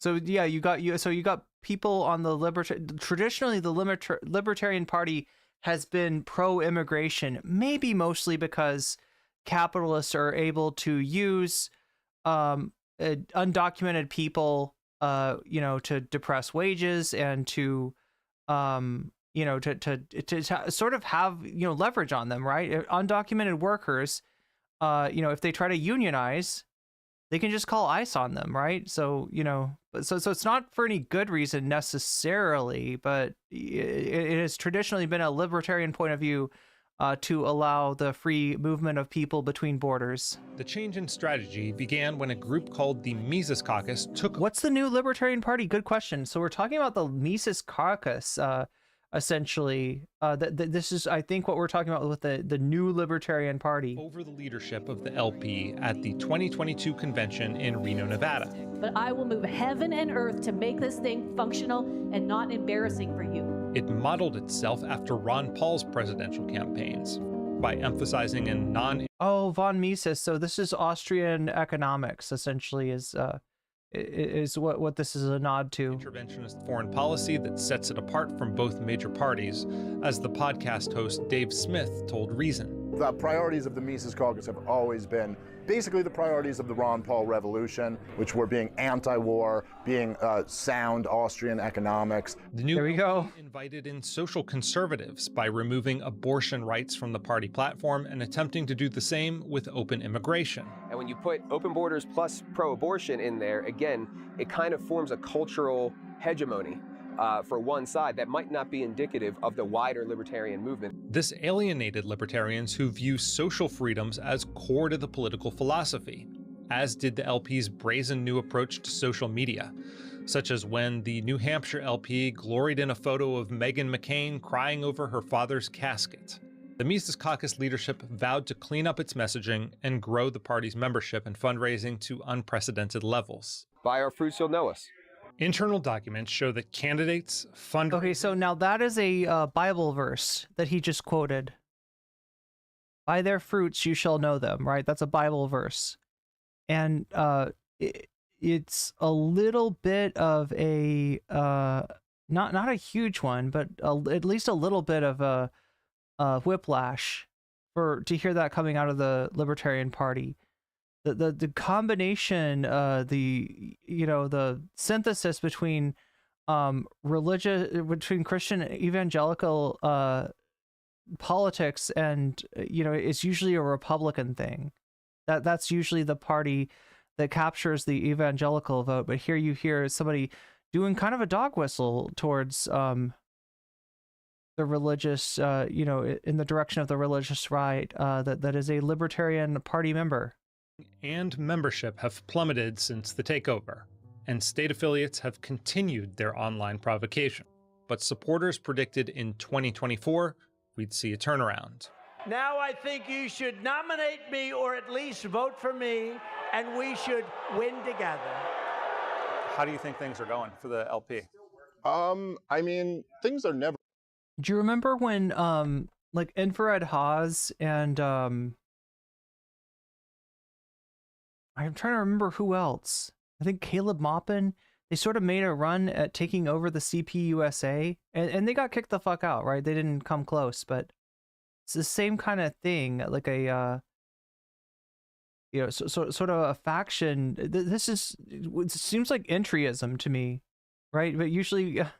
for really going good for the LP, Like entryism is a tactic associated with, I believe, the British left that tried to join mainstream parties and push them in a more leftist direction. I mean, that's what we do. We're here, we lose. That's what... But in this case, this is like this is a... I mean, they're talking about Mises, they're talking about Ron Paul, they're talking about Austrian economics, but there's a non-zero sum of social conservatism creeping in there as well, right? That's what libertarians do, all of us. How do you think things are going relatively since the takeover that happened at Reno? I think there's been progress in a lot of ways. There's been challenges in a lot of ways. I think running a third party is not easy, and especially when all of the rules are stacked against you. And then we've also had to deal with, let's say, a very hostile environment from many other self-described libertarians, including pieces like this. It's been very eye-opening to me to see over the last few years how vicious, like, some of the... Wait, this is kind of wild, chat. I'm looking at the 2024 Libertarian presidential primary, and I'm seeing that the winner of the popular vote seems to be Charles Ballet, but the winner of the most contests, the winner of the most states, is Chase Oliver. But Charles Ballet just like definitively stomped everybody else, right? We're talking about 55% to 8%. But it looks like they picked so the party's nominee was chosen directly by registered delegates at the 2024 Libertarian National Convention on May 26th in Washington, D.C. Chase Oliver was chosen as the party's nominee in the 7th round of, so it took them 7 rounds of voting. But this is somebody that only received 8.6% of the popular vote in the Libertarian primary. That's kind of wild. And was still able to round up, looks like Indiana, Iowa, Nebraska, Oklahoma, and Arizona were won by Chase Oliver, whereas Charles Ballet only won California. Anyway, the smears that are launched at us are, and I was very unhappy with Brian Daugherty, particularly for the piece he ran about us in Reno. Why is that? What was the problem? Oh, it's just the constant insinuations that like we're some type of Ku Klux Klan type group, which is very bizarre to me. I'm like a Jewish kid from Brooklyn, and I would guarantee I have more black friends than everybody who works at Reason. Yo. Yo, this guy's got the most black friends. This is like a very weird kind of are like you thing. bothered? I guess the people are bothered by some of the social media messaging. That's how you know somebody's not racist, if they talk about their black friends. I think that's what a lot of it boils down to. A lot of stuff that comes out of the state affiliates. There has been stuff that's been like borderline anti-Semitic. Like, does that bother you?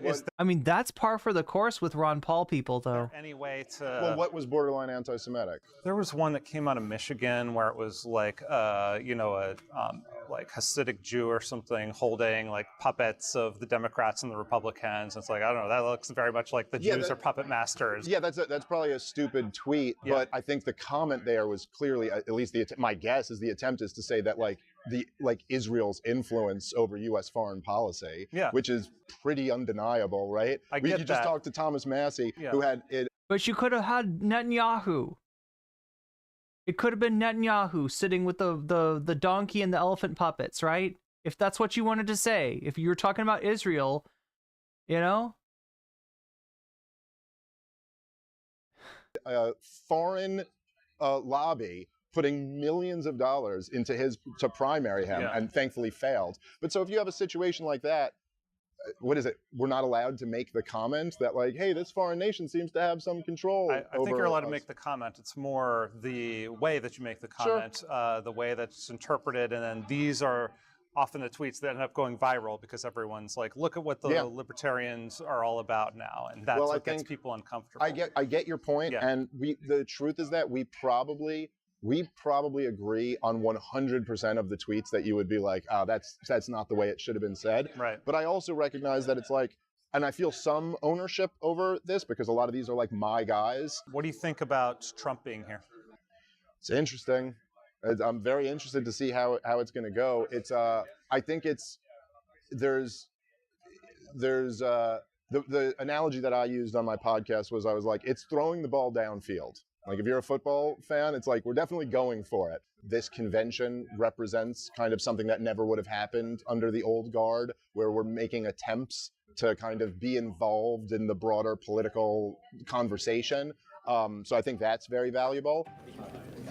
A prime example of that kind of outreach was the presence of former GOP presidential candidate Vivek Ramaswamy, who made the case for libertarians to ally with Republicans to support Trump. Why are you here at the Libertarian National Convention? Well, I was invited to speak, and I believe that the future of the country is going to be an alliance between the libertarian nationalist movement in this country. Why would libertarians ally with nationalists? What do they have to do with each other? Yes, so I think that they're non-overlapping objectives, but they're not in tension with one another, and I think that's what we got to see. So when I say nationalist, I mean a revival of our national identity, answering who we are as Americans and taking pride in it. I don't think that's counter to libertarian principles at all. I think we've lost that national pride and identity in our country, and I think that is a foundational issue. Kentucky Republican House member Thomas Massie, a favorite of libertarians for his opposition to COVID lockdowns, regulation, the Federal Reserve, and debt-financed federal spending, also attended the convention for a day. And I think the Libertarian Party is really smart to invite other people to their convention. It's going to be probably one of the closest watched libertarian conventions in years. Why is that smart? Politics is about messaging, and you got to get your message out. And if you don't have an audience, you can preach to an empty room. But 6 days till the election in the UK. Feedback to President Trump and to RFK. How long till the elections in France? Right, they kind of called they called a sudden election in France as well. A few years ago, the Libertarian Party was kind of openly hostile toward me. And I'm the most libertarian-leaning member of Congress. I don't claim to be a libertarian. I know I can never live up to these standards. But I always wondered, why are they mad at me? I'm like the guy who's trying to advance a lot of these principles, especially, you know, the ones that overlap with the Republican Party platform. So I like to change. Just the 30th of June. What? Being invited to this is a big change. And we've seen 30th of June? Damn. Like Angela McArdle hasn't done something very, very damn near impossible, even at this convention. And so they take their ball and they go home instead of saying, hey, we lost this one. So like this is 2 weeks ago. So this is after the who is it? Chase Oliver won the convention, won the nomination. Bigger enemy outside. Maj Touré is the founder of Black Guns Matter and a Mises Caucus supporter. You're about to change America. So you think that's a good thing that Trump is here at the convention? I think everything is a gray area. It's not good until we get through it. I think that the visibility of it is going to be great for the Libertarian Party if we can maintain what our principles are. So I'm guessing he wasn't happy that Trump got such a hostile reception from so many of the Libertarian Party members. Instead of leaning towards what some of the people that will come to the convention to see Trump speak, you got to be careful. Sometimes you dance with the devil changes you, you don't change the devil. The Mises Caucus's favored presidential candidate was Michael Rechtenwald, a former self-described Marxist college professor and author of The Great Reset and the Struggle for Oh my God. Liberty. I spoke around the country detailing and arguing against the COVID totalitarianism under which we suffer. He views politics through a seems like not, I mean, just judging by that, not the best speaker. Lens, whereby elites seek total control over the population by leveraging or even creating crises such as the COVID-19 pandemic to achieve such ends. Great question. So I'm the only candidate in the race that's actually talked about the other threats, new threats to liberty that we face. Agenda 2030. The climate. I mean, like, it's great to have like a anti-vax sounding, anti-mask sounding candidate that looks like the walking embodiment of long COVID. Tyranny, climate change tyranny, and what's been called the Great Reset, which is really just the project of the World Economic Forum and the UN to institute this new stakeholder capitalism model and to control and regulate the population through all kinds of climate change regulations and restrictions. It's a similar message to that of RFK Jr., who threw himself into the ring for the Libertarian Party nomination at the last minute. Tens of millions of Americans are waking up to the fact that they were lied to the fact that they were manipulated, that they were gaslit. Except for a narrow elite that's still promoting it, mainly in the media, Americans have lost all trust in our public institutions. You know, I'm sending in this video from California this morning to let you know that I accept this unexpected honor. I've always admired the Libertarian Party. I have a deep alignment with the core values. Although Trump was ineligible to seek the party nomination because of a GOP ban on running with multiple parties, that didn't stop him from opening his headline speech by proclaiming himself a libertarian and asking for the party nomination to a chorus of boos. If I wasn't a libertarian before, I sure as hell am a libertarian now. Much of my record is... So, I mean, there are cheers and there are boos there. Libertarian. I mean, it's so hard to take this shit. It's so hard to take. He really leaned into them as far as... D. Roy Murdoch wrote an article yesterday. And I would say disrespected the autonomy of the Libertarian. Do you see that? Did you see that the banner behind him, that become ungovernable, and there's the Anarchy A back there? That's in which he hilarious. Mentions just and it's black and yellow, of course. Some of the things that make me a libertarian without even trying to be one. I'm not even trying to be a libertarian, folks. I'm just a natural at it. I'm the most libertarian of all candidates. The Libertarian Party should nominate Trump. They should nominate Trump. Nominate Trump right now. That's right. You should give your nomination to me. For President of the United States. Whoa. President of the United States, folks. What? That's nice. That's a bridge too far. Only if you want to win. Only if you want to win. Maybe you don't want to win. Maybe you don't want to win. Keep getting your 3%. Keep getting your 3%, yo. So he fucked it up, and I'm guessing those Mises Caucus people, when he said that, were just like, God damn. Trump did garner some applause later in the speech when he began to address some of the LP's demands.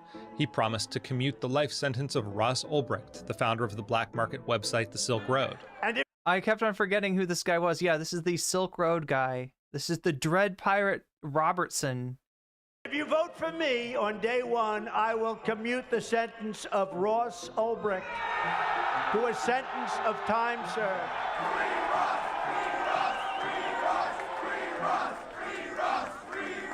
Trump also offered to appoint a libertarian to his cabinet in exchange for the party's endorsement and to protect Bitcoin and other cryptocurrencies from federal regulation. That is why I'm committing to you tonight that I will put a libertarian in my cabinet and also libertarians in senior posts. The thing is, like, it would be so easy for him to do this, right?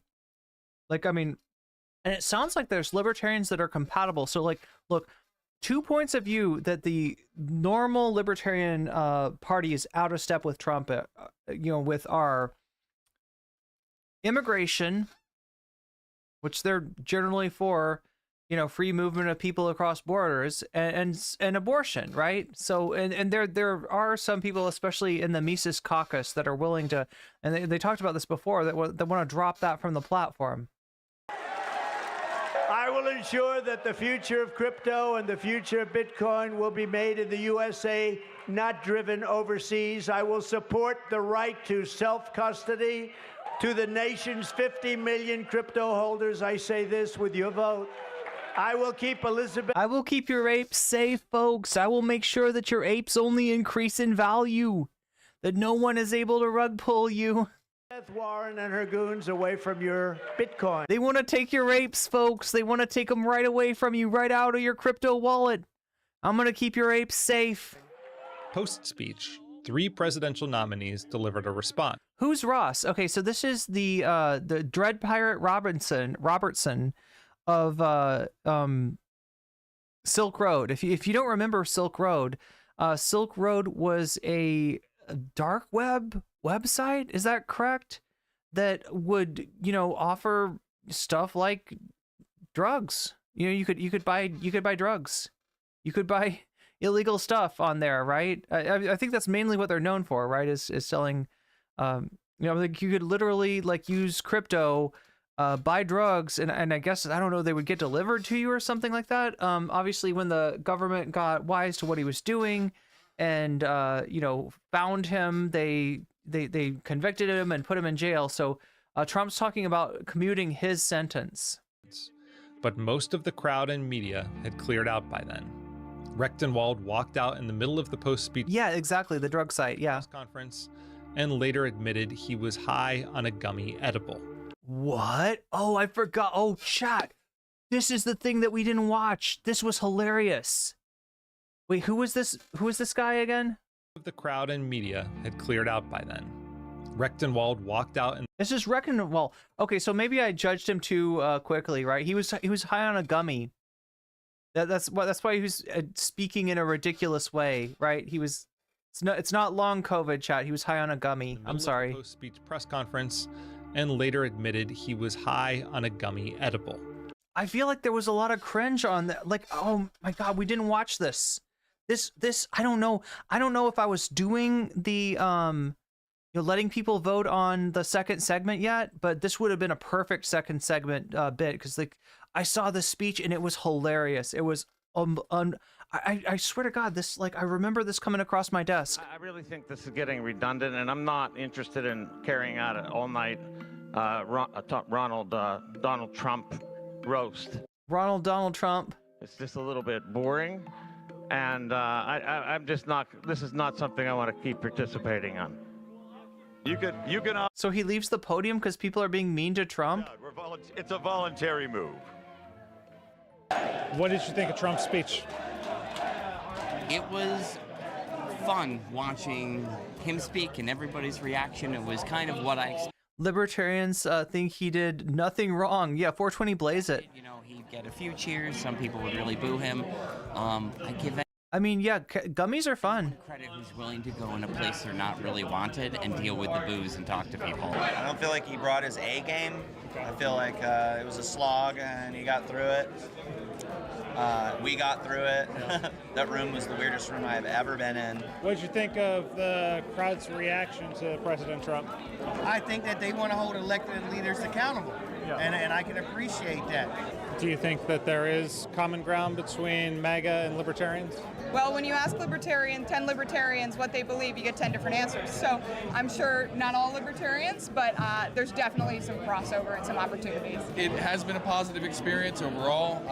I've been spoken to by multiple reporters from other countries. The media coverage has been great, and they all asked me, what is free Ross? And I think it's a big deal. Are you glad he came? I like the exposure to the Libertarian Party. I think that's super valuable. I think it was a valuable thing for him to get to experience a crowd like us, where we're not completely bought in to What a strange room to be in, right? And we know that when he says Joe Biden, invented all this inflation, it's like, no, man, like you started this. I think this convention, and especially over the last couple. Oh wow, chat. So like, I'm not sure, but I'm gonna guess that he blames the inflation on Trump for Trump doing the stimulus, which is one policy that Trump enacted. I don't think because he wanted to. I think because he had to. Right. I think he felt pressure to do. I think he was kind of like painted in. So got painted into a corner. Right. And so, but like this is one policy of Trump's that I don't have a problem with, and that I wish that Biden had carried forward further. Into his administration. Right. But these libertarians, They hate people getting free government money. Just from what I've noticed in the party, being involved with it, is just that we get talked about a lot more now. Does that convince you to vote for him? Absolutely not. And what about you? Are you ready to vote for Trump? No. Are you going to vote for Trump? So there were a lot of MAGA hats in the audience, and I never got a sense of how many of those were actual libertarians and how many of those were MAGA people trying to take over their convention. For McCardle, the media not hearing a lot of love for Trump in here. And the fundraising from Trump's appearance constituted a major vindication of her strategy. We have stopped the bleed, the churn of expiring membership, and everything is starting to get better. Financially, membership, media, the whole thing is starting to get better. It's taken 2 years of work, but we're there. The Mises Caucus has adopted a strategy of using the Libertarian Party's spoiler status as a bargaining chip. See how this could work, right? Especially for Trump.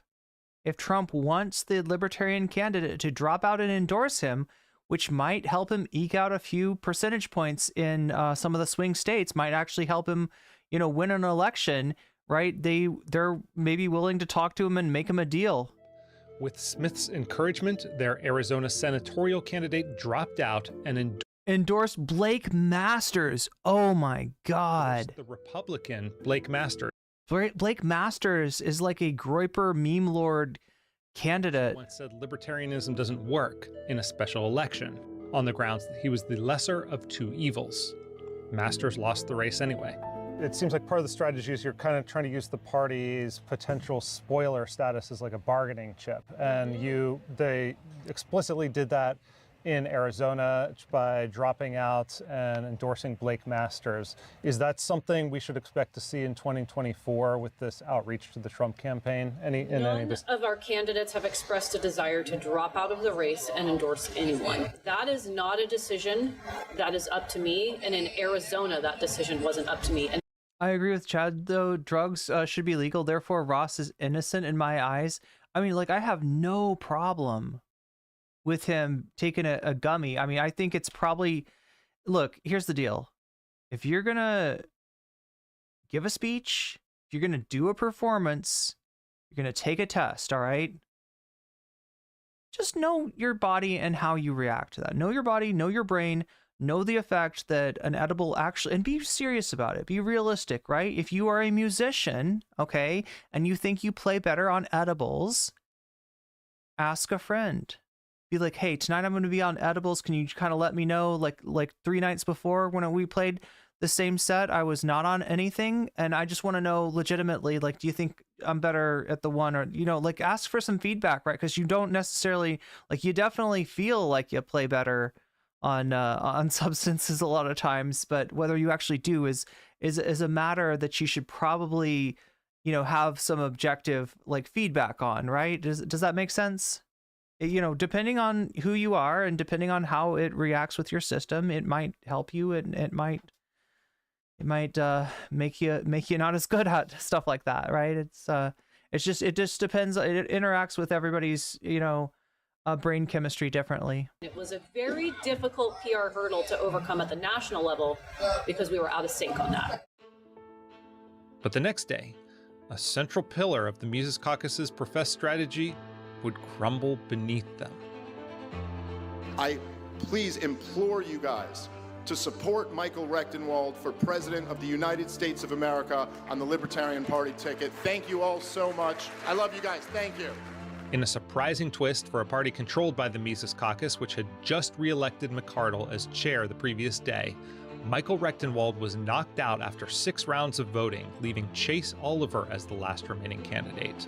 Oliver, who rose to prominence within the party after forcing a crucial Georgia Senate race to a runoff in 2022 by drawing 2% of the vote, had clashed. You know, this is wild. This is wild, though. Michael Rechtenwald got 2.3% of the popular vote in the Libertarian primary. Motherfucker got 943 votes. I don't see how this works, right? Yeah, because if you look at this, right, this just Charles Balay guy, apparently only popular in home state is Louisiana, apparently only popular in California. He won only the California election. None of the above won 2 elections. None of the above was the winner in North Carolina and Massachusetts, right? Chase Oliver wins like 6 states, right? And ends up, you know, after 7 rounds of voting, ends up being the nominee, right? Rechtenwald, 2 states won. Let's see which states they were. Michael Rechtenwald. Oh, it's Mississippi and Alabama. Those are the 2 states that he won. But only 943 votes. Like, what the fuck? I mean, these there's like next to nobody voting in these presidential primary elections. Like, right? The winner of the popular vote won 22,337 votes. Chase Oliver, the winner, the person who won at the convention, right, won 6 of the contests, only won 8.6% of the popular vote, right, won 3,498 votes overall, right? That's the winner. That's the standard bearer. That's the nominee. I don't know how their shit works, but it is wild. From the Mises Caucus faction over immigration during the debate. So yes or no, open borders or not? A border that allows anybody to move Yes or through. no, open borders or not? Do you want to build a wall? I don't want to build a wall. I don't want to build a wall, but it sounds like you want an open border. Which is it? Yes or no? A border where people who are peaceful can freely move. Is that a yes? Or is Yes, that a in no? line with our plank of our party, yes, I support the free movement of people, goods, and capital across borders. Yes. In the final round of voting, Mises Caucus members attempted to whip votes for NOTA, or none of the above, to ensure the party ran no candidate this year. But Oliver won with 60% of the vote. Since then, Smith and several other Mises Caucus members have made clear that they will not vote for Oliver, whom they believe didn't do enough to resist COVID-19 restrictions. Oliver concedes that the pre-Reno Reset Libertarian Party should have opposed lockdowns and government vaccine mandates, both of which he publicly opposed, more vociferously. You know, I could say that there has been instances during COVID when we maybe erred on the personal responsibility side as opposed to the fighting mandate and lockdown side. We should have been maybe a bit more forceful there. But if we look at messaging, we have to have professional messaging. My message is pretty simple to those voters out there who have not heard from a libertarian. It's that if you're not committing force, fraud, coercion, theft, or violence, if you're just living in peace, your life is your life, your body is your body, your property is your property, and your business is your business. It will never be mine, and it should never be the government's. And I think that is a message that can resonate with so many young people who are tired of picking one or the other. Oliver's victory complicates the Mises Caucus's strategy. They control the leadership positions, but not the face of the party. Following his nomination, Oliver was attacked online by Mises Caucus members and Trump supporters for his alleged weakness on COVID policy, his views that parents and not the state should decide whether puberty blockers can be prescribed to minors, and that Oliver, who was openly gay, had appeared at Pride events holding a rainbow flag.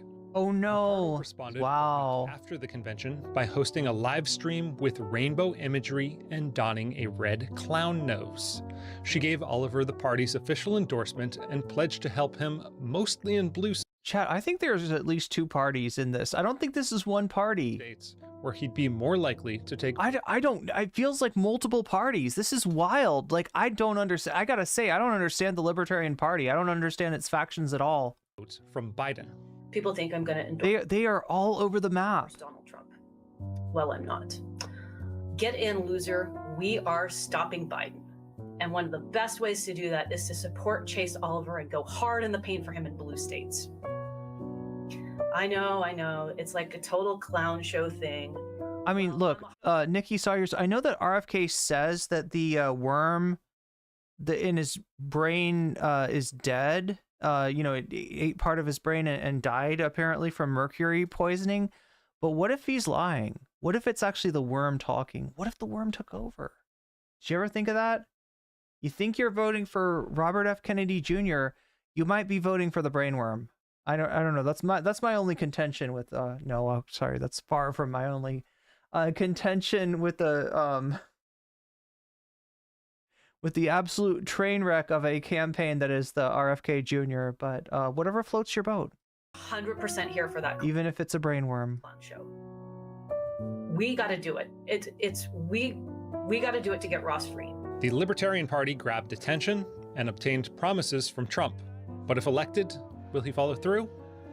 Can a Libertarian Party so deeply divided on questions of strategy and ideology make a difference? I don't think it's one party. I think it's going to break up. What would success look like? Like, you have legitimate, like, a side of the Libertarian Party that's like completely like, socially conservative, and you got a side of the Libertarian Party that is, that is akin to, a Democratic candidate other than like issues of economics, right? It's not one party. It's multiple parties in there. 2024. Well, there's that ultimate victory of winning the White House, but short of that ultimate victory, there's a lot of other things we can look to. How many states can we win or secure ballot access that makes it easier for libertarians to get on the ballot and make voters, the casual voter, comfortable with seeing libertarians? How many states can we earn major party status that gets us access to the primary ballot or additional media coverage that we wouldn't have had otherwise?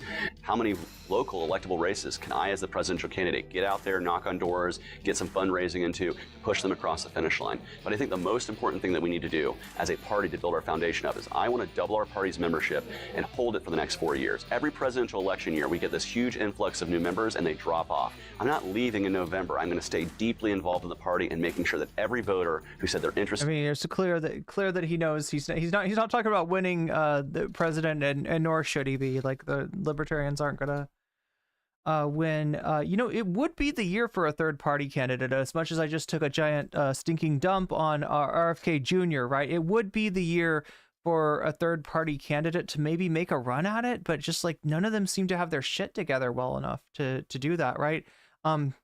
This is not a good field. This is not a selection. I mean, you've got people in the Democratic Party who now seem to be trying to push Biden out of running for president. I don't know who they would get to replace him, right? There's nobody with the name recognition, and you know, like everybody else that I could think of that they might put in there in his place is going to have like some kind of massive opposition, whether it's Kamala Harris, whether it is Gavin Newsom, you know, whether like Michelle Obama honestly seems like maybe their best bet, but again, she's never said that she was trying to be a politician. She has explicitly said that she is not running for president. I don't think she has any desire to run for president, right?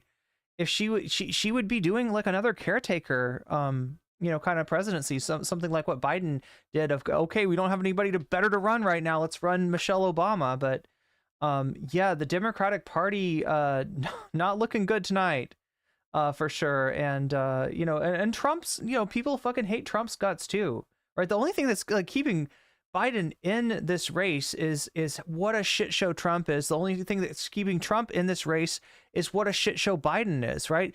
It is the perfect you know, atmosphere. It's the perfect environment for a third party candidate to arise out of nowhere. I don't think it's going to be RFK. I don't think it's going to be Cornel West. I don't think it's going to be Jill Stein. If I'm just being real with you, right?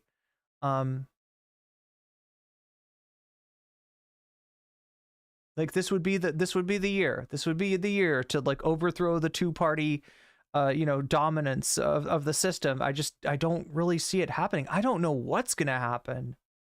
I'm really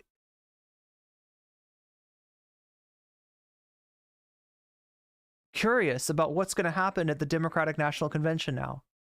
I would have told you if you asked me earlier today or any time before that I 100% knew that Joseph Robinette Biden would be getting that nomination, right? Now I'm not entirely sure. I think there's going to be an effort to talk Biden out of running. Whether he's going to be open to that or not is a different matter. And whether they're going to have any credible candidate to replace him is also a different matter, right? I think it's somewhat up in the air. I mean, I still think most likely, like I said, as long as Biden wants to run, as far as I know, the nomination is his. Unless they can convince him to get out, he's staying in.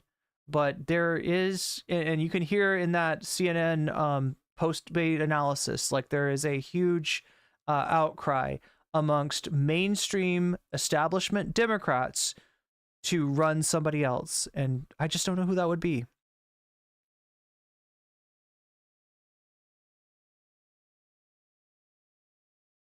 They're going to try for Gavin and he sucks. Yeah. I mean, like I said, Gavin is incredibly just uncharismatic. Anyone would be better.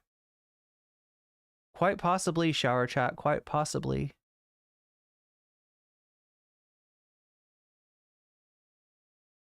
Now I'm curious, when does that Democratic Party, when's the convention, Democratic Party convention? I think it's after the Republican one. And it's going to be weird too, because like it's in Chicago, but it's not good. Like the nomination itself is somehow going to take place over Zoom. August 19th. Oh my God. Yeah, except Hillary. Good point. Yeah. Shower Chat agrees with you, Firebird. I think everybody agrees with you that Hillary's like the one really bad choice. Like even people that think that you couldn't do worse than Biden will probably admit that, yeah, you could. And it's Hillary Clinton. And don't, like, Hillary Clinton's she's probably thinking the wheels are turning in her mind. I can still be president. They didn't appreciate me in 2016 or in 2008, but they'll appreciate me now. Yeah, isn't that wild? Can you imagine that? Like Hillary Clinton runs for president in 2008, runs for president in 2016, and then runs for president in 2024. She's like some kind of cyclical illness that comes back every 8 years. Hillary Kamala ticket. Yeah, let's go. Oh my God, you got the worst of a lot of worlds there with Hillary and Kamala.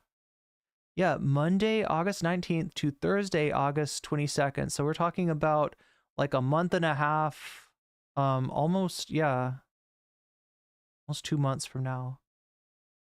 Republican.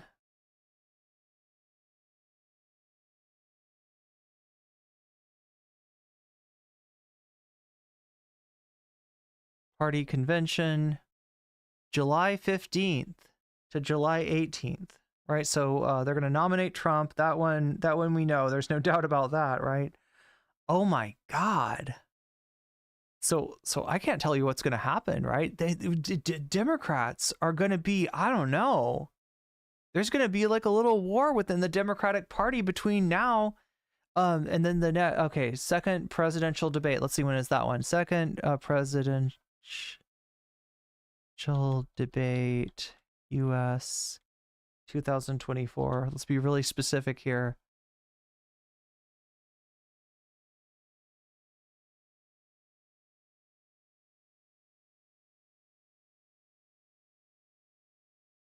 September 10th. Okay, so damn. Several months until the next presidential debate.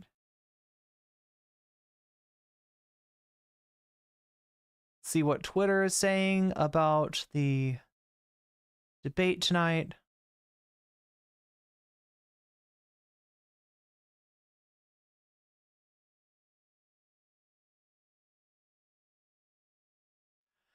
Politics trending, horrible. Politics trending, Joe Biden.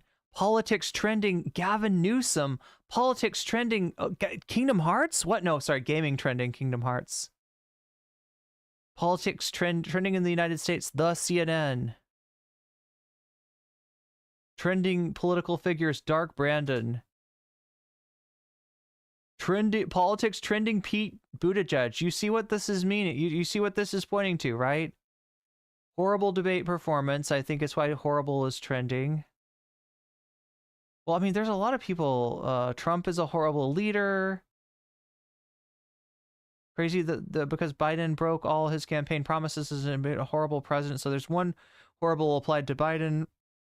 If he simply drew the line at genocide and were willing to hold Israel accountable for their crimes against humanity, I would be inclined to vote for him. Me watching the two horrible choices that we have in November.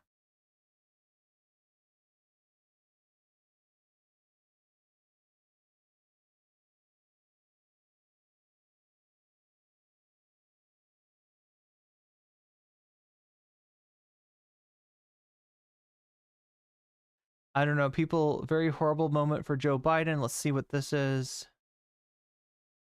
Let's take a look right here.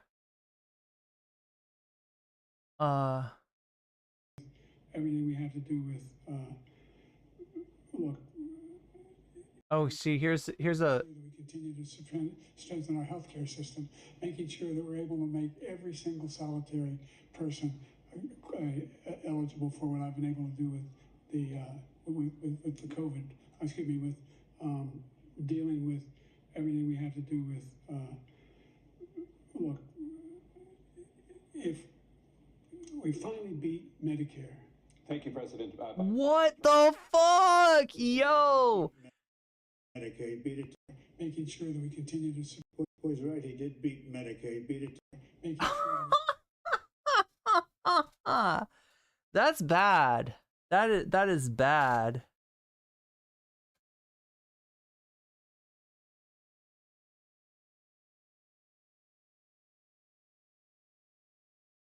Okay, so like, yeah, horrible is trending, but it's not like, it's not all talking about Biden, right? That indeed is a horrible moment for Joe Biden. That's a horrible clip right there.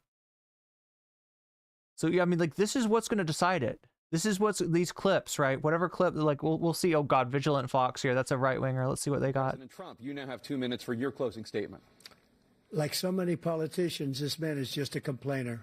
He said, we want to do this, we want to do that, we want to get rid of this tax, that Trump calling anybody just a complainer.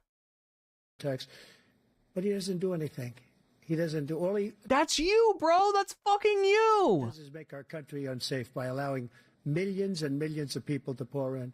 Our military doesn't respect him. We look like make our country unsafe. Fools in Afghanistan. We didn't stop Israel. It was such a horrible thing that would have never happened. It should have never happened. Iran was broke. Anybody that did business with Iran, including China, they couldn't do business with the United States. They all passed. Iran was broke. They had no money for Hamas or Hezbollah, for terror, no money whatsoever. Again, Ukraine should have never happened. He talks about all this stuff, but he didn't do it. For 3.5 years, we're living in hell. We have the Palestinians and we have everybody else rioting all over the place. You talk about Charlottesville. This is 100 times Charlottesville, 1,000 times. What the fuck is bro talking about? The whole country is exploding because of you. College students standing up against genocide is like Charlottesville. Because they don't respect you, and they have to respect their president, and they don't respect you throughout the world. What we did was incredible. We rebuilt the military. We got the largest tax cut in history, the largest regulation cut in history. The reason he's got jobs is because I cut the regulations that gave jobs, but he's putting a lot of those regulations back on. All of the things that we've done, nobody's never seen anything like. It's weird that, like, okay, so normally how this works, right? Discourse about jobs and discourse about economics between presidential candidates is usually bullshit, and here's why. The effect of any president's policies, if any, which, like, I'll say some of the economic policies don't really have much of an effect, right? But it's going to have a lagging, it's going to show up later, right? And there's also a lot of stuff that's going on that has nothing to do with policy. That has not, economics. It's cyclical. It's seasonal. It's ever changing depending on the situation of the world, right? And so so there's a lot of, kind of bullshit in terms of, like, I presided over the best economy in, 20 years or whatever, right? It's like, okay, no, that's not, it's usually bullshit, right? But what he's doing here is something that nobody in politics does, because it doesn't make sense, right? Usually people go with common sense. Common sense is, if the economy is good while somebody is in the White House, then that is because of that president, right? It's a bullshit thing. It's fucking brain rot, but this is how Americans tend to think, right? He's bucking that convention and maybe getting away with it. Like, right? No, it's not his jobs. It's jobs because of me, because I cut regulations, right? And, I mean, like, he could say that it's jobs that went away during COVID that came back, when they opened up the economy way too early, and that it's not really Biden doing it, but for him to say these are my jobs because I cut the regulations and that's what caused the jobs to go up, and then I don't know, it's wild that he's getting away with it, and it's only because you've got such a pliant opponent for Trump that he's able to do that. So. From a medical standpoint, right to try, where we can try space-age materials instead of going to Asia or going to Europe and trying to get, when you're terminally ill, now you can go and you can get something. What the fuck is bro talking about? You sign a document. They've been. What is he talking about? To get it for 42 years. Like, okay, so here's the deal. Like, it would have been nice if they had, and I've been seeing this in certain debates, like the ability for one of the candidates to ask the other candidate a question, right? You can kind of address the other candidate, like, in the back and forth, right? What I would have liked to see is Biden forcing Trump to explain his position on abortion, force Trump, no, this one's dicey, to explain his position on Gaza, right? It's dicey because Biden's, position on Gaza isn't great either. But, like, right, the more you can get this guy explaining shit, the more ridiculous that he looks, the more you can get him on his back heels, and the more that you can get Trump to be his own worst enemies. Like, God, the fucking coup de grace would be if you somehow get this motherfucker talking about sharks, all right? Get him defending the shark thing. the media said been lying about my statement about sharks. I said a perfectly reasonable thing, and which is that if you have an electric boat and the boat goes down because the battery is incredibly heavy, because you know they're making you do electric boats now, folks. I like a nice gas boat, but they're trying to make you do electric boats, right? And when the boat has a heavy battery, it sinks, and there's a shark there. I don't like sharks, folks. So this one thing that I like about Georgia. There's no ocean here in Georgia. And Mr. President, there actually is a coastline in Georgia. You know what I mean? There's no sharks here in Georgia. It's a great, beautiful state for the most part, other than the coast, which completely sucks because there's sharks down there. The lakes and the rivers of Georgia are perfectly fine. No sharks there. But if you were to be out on the ocean, open ocean, folks, with a very heavy electric battery, which sinks the ship, the question that I have is, would you want to be electrocuted by the battery, or would you want to be eaten by the shark? You get him talking like that, and you know you've won. But you know what we did for the military was incredible choice for our soldiers, where our soldiers, instead of waiting for 3 months to see a doctor, can go out and get themselves fixed up and readied up and take care of readied up. And they're living, and that's why get them all diped up, folks. Get those soldiers diped up like me. So all of these things, we're in a failing nation, but it's not going to be failing anymore. We're going to make it great again. All right.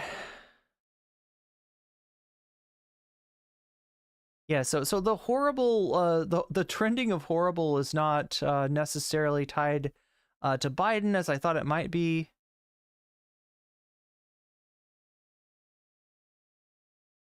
Let's take a look back here. Joe Biden trending, Gavin Newsom trending. Why is Gavin? I'm guessing because they're talking about him as a replacement.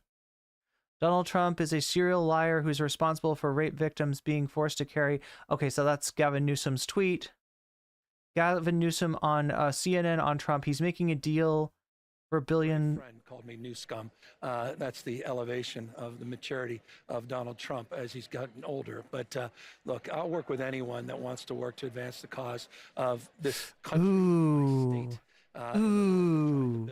Implying that he might be working with Trump in the near future. To the civility of shaking someone's hand. I'm just not that person. Open hand, not closed fist. We vehemently disagree with one another. I live in the most un-Trump state in America. We were involved in 122 lawsuits against the Trump administration. But when it came to COVID, when it came to wildfires and floods, he delivered for you. Well, he delivered because we had to go a long way to kiss the proverbial ring. That's the difference between this guy. And that's what you're seeing. It's a bit of a kleptocracy of sorts. That's what he's running right now. Look at the folks that are doing these fundraisers for him. It's all about what they can carve out to get in return for themselves. Trump, yes, I know it's a talking point for us, all about himself. Everybody knows that, including his supporters. But he's carving out those with means, including making deals for $1 billion on oil and gas, and I'll take care of your regulations in public. This is corruption of the highest order, and we will always call that out. At the same time, I'll work with anyone that will work with us. All right. That's a weird moment to be saying that. God, talk about defeatist. Gavin Newsom getting ready to be announced as the Democratic presidential nominee. That's there he is. Gruesome Newsom. Okay.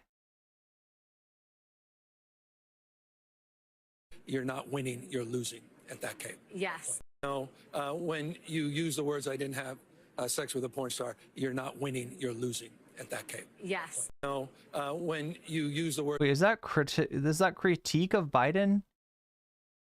Or is that a critique of Trump? I'm not even sure. Did Biden say something about, like, I'm not the one, like, having sex with a porn star? I don't remember.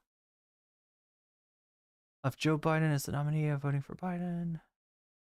Hakeem Jeffries. People are talking about Hakeem Jeffries. Talking about Gavin Newsom, obviously.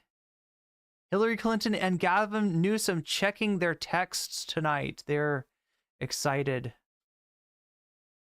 Pete Buttigieg. They're talking about Pete. Oh, for 2028. I don't know. People are going to start talking about a replacement candidate for 2024. Probably the only person having any fun now. You know, he's gnawing on the bars of whatever dog cage. What? Okay. Kamala when the DNC skips over her for Gavin Newsom. Yo, wait, what is this? It's my turn. It's my turn. That's Hillary Clinton. My turn. That's Hillary Clinton too. My turn. It is. You told me it was my turn. You can talk all that you want to, yell and scream. You lost. It is my turn. You lost the game. It's my turn. It's my turn. It's my turn. Oh my God, that's so good. Gavin Newsom walking into the DNC offices tomorrow morning. There you go. McMahon kind of looks like he's rolling. You know what I'm talking about, chat? People walk in a certain way when they're on Molly. He looks like he might have had a couple rolls. I don't know. Work with the President of the United States. The President put out a plan, responsibility of the executive to put out a plan, and they refuse to negotiate. They refuse to take action. And The border betrayal, Biden's border betrayal. People like Lindsey Graham, people like Marco Rubio were part of the Gang of Eight in 2000. Okay, now let's see. This is him saying Joe Biden won the debate. What was your reaction to what we saw on screen? Well, not on the substance. He won the debate. I'm old school. I'm old-fashioned. That's what matters to me. I thought the lies, I was taking notes about all the lies. I ran out of paper. Donald Trump, no accountability on those lies, talking down. So the question that they brought up during the CNN post-debate was like, did Biden catch him?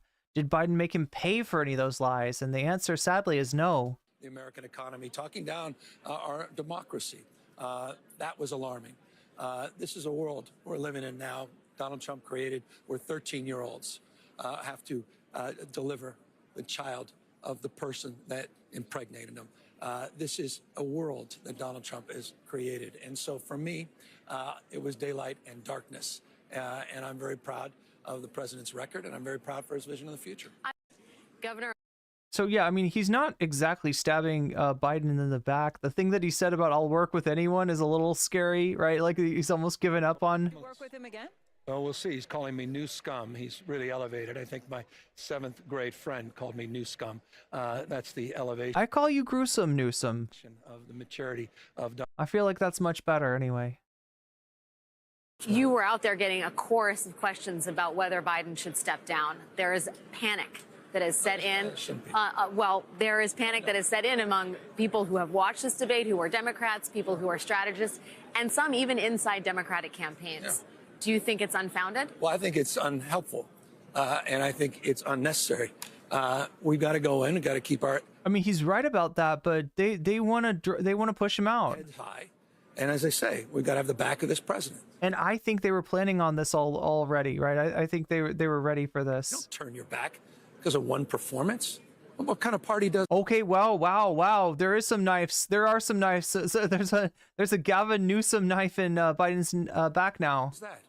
It's been a masterclass. 15.6 million jobs. That's 8 times more than the last 3 Republican. Just because of one shitty performance. Presidents combined. The only thing the last 3 Republican presidents have in common is recessions. Democrats deliver. This president has delivered. We need to deliver for him at this moment. With all due respect, the more time we start having these conversations, go down these rabbit holes, it's unhelpful to our democracy, our fate and future of this country, the world. They need us right now. What a slippery dude. And that's exactly what What a slippery dude, right? He's trying to act like he's like on Biden's side here. Gavin Newsom right now. There he is.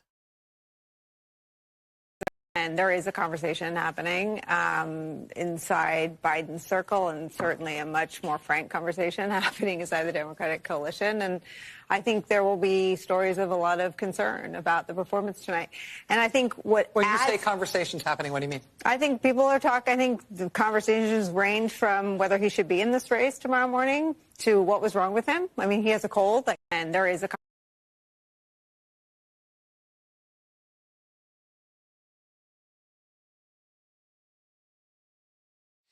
All right, what else do we got here? Kingdom Hearts, yeah.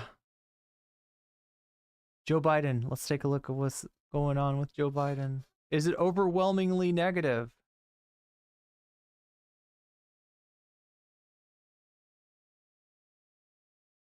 Zay Squirrel here, not feeling too sorry for Biden. It's when Biden is literally malfunctioning. That's like a right-wing account there. Wait, what? Joe Biden? How is what? What is? I don't even understand. Whoa, it's old men throwing hands. Was that supposed to be like a joke about the debate? Donald Trump versus Joe Biden? And I'm going to continue to move until we get the total ban on the oh shit, this is XQC. This is the juicer. more border This is the juicer reacting. control and more. Was he doing it on Kick? Did people get by with this on Kick? I didn't get a word from GNN on how things went. I'm curious how other people did. Like I was playing it safe just because you know, once bitten, 3 times shy. President Trump? I really don't know what he said at the end of that sentence. I don't think he knows what he said either. Look. Wait, let's. More border patrol and more asylum officers. President. The total initiative, total ban on the total. And I'm going to continue to move until we get the total ban on the total initiative relative to what we're going to do with more border patrol and more asylum officers. President Trump? I really don't know what he said at the end of that sentence. I don't think he knows what he said either. Look, we had the safest border in the history of our country. The border, all he had to do was leave. Oh, the juicer's going to do the worm. All he had to do was leave it. He decided to open up our border, open up our country to people that are from prisons, people that are from mental institutions. And I'm going to continue.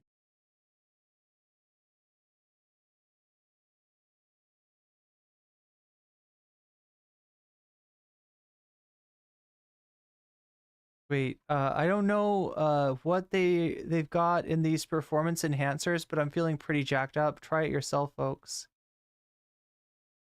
What is that? Is that water? Is it just, it's just a can with his name on it. Like it kind of looks like beer.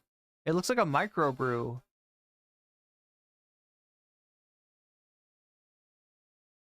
Oh man, that's I'm sure there's some juicy quote retweets on this one. 51K likes though. And he told me, he said, I don't want to go in there because they're a bunch of losers and suckers.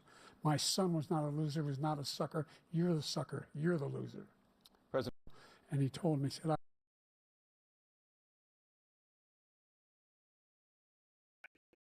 whole range of things, of having sex with a porn star on the night while your wife was pregnant. I mean, what are you talking about? He smiled. A whole range of things. He's having sex with a porn star on the night while your wife was pregnant. I mean, what are you talking about?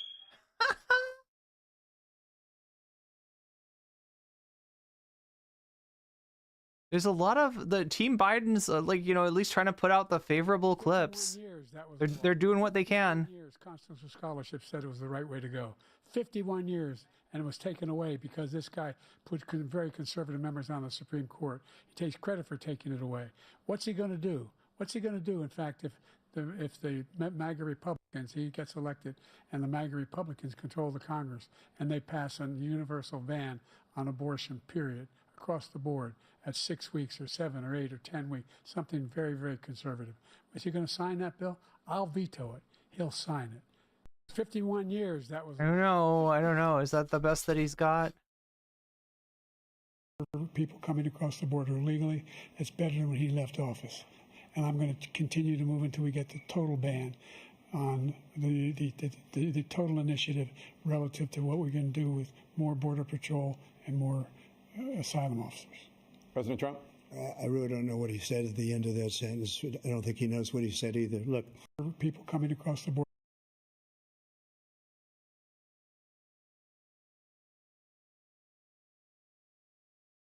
They're both taking naps. They're both taking naps, folks. They're both dumping in their diapies. It's a little diaper dump. Little move we like to say that called the boomer diaper dump. Look, folks, what's going to happen over the next couple of days is they're going to be out there fact checking all the things he said. Okay, so here's what Biden is saying, and he might have a point. Right, 24 minutes ago, Donald Trump is a liar. We're going to beat him again, right? I can't think of one thing he said. Now, look, you can't count on the media though to do fact checking, right? You got to do something. If the dude is fucking lying, you got to do something, right? You cannot count on them. They maybe they'll call it out, maybe they won't. You cannot, you know, especially if the media's got knives out for you, bro. Like, right, if they want to put Newsom in there, if they want to put Kamala in there, if they want to put Michelle in there, right, they're not going to be generous to you. You cannot count on them doing that work for you. You gotta do that shit yourself. You gotta be on the fucking ball. That was true. No, I'm not being facetious. But look, we're going to beat this guy. We need to beat this guy. And I need you in order to beat him. You're the people I'm running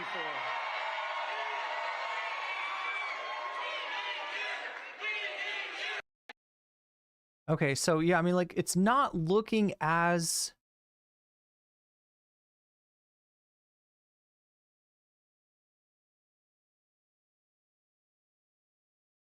overwhelmingly negative on Twitter. He's become like a Palestinian, but they don't like him because he's a very bad Palestinian. He's a weak one.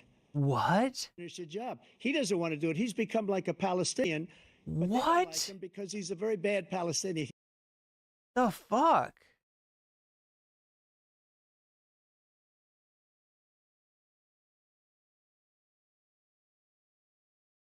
So there's the Snopes bullshit coming back. Fine people on both sides.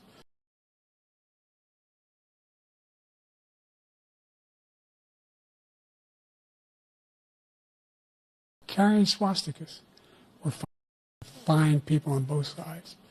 What American president would ever say Nazis coming out of fields carrying torches, singing the same anti-Semitic bile, carrying swastikas were fine people? And this is the guy who says Hitler's done some good things. I'd like to know what they are. The good things Hitler's done, that's what he said. This guy has no sense of American democracy. President Trump.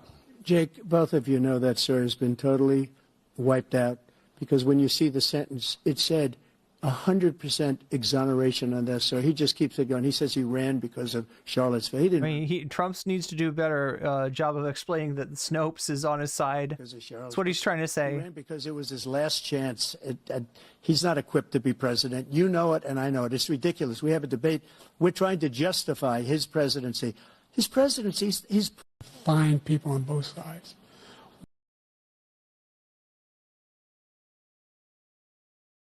Steven Crowder. The Supreme Court just approved the abortion bill.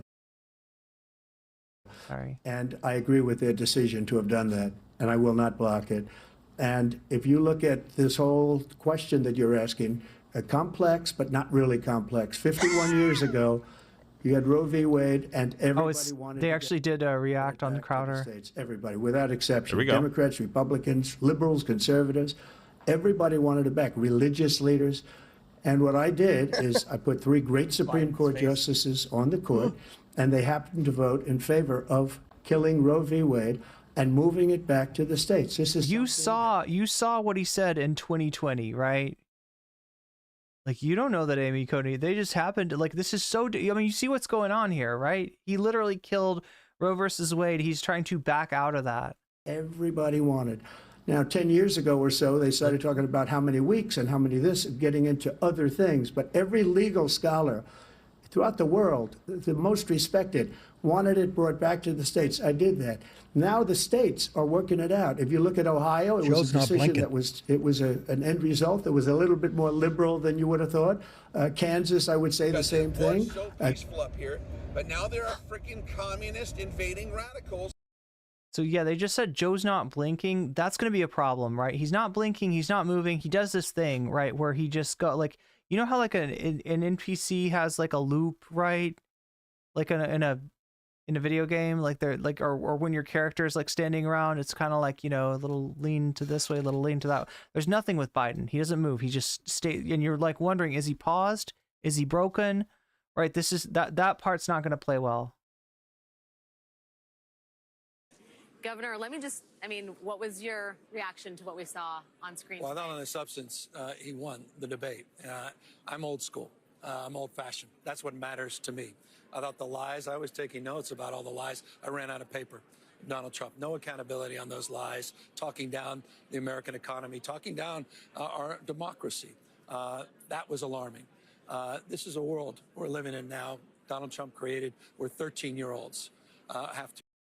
Anyway, there's Van Jones. I love Joe Biden, but that hurt. He didn't do well at all, right? I mean, look, this is the knives. This is the knives coming out for Biden, right? This is they want to get rid of him. They want to push him out. Suckers. My son was not a loser, was not a sucker. You're the sucker.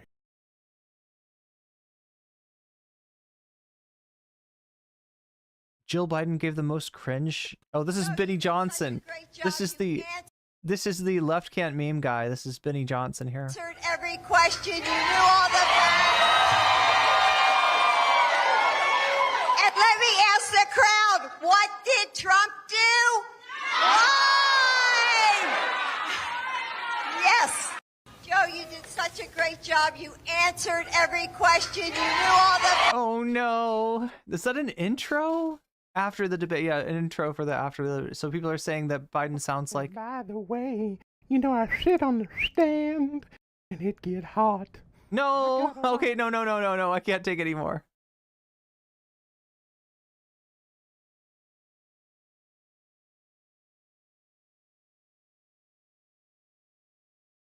Making sure that we continue to strengthen our healthcare system, making sure that we're able to make every single solitary person eligible for what I've been able to do with the COVID. With dealing with everything we have to do with. Look, if okay, so legit, there are some pretty devastating clips amongst all of these clips. Biden is counting on maybe the media popping up and debunking some of the Trump lies, right? A super chat from Izzy Sanchez. Biden's like a Starfield NPC when the game glitches. Yeah, it's not good. It's not good. Debt, we'd be able to help make sure that all those things we need to do, child care, elder care, making sure that we continue to strengthen our healthcare system, making sure that we're able to make every single solitary person eligible for what I've been able to do with the with the COVID. With dealing with everything we have to do with. Look, if we finally beat. I don't know, chat. He might get pushed out. Right, he's gonna have to be talked into it. Any legal limits. Like, if he insists on staying as the candidate, he will stay as the candidate. How late a woman should be able to terminate a pregnancy. I supported Roe v. Wade, which had 3 trimesters. First time is between the woman and the doctor. Second time is between the doctor and an extreme situation. The third time is between the doctor. Between the woman and the state. The idea that the politicians, that the any legal. Oh, the golfing skills I don't think went well for Biden. I told you before, I'm happy to play golf if you carry your own bag. Think you can do it? That's the biggest lie. He's a 6 handicap of all. I was an 8 handicap. Yeah. 8. But I had, you know how many? I've seen you swing. I know you swing. Let's not act like children. President Trump, we're going to. Let's not act like children. Okay, listen. This is something that the business class, that the capitalist class would hate. But you got to call him an out of touch, spoiled piece. That's what you're trying to get to with he doesn't carry his own golf bag, right? But the whole thing of you like talking about playing golf with him, putting yourself there. Look, I'm sure Biden plays golf too, or has played golf, or you know what right? But you got to call him an out of touch, fucking rich piece of shit right there, right? That's how you connect with workers, right? He can't do it though. He cannot do it. Where they in fact pay 8.2% in taxes. If they just paid 24%, 25%, either one of those numbers, they'd raise $500 billion, I should say, in a 10-year period. We'd be able to wipe out his debt. We'd be able to help make sure that all those things we need to do, child care, elder care, making sure that we continue to strengthen our healthcare system, making sure that we're able to make every single solitary person eligible for what I've been able to do with the with the COVID. Excuse me. All he had to say was eligible with what I've been able to do with Medicare. That would have been landing that statement. He didn't do it. Dealing with everything we have to do with. But yeah, Izzy, thank you for the super chat. Look, if we finally beat Medicare. Thank you, President. Oh my God, no! We finally beat COVID. What? You didn't beat COVID, but like that's what you're trying to say. No, he got it mixed up. Eligible for Medicare, finally beat COVID. Instead, he's like eligible for COVID, finally beat Medicare. No, Biden, no. Okay, so here's the Mary Trump thing. We know one family member who won't be accompanying Donald Trump tonight. We're going to talk with her in just a moment. This on the cusp of tonight's debate. There's a new surrogate right now, get this, for the Biden campaign, an actual member of the Trump family. And she's joining us right now, Donald Trump's niece and frequent critic of her uncle, Mary Trump. Mary, thanks very much for joining us. You say you've witnessed your uncle's, quote, and I'm quoting you now, narcissism and cruelty your entire life. Wolf Blitzer says narcissism the way that Biden would say it, right? You kind of like swallow a syllable. Narcissism. He's like narcissism, his narcissism. Why are you coming out for Biden right now, and why did you feel it was actually so important to say all this right before this debate tonight and show up actually here in Atlanta? Well, first of all, Wolf, thank you so much for having me. And I just want to make it clear, I have always been a huge supporter of President Biden. And I've been saying for a long time, I believe that this is the most important election, certainly of my lifetime. And I think this is a perfect moment for me to come out publicly, not just with my support of President Biden, but to send a very clear message to the American people that we could not make a more egregious mistake than letting Donald Trump, again, anywhere near the levers of power. And by the way, Mary, we're showing a live picture of your uncle's plane, which just landed here at Hartsfield-Jackson Atlanta International. Uncle Donald? Expect him to be walking off that. It's her Uncle Donald. We'll show our viewers that when that happens. We've heard, as you probably have heard as well, supposedly about a more subdued Donald Trump showing up to tonight's debate. Given what you know about your uncle, can he keep that up for 90 minutes? Yeah, Biden needed to antagonize him. Biden needed to trigger him, right? He needed to get that fucking reactive Trump, and he just was too low energy to do that.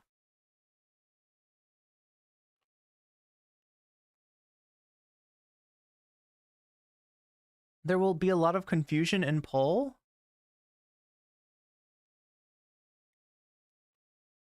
Wait, poll like as in poll on 4chan? Absolutely not. I think some of the conditions of the debate that his team agreed to will make the situation even worse for him. Having his mic muted, not having an audience. Clinton, Trump versus Trump, Kennedy. So you're saying Hillary Clinton and Mary Trump versus Donald Trump and RFK Jr.? Just the most Habsburg shit. All of those play to his weaknesses. And I think as the debate continues, especially as President Biden shows up completely prepared to run circles around a much inferior candidate, Donald will not be able to contain himself for that long.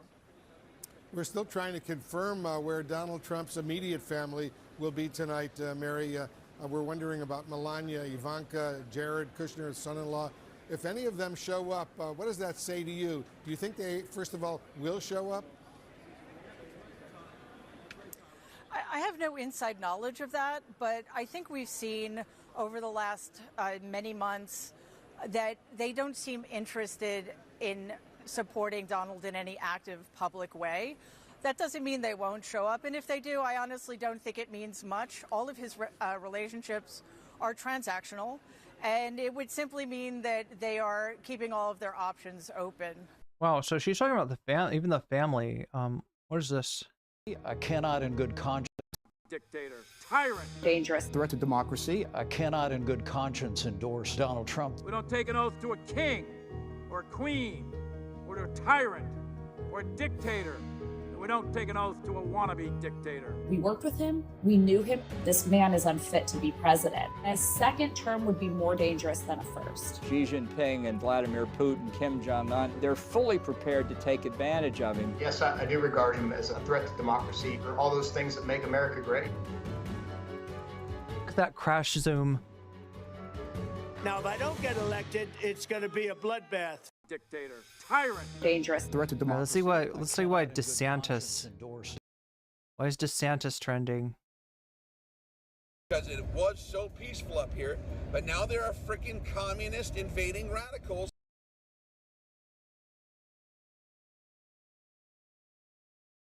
DeSantis cited sexual fringe festivals as the reason why he gutted Florida's cultural funding from the budget.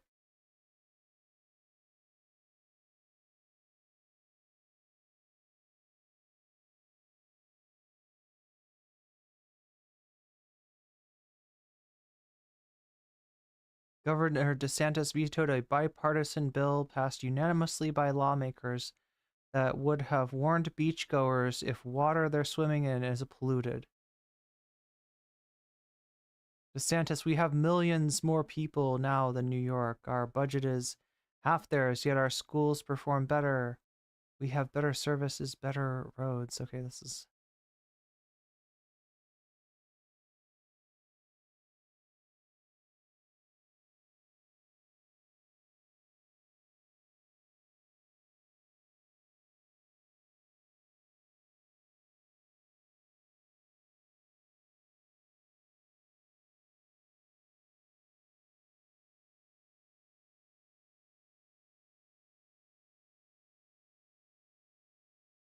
Why the fuck is... Oh, God. Do you remember this? This was great. This was my favorite This moment. is a map of San Francisco. There's a lot of plots San on that. Francisco You may be there. asking, what is that plotting? Well, this is an app where they plot the human feces that are found on the streets of San Francisco. And you see how almost the whole thing is covered, because that is what has happened in one of the previous greatest cities this country's ever had. Human feces is now a fact of life, except when a communist dictator comes to town. Then they cleaned up the streets. They lined the streets with... They cleaned up all the poop Chinese for flags. They Xi. didn't put American flags there. They cleaned everything up. So they're willing to do it for a communist dictator, but they're not willing to do it for their own people. This is a map of San... This is a poop map. Okay, why is motherfucker trending? I think he complained about not getting enough money in the federal budget, despite the fact that he turned down money. I think that's why.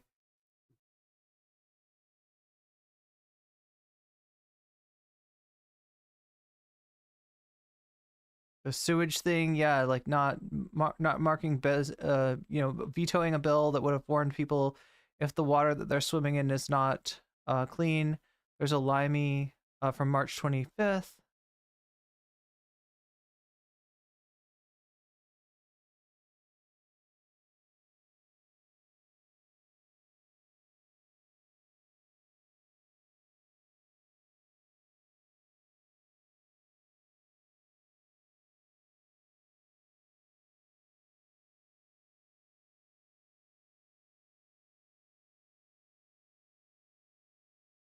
Yeah, I guess there's nothing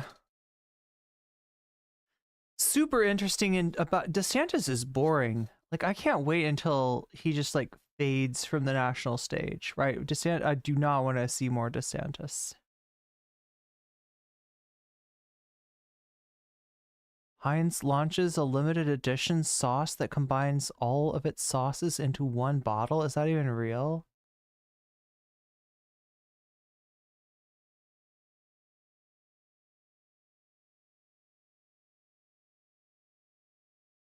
Why is Hillary trending? Natalie Wynn, put Kamala in, put Bernie in, put fucking Hillary in. Oh my god, Natalie, don't say Hillary! Don't say Hillary! She's cooking herself. Most Democratic Party would be to... The most Democratic Party move would be... Yeah, this is what I'm afraid of, would be to swap out Biden for Hillary. The one worst choice you could make. Adam Friedland, wherever she is, I hope Hillary is having a big glass of wine right now. No doubt, or tea.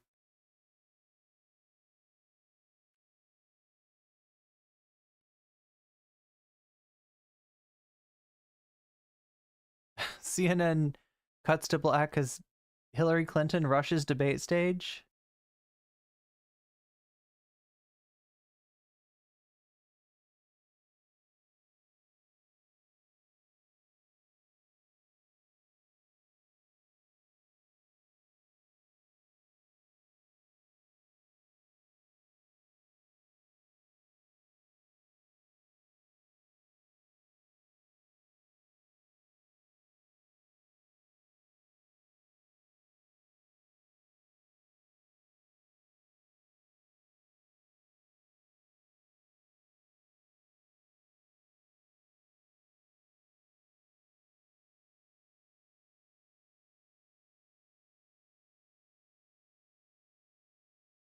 This is David Sirota pointing out that in 2015, people were bringing up Bernie's age as a disqualifying issue.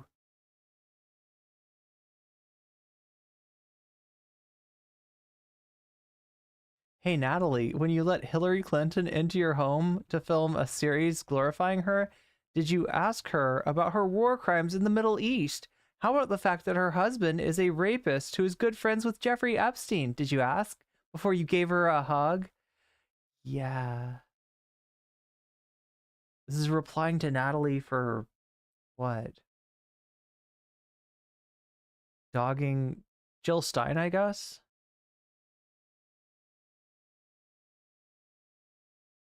Hillary Clinton herself.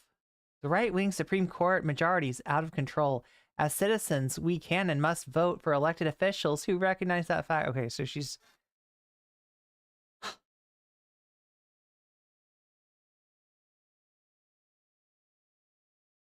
Oh no!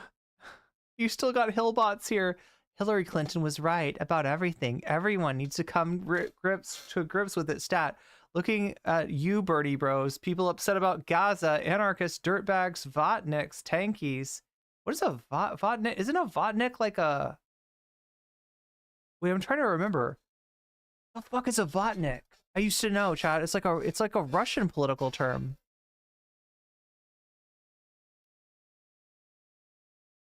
Oh yeah, no, this is great. This is great. I love the Hillary fucking voters thinking that, you know what, if we just like shit on people who don't agree with us enough, then we can get them to vote for Biden or Hillary or whoever we can get them to vote blue no matter who, right?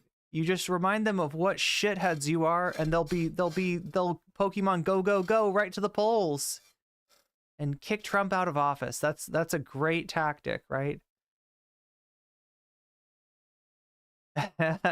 Hillary Clinton offers debate advice for Biden on how to handle Trump.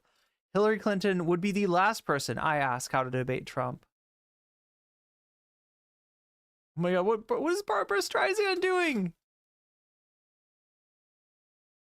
But she's coping. It sounds like she's coping and seething. Cue the tipster. Wait, do we have the tipster? Can we get the tipster? Can I order some tipster? Where is it? I mean, I don't think we have coping and seething on the soundboard though. We got the... Oh shit, oh shit, oh shit, oh shit. Yeah, that's what we got. And we got the... Cheers, my dude. Love ya. No homo. But we don't have the coping and seething, unfortunately. That's only available on the real tipster, the soundboard of the real tipster.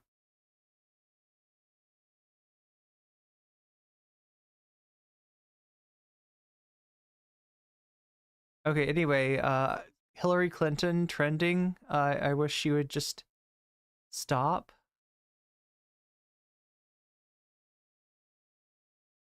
Oh my god. So, yeah, Michelle Obama not trending, but the right-wing transvestigation into Michelle Obama is trending.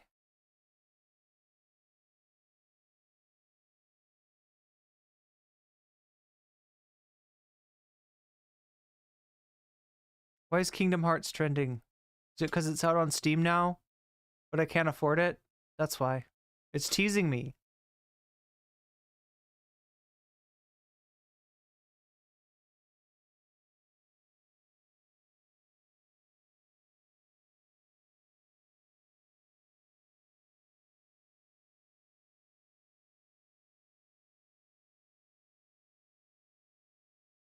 What?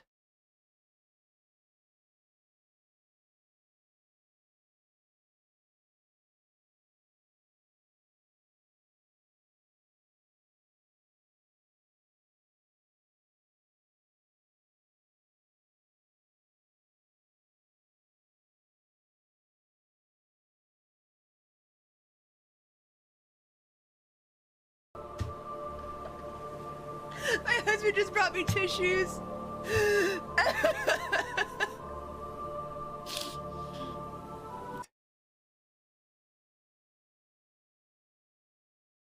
Wait, this is wrestling signs. What? Yo, this is okay. This is at a wrestling match, right? You know, they hold up signs, right? This sign says Kingdom Hearts is not that complicated. And then this other sign, which disagrees with them, says explain 358 over 2 days then. Good point.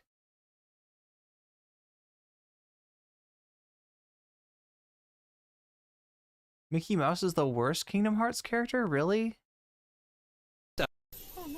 This is the best outcome. Mickey, you truly deserve it after leaving Aqua to burn in hell for 10 years. 10. All of her developmental stages in life were spent in hell because of you. You piece of shit. You stupid fucking rat. You deserve to get skewered right now. I'm not standing up. You are a piece of shit and you absolutely deserve what's coming to you. I refuse. I simply refuse to make you stand up.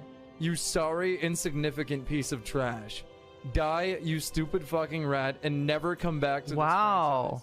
You absolute scourge on humanity. Wait, why are they actually playing Union Cross? This is like a rare Kingdom Hearts game. It was like a mobile game or something.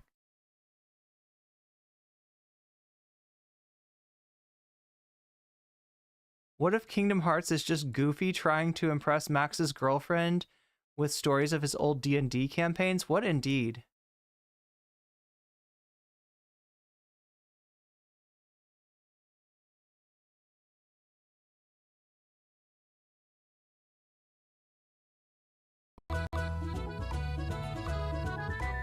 I'm gonna go fucking ballistic. We fucking wasted the most expensive heart.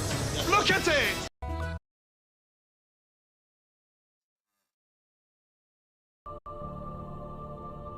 I'm thoroughly confused, and it's great. I mean, that's the appropriate reaction to anything Kingdom Hearts.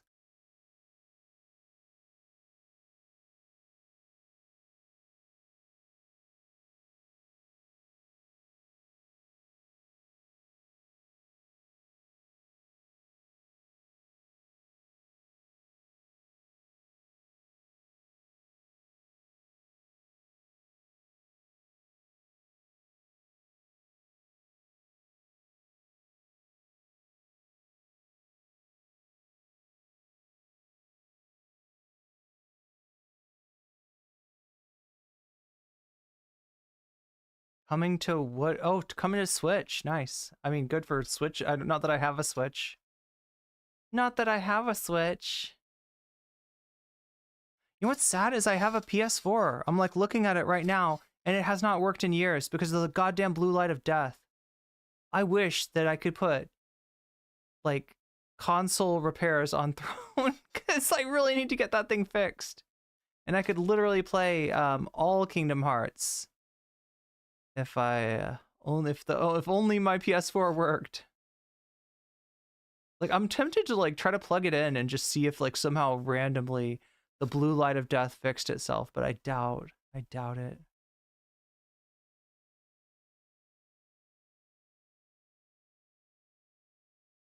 It's available though on Steam for, I think it's like $60 for like the entirety. Donald is a bitch. I mean, when he doesn't heal you, he's a bitch. That's true. Yeah,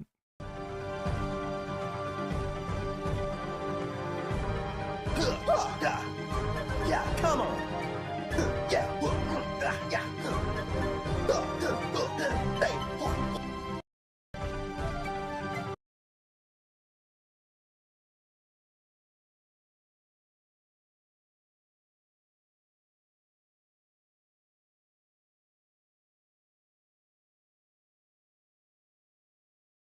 Okay. That's gotta be it. Horrible Joe Biden, Gavin Newsom, Kingdom Hearts, DeSantis, Hillary, delete Vivek, Melania. I'm not gonna say it. 25th Amendment. Oh, shit. That's not good that this is trending. This is not good for Biden. Kamala realizing she may become president via the 25th Amendment. What the 25th Amendment looks like.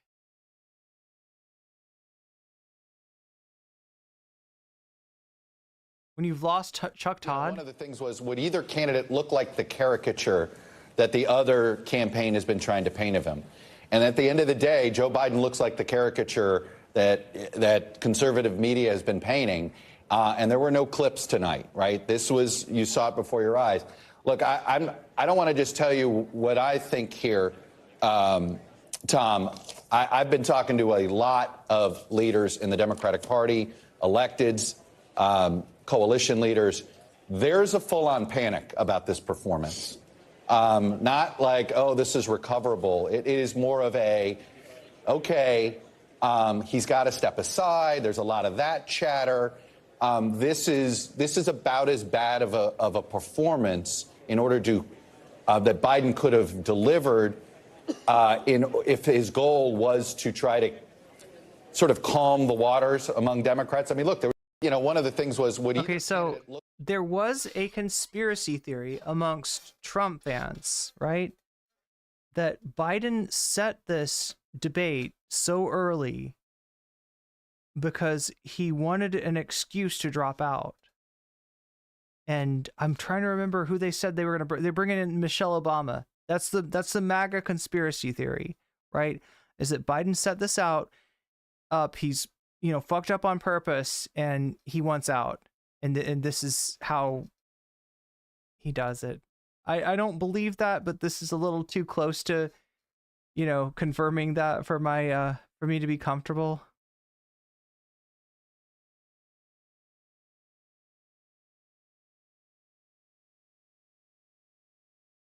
These people actually believe the cognitive test bullshit of Donald Trump, right? The Donald Trump talking about the cognitive test is more proof that he is not, fit for office, right?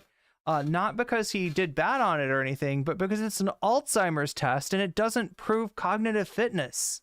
It proves you don't have Alzheimer's. That's all. He also misremembered his doctor's name. Fans and supporters of President Biden, or who are Democrats, or who are just worried about the prospect of Donald Trump returning to the presidency, feel like this was not a strong performance tonight from President Biden. I want to hear your assessment and how you respond to those critics. Well, it was a slow start. There's no question about that. But I thought it was a strong finish, and in particular because what we know is that when you look at the two sides of the ledger, what we had in Joe Biden is someone who wanted to have a debate based on facts, based on truth. And in Donald Trump, we had what we have come to expect, which is someone who is going to push lies and distract from the reality of the damage he has created and continues to create in our country. When I think about the significance of the substance of what is before us in November in 130 days, we are looking at a president in Joe Biden who has done historic work, whether it be on addressing the infrastructure issue in America. Donald Trump, remember, kept talking every week was going to be an infrastructure week. It never happened. It was Joe Biden that made it happen, so that over $1 trillion is hitting the streets of America to upgrade roads and bridges.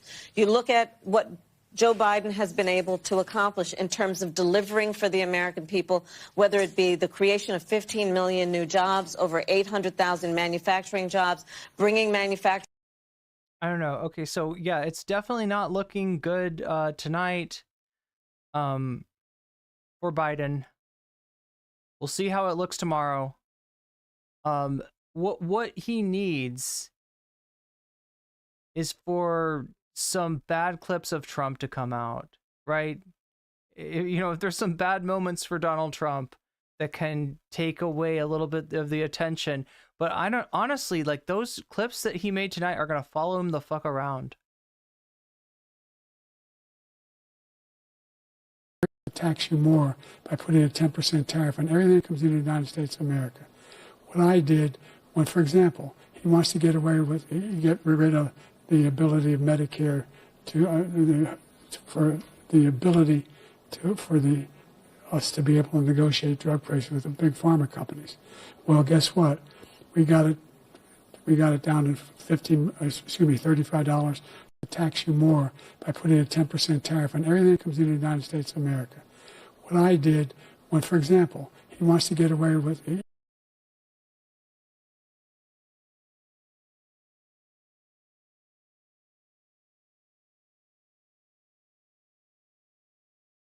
What? These two men have more power than the Okay, this is from 2021.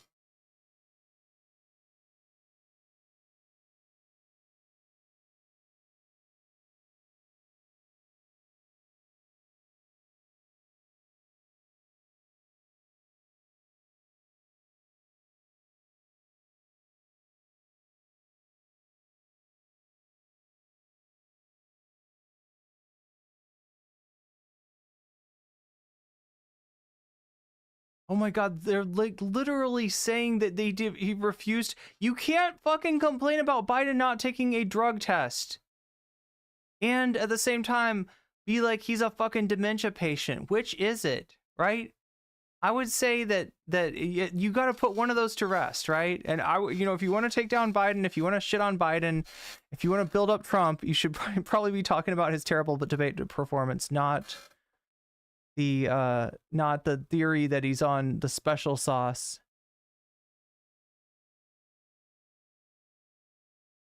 Yeah, it looks like Biden's not the only one who's having memory issues. Chat, we did finish the Libertarian video that we got. Yeah, we watched that whole thing and it left me with more questions than answers, but I'm sorry it wasn't longer than a 25-minute video. Maybe maybe chat wanted a deeper analysis of the Libertarian Party and its factions, but it's pretty wild. It's pretty wild how the whole thing works. It's pretty wild that the person who won the nomination got 8%. 8% of the vote. How does that work? How does that fucking work, right? Like, he got 8% of the vote. He got 6 of the 16 states, right? It doesn't look like they even ran a Libertarian primary in every state. The guy that got the most votes only won California, so I guess like all of that Libertarians' votes were in California.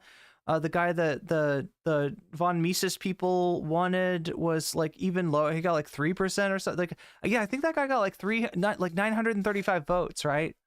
But yeah, in the end, we have, what is his fucking name? Oh my God, chat, I can't remember this guy's name.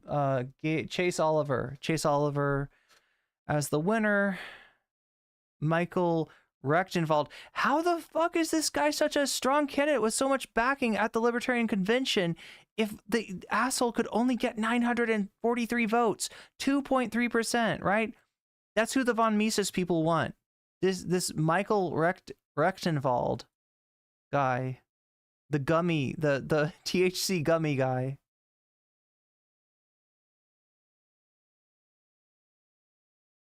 And what, he used to be like a Marxist professor or something, is that right?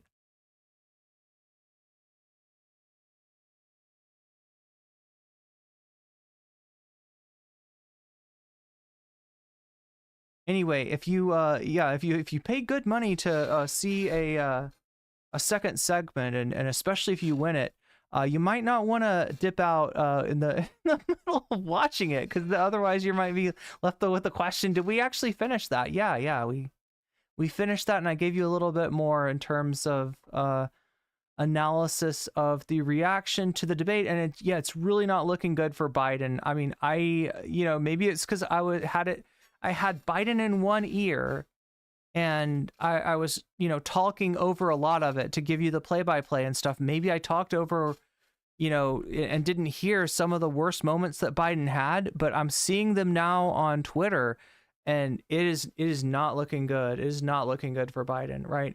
He literally is going to be like, they're like, I don't know, a great portion of the Democratic Party, the like institutional Democratic Party wants Biden out now. And, there's going to be pressure on him to drop out. They can't make him drop out, but they can make it pretty awkward for him, and they already are, right?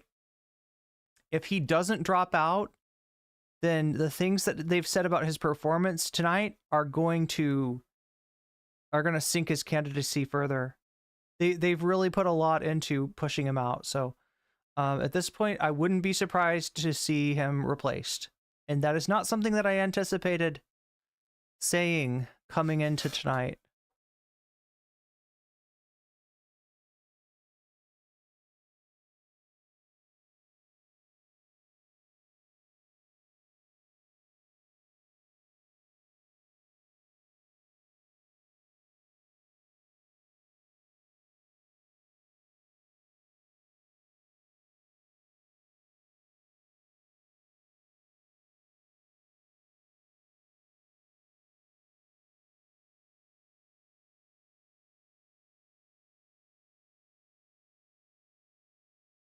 If you hit the like button, there's a very good chance you'll see me again. That's true.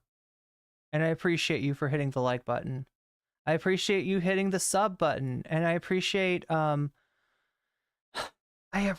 everybody who contributes to the stream in any way that you do.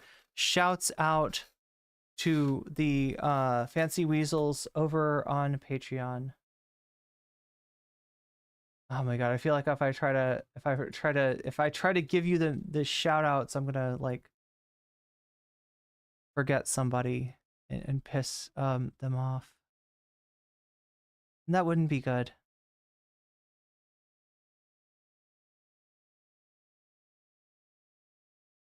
I don't want to piss people off. Let's see if we can find this really quick, because I'm trying to shout the Fancy Weasels out every single time I stream. That's the goal, at least. Shouts out to Omega Star. Shouts out to Jules K. Shouts out to Moe Nope. Shouts out to Funky Monkey. Shouts out to Temporal Insanity. Thank you, Based Weasels. Thank you, Fancy Weasels. And thank you to everybody else as well. And thank you to the Mumble Rappers in Shorts chat. Have we got mumble rapping? Are we doing mumble rapping in Shorts chat? Is that what's going on? That seems like that's what's going on. Anyway, I gotta go to bed. And we'll see what happens tomorrow. I don't know.